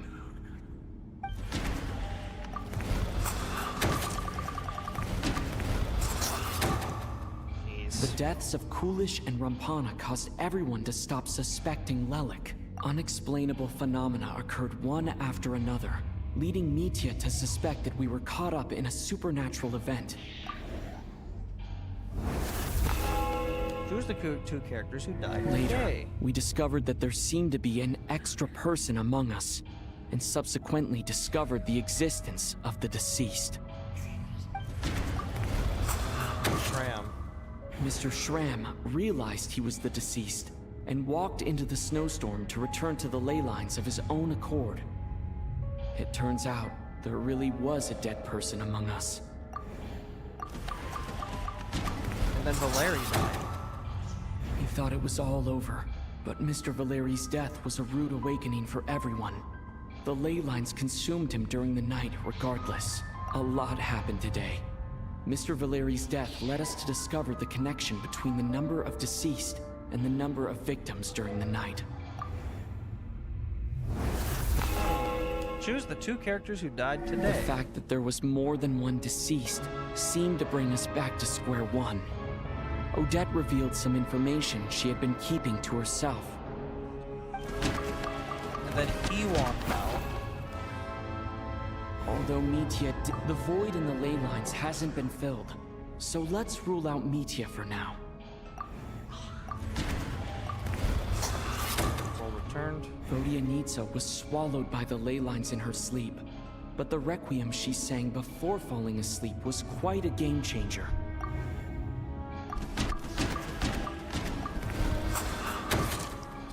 As it happened, Ptashka filled the void left by Mitia's return from the ley lines by walking into the snowstorm this morning. The girl I thought was child's sister Tonya turned out to be another of the theater's deceased. So where's Come to Tonya? think of it, Ptashka was about to walk into the snowstorm at that time. And Renova, unaware that Mitia would return, was concerned that her soul would overflow from the ley lines. That's why she used Alosha's voice to try and persuade her to stay behind. Looking back, I suppose that was an early slip-up on her part. Oh? Here's the characters who died No one could have today. expected anyone who walked into the snowstorm to return. But just after nightfall, Meteor returned, bringing crucial information with him. Various truths began to surface, including that all of us were already dead, and that the ruler of death was here among us. Then, after revealing her true form, Renova callously claimed 2 souls. Yeah, I mean... Damn. In fact, everyone was already dead by the time we took the photo. And in the days since, we've experienced many more partings in the afterlife. Now, only Metia and I remain. And the true culprit behind everything still stands before us. In Mitia's eyes, I see the same anger and frustration that I feel. So what am I gonna do? Try to fight? That covers everything. It's all clear now. Your work isn't finished here yet, is it? The Traveler and I are still standing here, safe and sound. The Water Imp's song threw things off a little, but it is of no consequence. Oh yeah? The ley lines have already anchored your soul, and the first ray of light tomorrow morning will take you back. I, meanwhile, need to review my attitude towards the Water Imp race. Okay, time to kick your ass So then. the reunion in the night that Vodianitsa mentioned, I suppose that was never meant to be a permanent reunion. That just leaves you, Traveler. My power only allows me to temporarily separate your soul from your body. The ley lines of Tevat would not accept you. Okay. And your soul is firmly anchored to your body by your will. For a descender like you, who is not bound by Tevat's rules. Your death can only be brought through the most violent of means, such as directly destroying either your body or soul. But you haven't done that yet, have you? I have no interest in involving myself with Descenders. For now. Although, this may change if Asmodee remains missing, or you insist on interfering with our affairs. I kinda am, cause it doesn't feel like this is fair. I'm gonna be real with you. One last question then. All our struggles and sacrifices here, they were meaningless from the very beginning, weren't they? Death abides no reason. Besides, what you call sacrifice is merely a concept created by humanity. To me, it is nothing more than a self-indulgent charade in the face of death. Mere mortals fantasizing that their actions could reclaim something from my grasp. A truly laughable idea. I don't know, I kinda believe it. Grim Reaper, you really know how to get on my nerves. Sure do, I'm don't not I? here to ingratiate myself with you. I kill merely because your deaths are necessary. Oh, you've made that quite clear. But humans don't take well to being scorned. Not even by the gods. This is a bad idea. Oh I mean, I know they're fake, but still.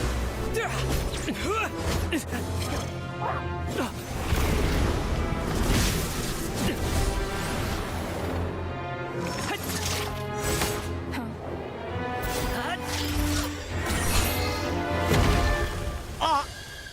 Nice hit. My turn. Oh, the scarf. The scarf even hit.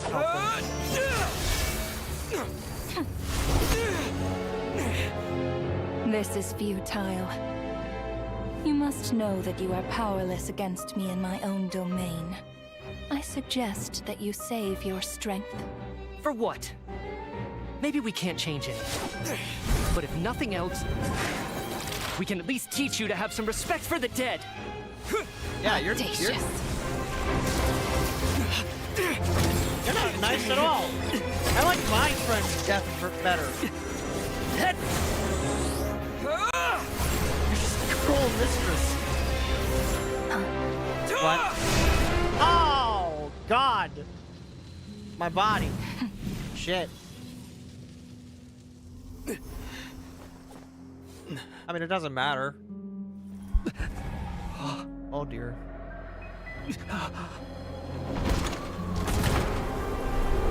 It's come for us now. The storm.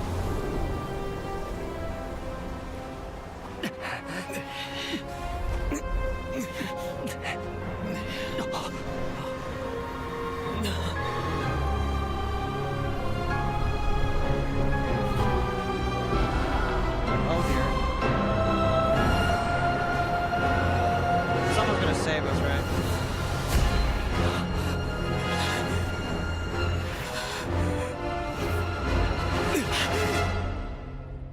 What the hell?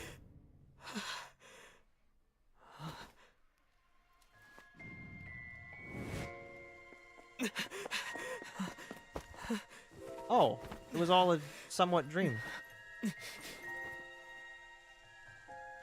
Huh? Wait, did we have a nightmare?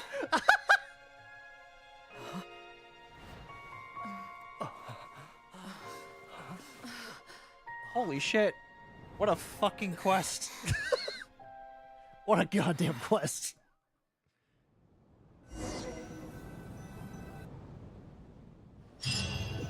Wow. You okay there? How's everyone feeling? How are you holding up, Odette? What happened to me? Well, it's a hell of a story. How much do you remember? Mm-hmm. What do you mean? Is the performance over? I can't seem to recall what happened. Has Odette already forgotten? Has everyone forgotten? Even Mitya? Hey, Mitya. Mitya? Hmm? Oh, I'm sorry. I guess I spaced out there for a second. Remind me who you are? Oh dear. Oh no, I'm the only one who remembers. Don't you remember anything? Yeah, I remember now, comrade. Looks like we guessed right. Just like me when Odette found me at the Armory Palace. For some reason, everyone killed by the Ruler of Death eventually came back to life. Huh? Just with one catch. They forgot what happened while they were dead. Odette and the others have already forgotten everything. Why were you able to remember this time? Well, you know. Could this be the reason? You said this is the Ruler of Death's symbol, right? Oh. I don't see anything there. Oh, he's cursed. Oh no. You don't? Huh. Okay. I guess that makes sense. I carved this into my hand in the afterlife, so it's not visible in the physical world. Does that mean I carved this symbol into my soul? What an unsettling thought. Still, at least I get to remember what happened. I suppose it's a blessing in disguise. What about you, though? The Ruler of Death mentioned that you're a descender? Is that why you can remember? Yeah, I seem to be a exception to the rules here. A full explanation would get complicated very quickly. But that's essentially it. Well then, now that it's all over, let's figure out what we've learned. The first thing I notice is that everything here is precisely as we left it, right before our deaths. This confirms that time passes differently in the afterlife than in the real world. They say that right before death, time slows down, and your whole life flashes before your eyes. That must be how you know you have one foot in the afterlife by that point. Anyway, clearly the few days we spend in the afterlife probably only amounted to a few short minutes in the real world. This also aligns with previous reports of widespread temporary memory loss among the Armory Palace personnel. Now it seems likely that those were all brief deaths caused by the Grim Reaper's so-called curse of death. To those unaware of the truth, dying and coming back to life must feel similar to a short bout of catatonia. That's hellish. That's actually hellish that she's doing this. This leaves me with a couple big questions. What are the conditions that trigger this so-called curse of death? And why are we resurrected after we die? If nothing else, I think it shows that killing us wasn't her ultimate goal. We still don't know her true reasons for subjecting us to death. Right. This time only got complicated because of the situation with the theater's ley lines. That's why she had to approach it differently. If the previous incidents of amnesia among the researchers are anything to go by, killing us is usually a pretty routine matter. I see. My pen. Come to think of it, wasn't I about to note something down before I died? I can't remember what it was, but I think it was something related to my research project. Oh god. I just remembered my research. My research is related to death. Sorry, Traveler. I'll catch up with you again later. Right now, I have to make a trip back to the Armory Palace. Sir, if I may, no one of your description has ever shown up in my investigations into Mr. Mitia's friends. Hey man, it's been a hell of a day. Yet, you two seem very familiar with each other. Could you perhaps tell me where he was in such a rush to get to? And, by the way, have we ever crossed paths? Forgive the presumptuousness, but I feel a vague and indescribable sense of familiarity about you. Oh, that's interesting. It's kind of like how, Acheron had like a familiar feeling with Kalis and Star Realm. I can explain everything. Could you help me gather everyone in the theater in one place? Are we sure about this? Everyone gathers once again, but this time you do so in the real world without everything outside being devoured by a snowstorm. Due to the unique properties of the theater's ley lines, it seems no one has completely forgotten their experiences in the afterlife. As you recount the tale of what happened, people slowly begin to remember, as if accessing memories of a distant dream. Everyone is lost in thought. Everyone confirms their own fate with each other until finally, today's show draws to a close. Damn. So, Chuganov really is going to shut down the factory. I guess this theater incident actually did us some good after all. I wouldn't say that. So, you said I promised to take you to the Armory Palace while we were in the afterlife, yes? I believe you. I think I even have a vague memory of it. I want to go back and check on Paimon first. Agreed. Let's check in on her first. The whole reason for our trip to the Armory Palace anyway is to figure out what's going on with her health. What if Paimon is supposed to be an envoy of the dead? Wouldn't that be funny? Wouldn't it be so funny if Paimon was supposed to be like a cute little wraith? Or like a piece of Renova? Beware of my trap. Meatball. Wait, is that the symbol of death? Hang on a second. Nope. 'Twas a nice trap. 'Twas a nice trap, I will admit. Portal! To me! I'm finally free of that hell, though. Of that hellish, like, experience of dying over and over again. Well, here's to hoping that Paimon's still alive.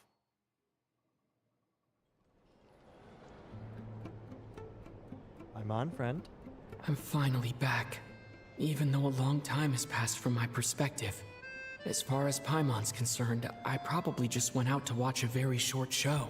I should keep my emotions in check when I see Paimon again, or it'll seem weird.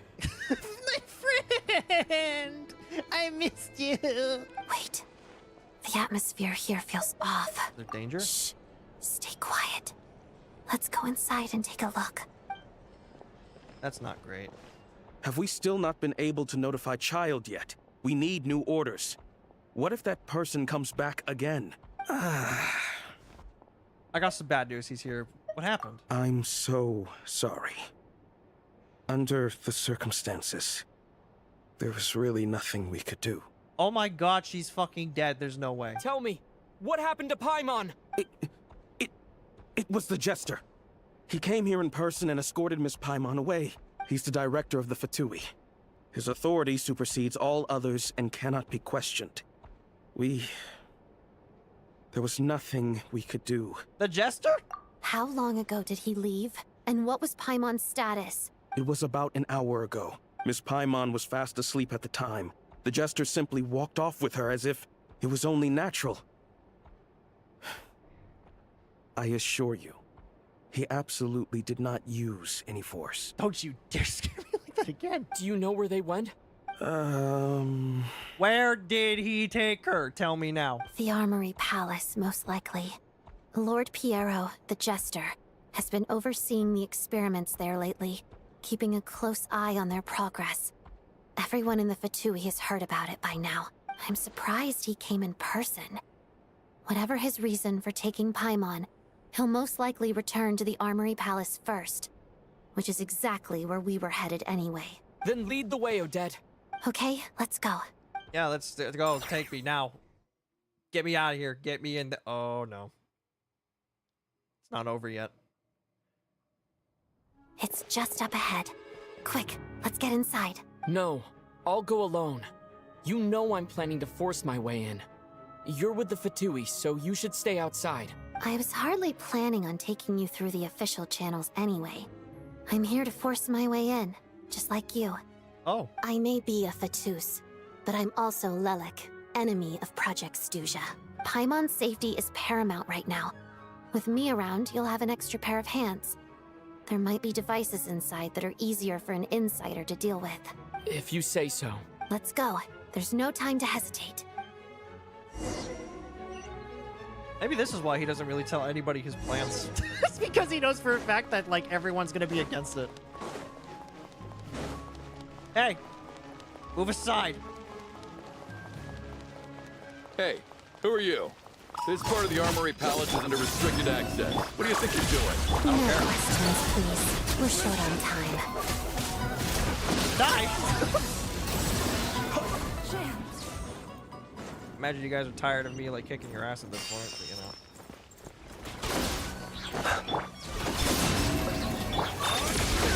Be silent. The long sleep beckons. Let me in! My friend's in there. Observe.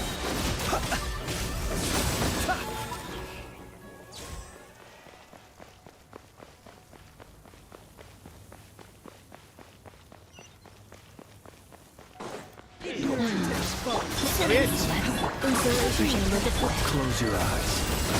The night cometh. Let me in!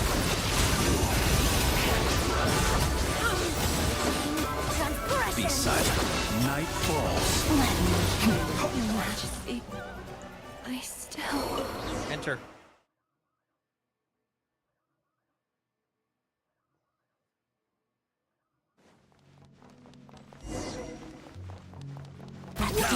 You have a pass. Where are you coming from?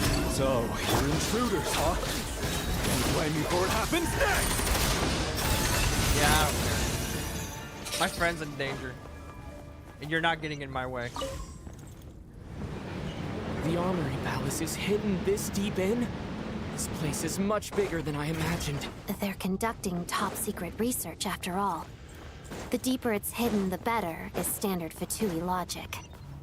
The style doesn't really look like the Fatui's handiwork, though. They must have requisitioned some structures from a past civilization. It also serves as a bit of a disguise. Intruders! Stay alert! No? Be silent. Do you fear the dark? You did say we were gonna meet again. This turns out to be much sooner than he thought. Oh, Piero! Intruders! Don't come any Closer. What are you guys trying to do here? I'm short work of your skull. Close your eyes. I'm here to take back my friend. And if you got a problem with that, then you'll have my spear damage. Your turn. No one interferes with a jester's work. Said whoever. Pretty sharp.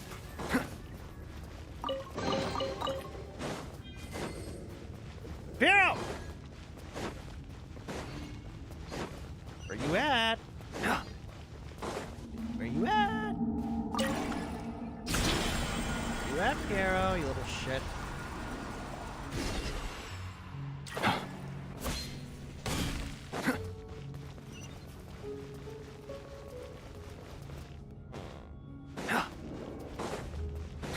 Looks like no one's guarding this place. There's something off about that decoration over there. Oh dear. Look out! Let's deal with these before we move on.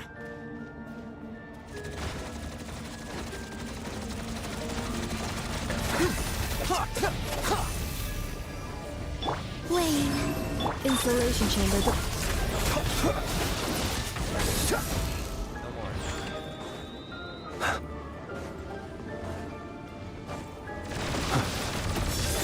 Night falls. Idiots. I mean, he has to know I'm on my way, right? There's no way he took her and didn't think like for a second. Yeah, he'll be fine with this.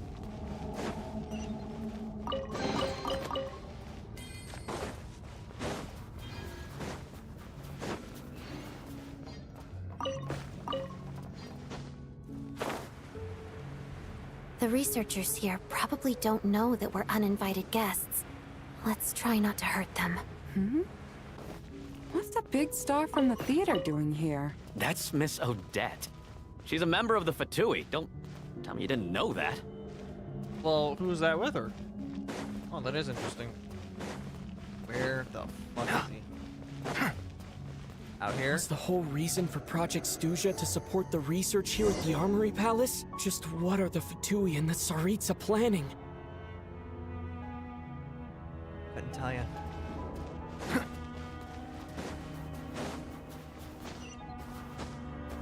Hey, have you guys seen your boss? I have some choice words for him. To be honest, I got some choice words for your boss. Oh, that's interesting. Whoa! Who are you? Never seen you around here before. I am man. I am Looks like there's no way through here. Maybe using the power of this prism could help?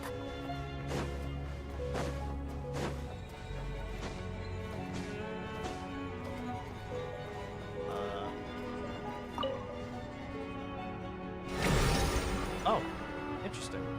I think I see some images. It's the prism's power at play, causing images of the past to reappear, albeit only as illusions. But then that would mean there was. Paimon. And the Jester. Is this another scene from the past? Yes. It looks quite old, though. I don't think it happened in the recent past. What the? So, they did know each other from back then. That's interesting. What's going on here? What happened? The source seems to be the Armory Palace. They must have started some large-scale experiment. Wait, what if this has something to do with Paimon? We need to hurry! Leave my friend alone.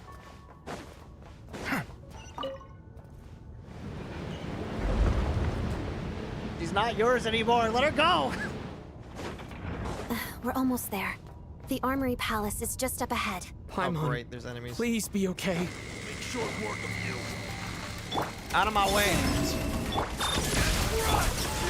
Mission. Oh god. Oh god. Observe. Do you fear the dark? The long sleep beckons.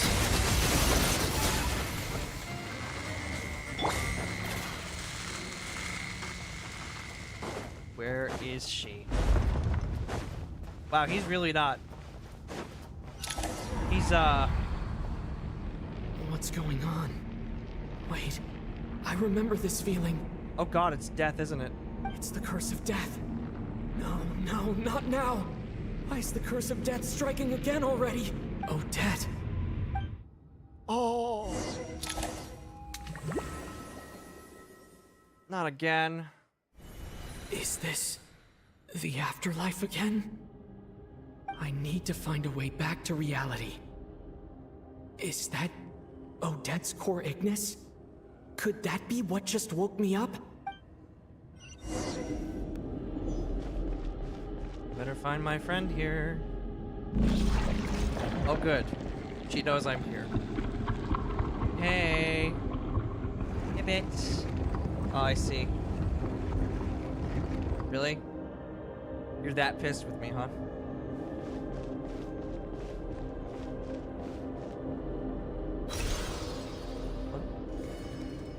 Oh.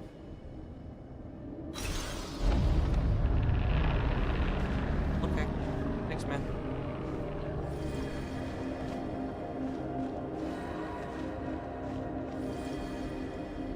Need to wake up.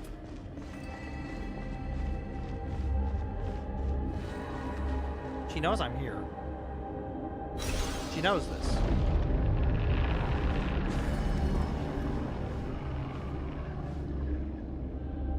I mean, she knows I'm here.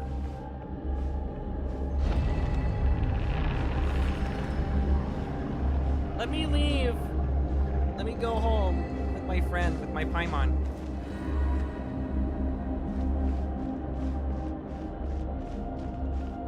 I will not be letting her be taken away. I will not let it happen. You understand me, Piero? Oh, well, I'm alive again.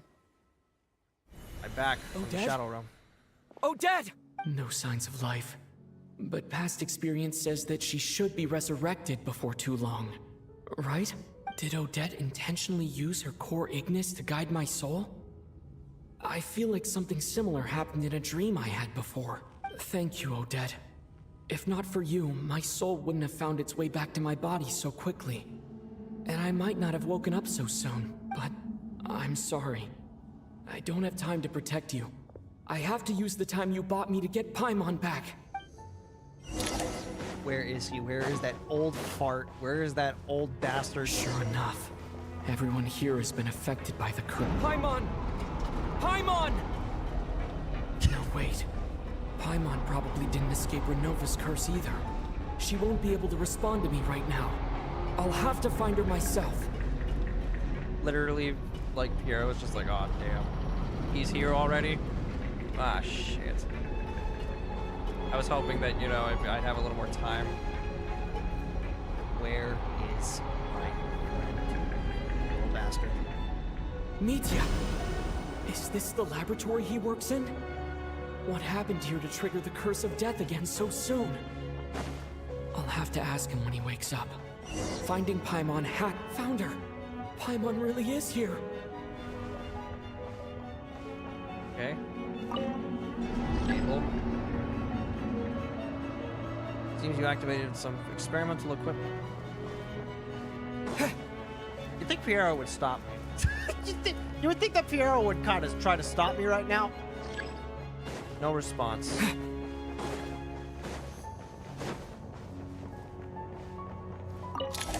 Enable. Give me... Oh dear. Stay away from her. Oh, hi. It's you. It's you, I see. The death one.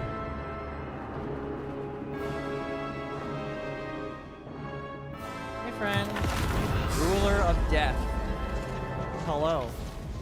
You know, for such a bitch, you really are cool. I gotta say that. You don't learn, do you?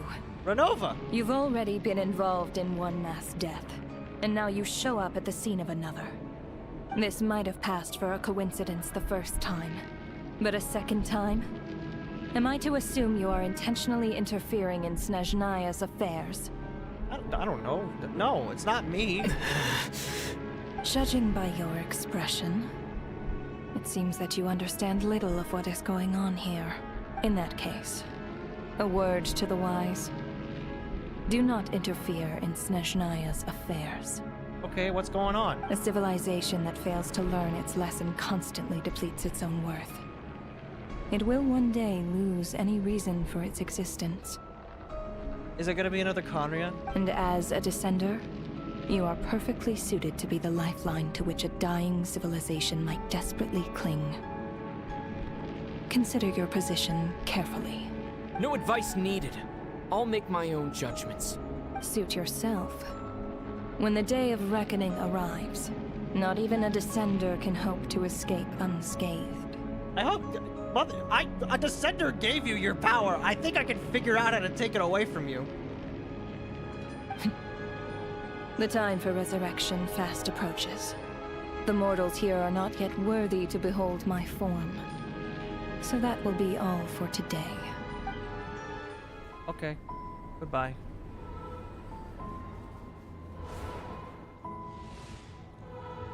What? Huh?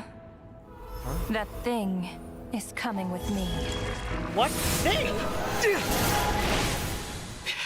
Get away from her. Oh god.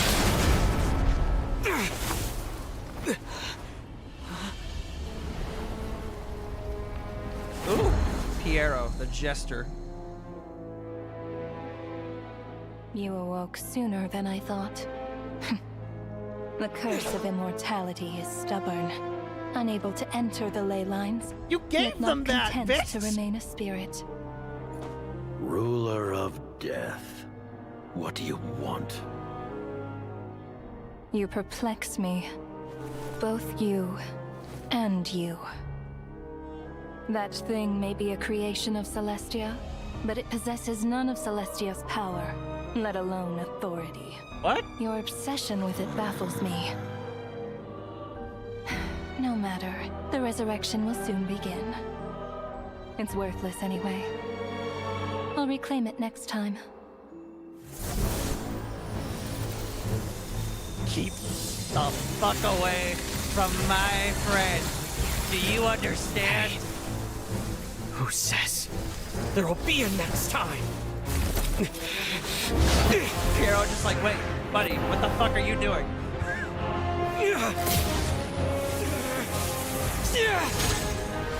Oh! Keep away from me.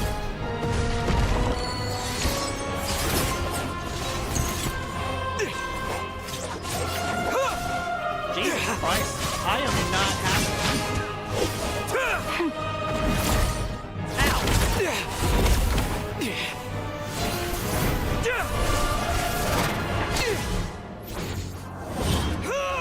I'm pissed, lady.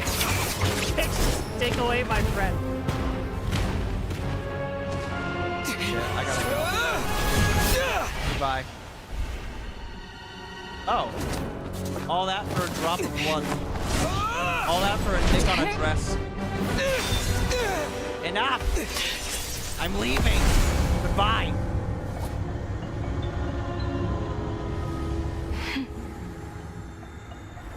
Yeah, she's pissed with me. Owie. I'm so tired. Ow. Huh?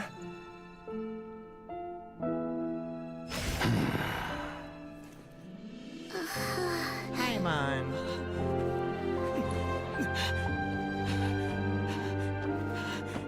What the fuck? What? Traveler? I'm not leaving you ever again.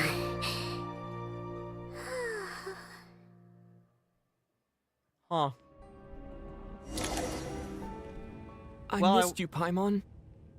What? What are you talking about? We haven't even been apart for that long, have we? It was different this time.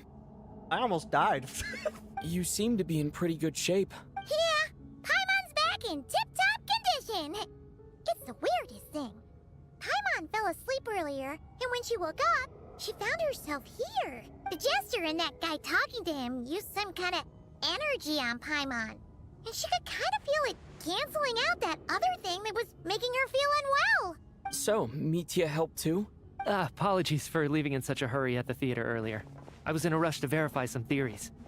Hey, can someone explain to me what the fuck is going on here? Please? Rest assured that your companion is perfectly safe. We reversed the effects that the experimental energy had on her. The Jester specifically instructed me to do so. I suppose this is our first official meeting, Traveler. I could not let Paimon suffer in her condition for a moment longer, and so I simply took her without explanation. I hope you do not mind. For my part, I hope you don't mind that I beat a few people up on the way. But why would a big shot like you care about what happens to Paimon? Well, as I said when you first arrived in Snezhnaya, we once spent some time together in the distant past. Yeah, can you explain that to me? She mentioned that Paimon was from Celestia. Oh yeah, you did mention that. Paimon did think you seemed strangely familiar the first time we met. I'm afraid the reminiscing will have to wait. Mitya, let us continue with the report. What conclusions, if any, did you reach from conducting the final experiment of our energy research ahead of schedule? The good news is, my hypothesis regarding the Ruler of Death has been verified. What? As for the bad news, I recommend we suspend the experiments and Project Mistleton until further notice. Currently, we have no means with which to make a breakthrough. I say this purely as a scientist, guided by reason alone. Damn it. I will trust your judgment. We shall put the project on hold until the Ruler of Death has been eliminated. Again, I need to severely point out that you need to replace her with something, so you better have somebody in mind for it. You can't just kill Death. Wait, what are you guys talking about? You want to get rid of Renova? Like, how? By killing her? Again, you'd have to replace her with somebody. You can't just kill Death. Death is absolute. By whatever means necessary, so long as it removes the threat she poses to us. Until then, everything we do will be in vain. After what just happened, I've ascertained Renova's goal. Or rather, the trigger condition for the Curse of Death. Okay, let's hear it. Yeah, let me hear it. What she's doing is blocking Snezhnaya's technological progress, preventing us from possessing any means with which to threaten the heavenly principles. But he's dead! He's dead! He's no longer here!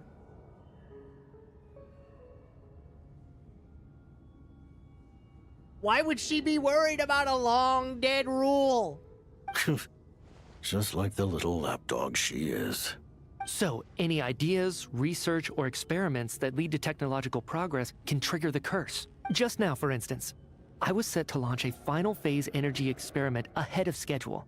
If the experiment was successful, we could have achieved a crucial breakthrough. As expected, though, the moment the experiment began, all the researchers, technicians, and witnesses died from the curse. All that effort, not to mention the energy and materials we relied on Project Stuja to gather for us, went to waste. In the end, nothing was gained. Huh. Does that mean something similar happened when we were at the theater? Piero just like, wait, she went to the theater? What? That's right. During the performance, I thought of an important breakthrough regarding the experiment, and wound up dragging everyone into this. So the nature of the curse seems to be something like, when moments of technological progress occur, all life in the vicinity is taken away. What a violent method. Of course, that meant the curse was normally limited to the Armory Palace. Since outsiders are forbidden from entering, this mass death phenomenon went unnoticed until Odette came along. I believe she was the first witness. The Curse of Death was triggered just before she infiltrated the Armory Palace that day. Oh, interesting. But you mentioned something about a final stage experiment. Doesn't that mean you've actually made some progress? Well, yes and no. That's right. Even with the gods locking certain key components out of reach, humanity can still advance technology in incremental steps accumulated over time. But, as I'm sure Renova anticipated, even incremental progress has its limits. A point where the truth you're seeking must be put to the test in an experiment. I see. You mean the experiment you were just about to do? Yes. We were at a critical juncture, a moment where the quantitative was about to translate into fundamental qualitative change. With this single experiment, we could have brought everything we've worked for to fruition. You know, you say could have, but that tells me you didn't succeed. But now, after already being forced to fumble around in the dark all this time, it feels like we've truly hit an impenetrable wall. I see. As long as Renova's curse of death persists, we won't be able to advance the experiment or obtain any results. And with Project Stuja having been in effect all this time, at our nation's current strength, repeated trial and error is simply unsustainable. Only by eliminating Renova first will it be possible to continue advancing our plans. Okay, but why do you want to do this? She's the ruler of death! She can just kill whoever she wants, right? That's gotta be the scariest power ever! Is it even possible to beat her? We shouldn't be wanting to kill her at all. We should just be wanting to take away her power. That's the only way we can. Like, at any capacity kill her, but even then, like, she's pretty much harmless when her power's gone. We'll see. But one thing's for sure. She definitely can't just do whatever she wants. The best proof of that is me, standing here, very much alive. You're saying...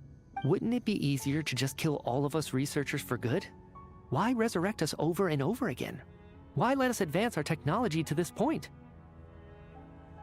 She's toying with you? So, you're saying even the ruler of death has limitations we don't know about? Exactly. And I think that's where the key to our breakthrough lies. Regardless, the ruler of death has always been an obstacle we must overcome. Indeed, we must face life, death, time, and space. After all, what? Our goal is the heavenly principles. The Fatui want to challenge the heavenly principles? But again, I cannot stress enough that he's fucking dead. He has to be dead.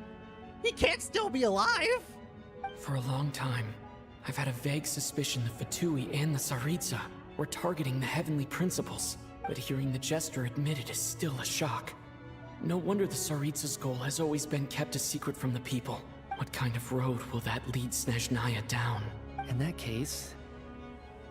Lord Jester, I would like to request some leave. I'd like some time to organize my thoughts and go over the data. Granted. Get some rest, put the experiment out of your mind, and take care that the curse of death doesn't affect any civilians. Got it. Okay, goodbye.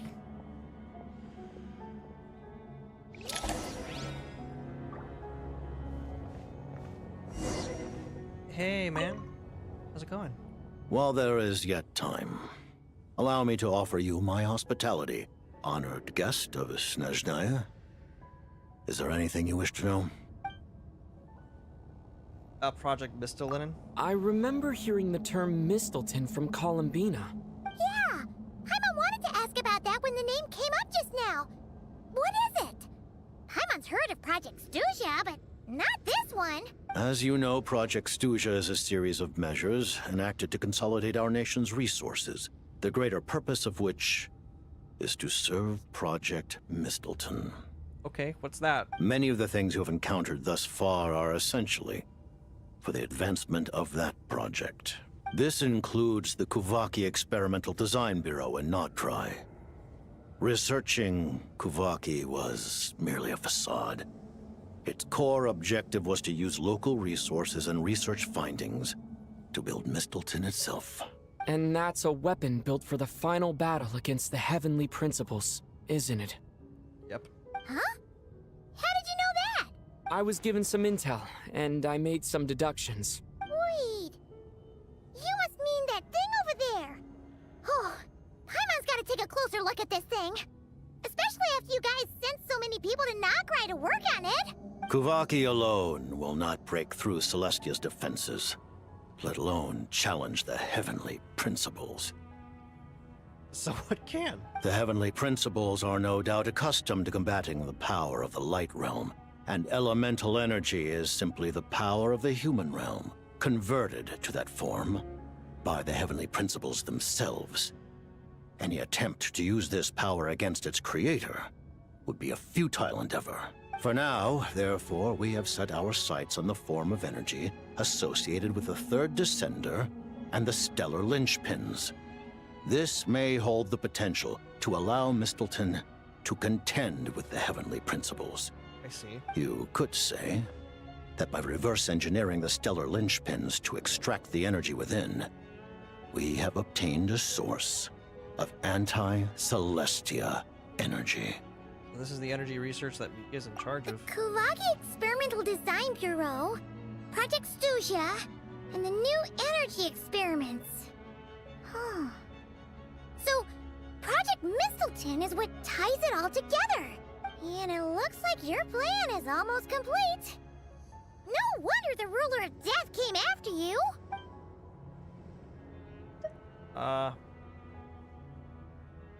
What about the Tsaritsa? Her Majesty the Tsaritsa has embarked upon an expedition to vanquish a monster. Were it not for this, I imagine she would have been delighted to grant you an audience. Wait, really? She would? Seems like the powers that be in Snezhnaya don't intend to hold my past conflicts with the Fatui against me. The Harbingers have been granted significant autonomy in retrieving the Gnosis. But by the same token, they do not completely represent Snezhnaya's official stance. What's its official stance? You read my mind. Speaking of the Gnosis, Paimon's been dying to ask this question since forever. Why exactly does the Tsaritsa want to collect them? Is it something to do with the fight against the heavenly principles? The Gnosis will undoubtedly serve as a key bargaining chip when she confronts the heavenly principles. Beyond that, you had best ask the Tsaritsa herself. I am not sure if this information is mine to disclose. Okay, I guess it's fair. Not sure. Don't you make the rules? You're the highest-ranking Harbinger! Ugh. Never mind. Taking on the heavenly principles is something most people wouldn't even entertain in their wildest fantasies. Why is the Tsaritsa so fixated on this? Well, you see, we're her children. Did you not notice? Intervat today. Civilization is nothing but an illusion. Something whose very existence can be negated at any moment. Our civilization may very well be destroyed in the struggle, but as things stand, the heavenly principles could choose to negate our existence on a passing whim. And we must not sit back and accept that fate. That's fair. Who knows? Maybe all the other people will actually join in on your little escapade. Only by changing the state of affairs, only by overthrowing the heavenly principles, can our civilization truly be said to have taken root. Otherwise, the fate of the people of Conria and Hyperborea is a cycle doomed to repeat itself. Oh, Hyperborea also got Curse of Immortality? Accepting potential destruction in return for getting to control your own fate. Furthermore, perhaps this is still somewhat difficult for you to understand. Are you aware that all the rules of this world are made up of curses? Kinda. Huh? All of them? Paimon knows about the Curse of Death you mentioned, and the Curse of Immortality that you and Dainsleif have. Don't speak his name. Do not speak his name. Then the birth of the Hilichurls, the rules of Natlan's Ode of Resurrection. Those are curses too? Farina's long life seems to stem from a curse placed on her by Focalor as well. Yes. Even a god's love for humanity is a curse the heavenly principles inflicted upon the gods. Huh. What? Why? The Tsaritsa has always had ample reason to hate the heavenly principles. If she can seize their authority, she will reconstruct the entire world, and when that time comes, humanity will be completely liberated from curses and lies. Look forward to it. It will be a world beyond your imagination. I don't know about that one. Though the ordinary people of Snezhnaya may not understand these details, in this frigid land locked in a ceaseless struggle against the environment, in this nation to which the gods have never shown favor, we all believe that standing in solidarity with the Tsaritsa in our shared struggle will surely usher in a new and better world. I see. So, what about your relationship? Paimon really doesn't remember. He's basically a stranger. You've got to believe Paimon. Relax, you're freaking out over nothing. Allow me to explain. The reason Paimon reacted to the anti-Celestia energy developed by the Armory Palace is because she comes from Celestia herself. More specifically, she is one of its creations. And what does Paimon do? Paimon? A creation of Celestia? Okay, I'll admit I didn't see that one coming. Oh, right. I was blinded by anger earlier, but thinking back on it, Renova also said that Paimon is a creation of Celestia. But she lacks Celestia's power or authority. As you know, the lunar fragments in Nodcry were pulled down from the sky using Fatui technology. Yeah. But the first application of this technology was in Conria over 500 years ago. What? Wait, you mean the nails? I used this technology upon the heavens, and the response I received was none other than Paimon, descending from Celestia. I presented her to the Vinster King, but he took no interest in this gift, nor did it satisfy him. Oh, okay, so you're not the wait, who are you then? Who the fuck are you then? Paimon then took up temporary residence in my palace until, of course, the arrival of the Cataclysm. Wait, Paimon's a little confused. You're talking about things that happened in Conria 500 years ago. You're saying Paimon was there for that? That means Paimon's at least 500 years old. But Paimon doesn't remember any of that. Falling from the sky? Being given away as a gift? None of it! Having lived through the Cataclysm, perhaps you too were burdened with some manner of curse. Although, losing your memories would indeed be the smallest price I've ever seen paid. But it's not just her memories from Conria. Paimon doesn't even know how she spent the last 500 years. She only has memories from the past few years. No matter how hard she tries to remember.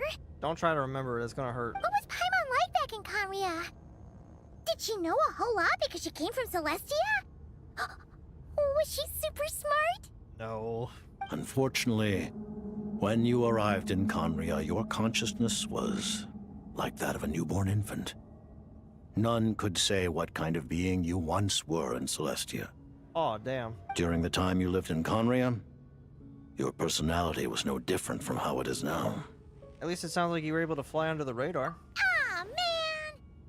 Paimon's plan to get her memories back and become super smart is ruined before it could even start. You know, even though Paimon lost her memories, she still feels weirdly close to you for some reason. That must mean you took pretty good care of Paimon back then, huh? On the contrary, I completely ignored your existence. I was entirely focused on my struggle against Troptatir the Wise. Okay, so it's not you either. Who the fuck are you then? But now, as I see it, it is as if you are the only sane thing that survived that era of insanity, and thus are worthy of protection. I don't know if I should take that with, I don't know if I should take that gracefully or if I should take that as a, thanks, I guess. Noted. Man, Paimon's gotta stop projecting friendship on everyone she meets. But, Traveler? Even though you know Paimon's some creation of Celestia now, you still want her, right? You're not going to abandon her? You're still Paimon to me, Paimon. Oh, phew! That's a relief. Paimon's just learning about this, too. She's barely even processed it. I guess it crossed my mind, but I guess I never really thought about it. Alright, that's about it. Thank you for telling me so much. I'm a bit surprised, honestly. I didn't expect you to be quite so transparent with me. Given the circumstances, the Fatui need not hide anything from our allies. Oh. Allies? To advance Project Mistleton, we must first resolve our issue with the ruler of death. And if I presume correctly, you have no intention of letting her actions go unpunished either, do you? Unfortunately for me, yes. I mean, I frankly like lady deaths of all kind, but unfortunately, apparently my character thinks that this one's a bitch. That's right. Ever since she said she intends to reclaim Paimon when we next meet, I figured reconciliation was out of the question. I don't know, I mean, maybe we could talk her out of it. Against an opponent of this caliber, deliberating over our allegiances would waste time we do not have. We must join forces unreservedly with whomever we can, if we are to stand anything like a fighting chance. You're going to challenge the ruler of death? Just for Paimon? But Paimon's only... No buts. Thank you. Oh, thank you. Oh, gee. Now Paimon doesn't even know what to say. Anyway, Paimon's super touched. Aww. The Tsaritsa will return in triumph in short order, and the Fatui shall hold internal discussions regarding the enemy. The time for us to meet again will come very soon. Got it. Thanks for your help with Paimon. I'll be sure to look after her for you. Yeah, you can keep her. I have no intention of keeping a child anymore. There was just one other thing. Well, just a request, really. Paimon really wants to see what this Mistleton thingy you're gonna use against the Heavenly Principles looks like. Of course, Paimon knows it's top secret and stuff, but she just had to ask. It's okay if the answer's no. Certainly you may. Oh, okay. Oh, for real? Actually, maybe it's best not to. What if her Nova suddenly pops up again? She might take this chance to... While the technology is not yet fully developed, it has nevertheless reached the stage where Celestia's creations are unable to damage it. In that regard, you may rest assured. Oh. Wow. No wonder Paimon felt so out of sorts recently, even though it was super far away. Alright then! Paimon's ready to take a sneaky peek at this top secret super weapon! Alright. Behold. It's a... Oh. It's a spear. Hey, it's that weird spear that, Tsaritsa holds. Or I get... That's a lance, isn't it? I guess that's a lance.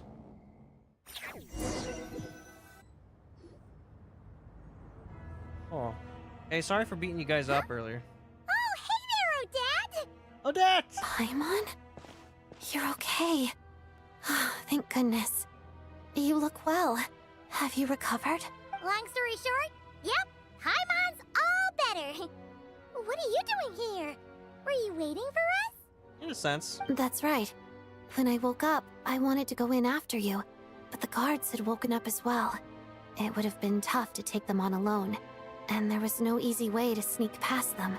So I returned the way I came and waited for you here. You're probably not allowed back in, huh? It was thanks to you that my soul found its way back to my body so quickly. Thank you. Wait, you died? Paimon says, looking at me. Huh. That actually worked? Nice. I just figured I'd try my luck when that ominous feeling struck me. Really, you should be thanking this thing instead. Huh. In a sense, she saved me. That's ironic. Anyway, and now that things here are all taken care of, I have other things I should get back to. Okay. Ah, Director Chuganov, you're back. We just received notice that Project Stuja has been suspended, so we've convened an emergency meeting. No bother. Just shut it all down. This is the preliminary plan.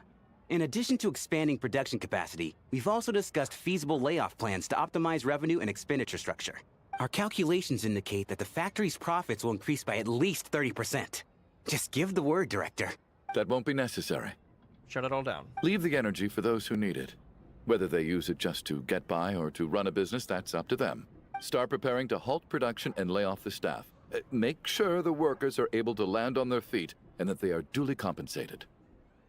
Thank you all for your hard work during this time. What? Am I hearing you right? Why? After all the tough times we made it through, now is exactly when we should start to turn a profit. I just suddenly don't want to do this anymore. Huh. Does there have to be a reason? Iskra. It's time to rest.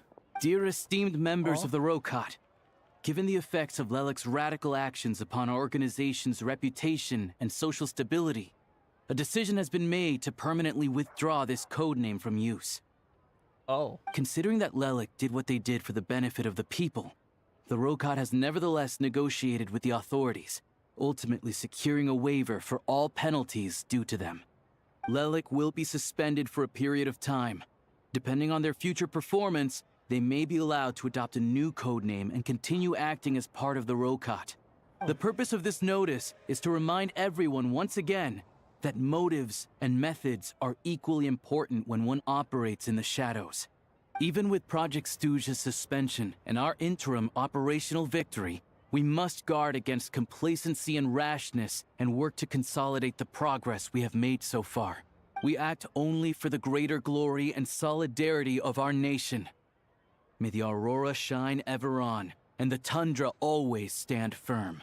We act only for the greater glory and solidarity of our nation. May the aurora shine ever on, and the tundra always stand firm. Looks like it's finally over. For now. You mean for us? Just thinking out loud, I've never seen the Snezhna Grad Vecha so lively before. I never once thought I'd come here. But I understand everything now, Rosaline. Oh, her grave is over here, huh? Is this where I think it is? Yep.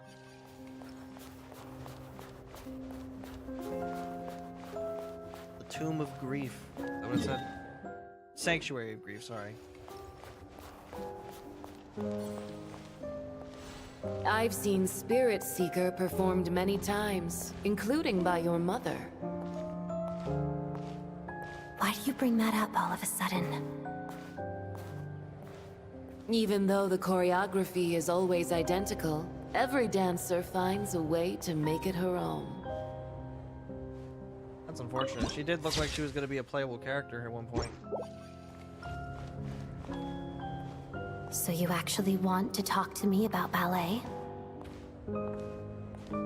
I just think it would be a pity if the dance was lost to history. She didn't teach it to you, did she?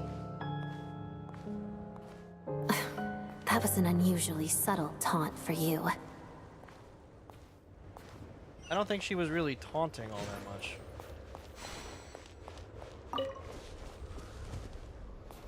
We embraced one another on the snow-swept plains, melting the ruthlessness of time.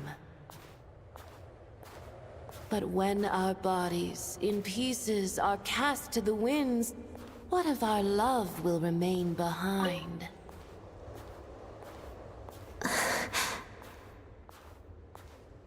Don't tell me you can't sing. Shush. Fuck you. Interesting. I understand her hatred. The Fatui robbed her of the life she should have had. I never opposed her dancing. Yet still I became an enemy of her ballet. Aw. I'll just keep my distance. Many despise me. I'm used to it. You're certainly not one to shy away from confrontation. But children, they need a different approach. I'm hardly the most maternal figure. Yet, she is a child. In my experience, while a father commands authority, he must still yield to love. You should tell her what you think about her dancing. And then she never did because you told her off. Odette will soon take the stage at the Korailevsky Theater. This could be your chance. Geonosis secured. It went smoothly. I'll be there. Have them send me an invitation.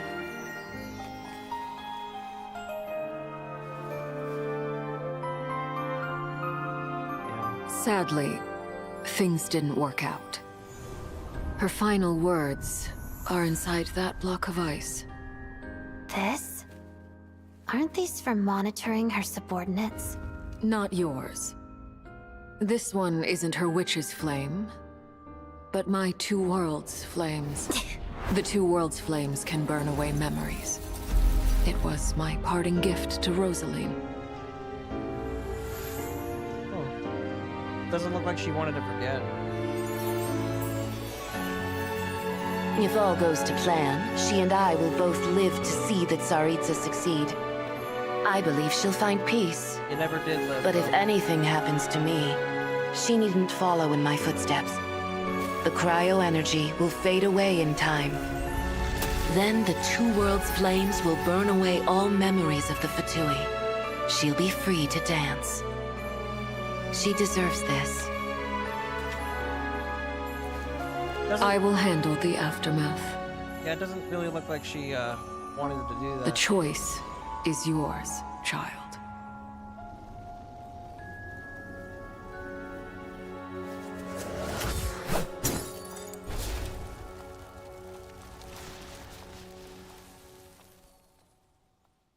Oh. She didn't take it. Just let it burn the letter. Fresh air at last! Paimon's head isn't spinning anymore, and the fever's all gone. Paimon's finally free to fly again! Oh, it's nice to finally know where Paimon came from, too. It did make Paimon a little nervous at first, but it's such a relief now. Like, who cares if Paimon's a creation of Celestia? She's probably not anyone that important. Probably just the fairy of food and fun or something. And like you said, this doesn't have to change anything between us. You're not gonna just... Hey, hurry up! Why are you walking so slowly? I'm just taking the time to admire my friend being You've happy. spent the last few days lying in bed and stuffing your face. I didn't think you'd be able to fly this fast. Says who? Paimon's as agile as ever. They don't call her White Floaty for nothing. Paimon originally wanted to check out the bookstores in Snezhnograd, but she's more in the mood for flying around right now, so let's save that for later. Wait, they've got light novels from Yai Publishing House here too. Huh? And this is Paimon's favorite mystery story from Fontaine. Wow, they got a sequel. The local Snezhnaya books look pretty interesting too, but also kind of heavy. Not the easiest things to look around. Hello, sir. I thought you were in the mood for flying around. Paimon can read while she flies. No, you cannot. Hey, look at these two dolls. Which do you like better? Honestly, I like them both, but I like the mermaid more. All right, boss, we'll take both. Paimon will have the other one. Oh, I thought we were only getting one. All right, fine. I'll pay. There you are. Thanks for visiting. Paimon will grab this and then... Huh? Oh, it's a Matryoshka doll. Huh? Matryoshka. How many layers does this thing have? And what are you laughing at? Huh. You knew all along, didn't you? Yep. A whole bunch of people are gathered over by the plaza. Hey, look! That looks like Tartaglia! Oh, it's Tonya, the real Tonya. I know that voice. Of course. If it isn't Paimon and my old comrade. You're looking well, Paimon. All better? Yeah! The jester knew I was wrong and fixed Paimon right up. keep Paimon safe, too. Oh, yeah, about that. That was kind of embarrassing. Who could have known that our director would go looking for you in person? So sorry for the misunderstanding. Aw. Oh, right. Let me introduce you. This is my little sister, Tonya. Hello, Tonya. Nice to finally meet you in person. Hello, Tonya. Hello. Firstly, I'm really sorry about my brother. Sounds like he's caused you no end of trouble. Hey now, why'd you have to start with that? Not that it isn't true, of course. So she's the real Tonya.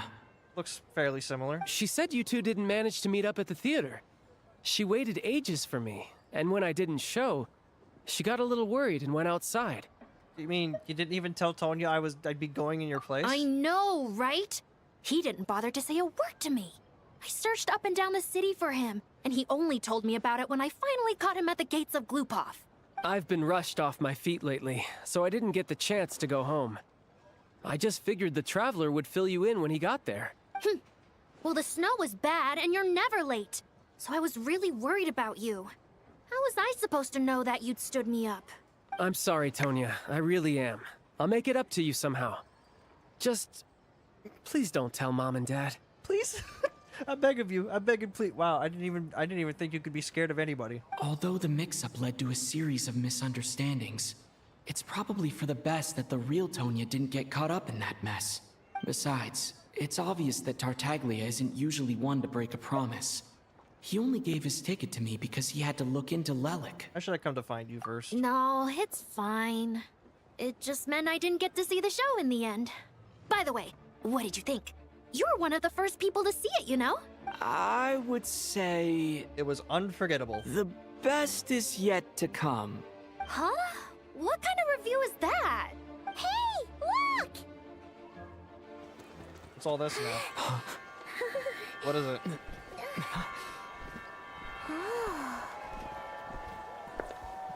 Oh, is it her? Oh shit. It's the Tsaritsa. I guess they finally managed to beat it. Wait, is that the Abyss Maid? Is that the Abyss Maid? Oh god, it is. It's her, the Abyssal Maid. Oh, she is an Electro then. That's interesting. Wait, I thought she was Abyssal.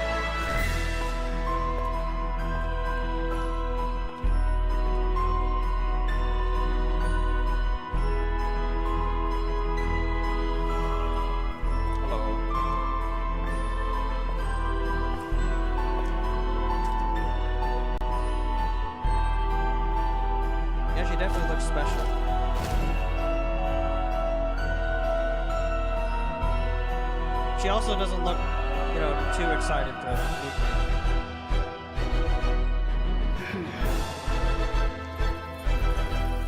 Oh.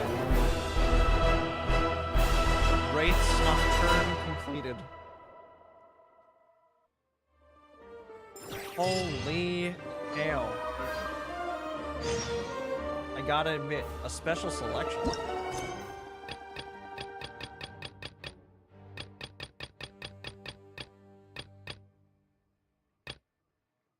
Okay. Well, I'm gonna stop it here then.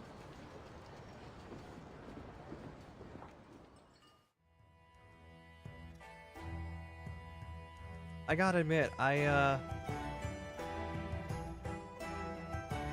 little concerned. I'm a little worried.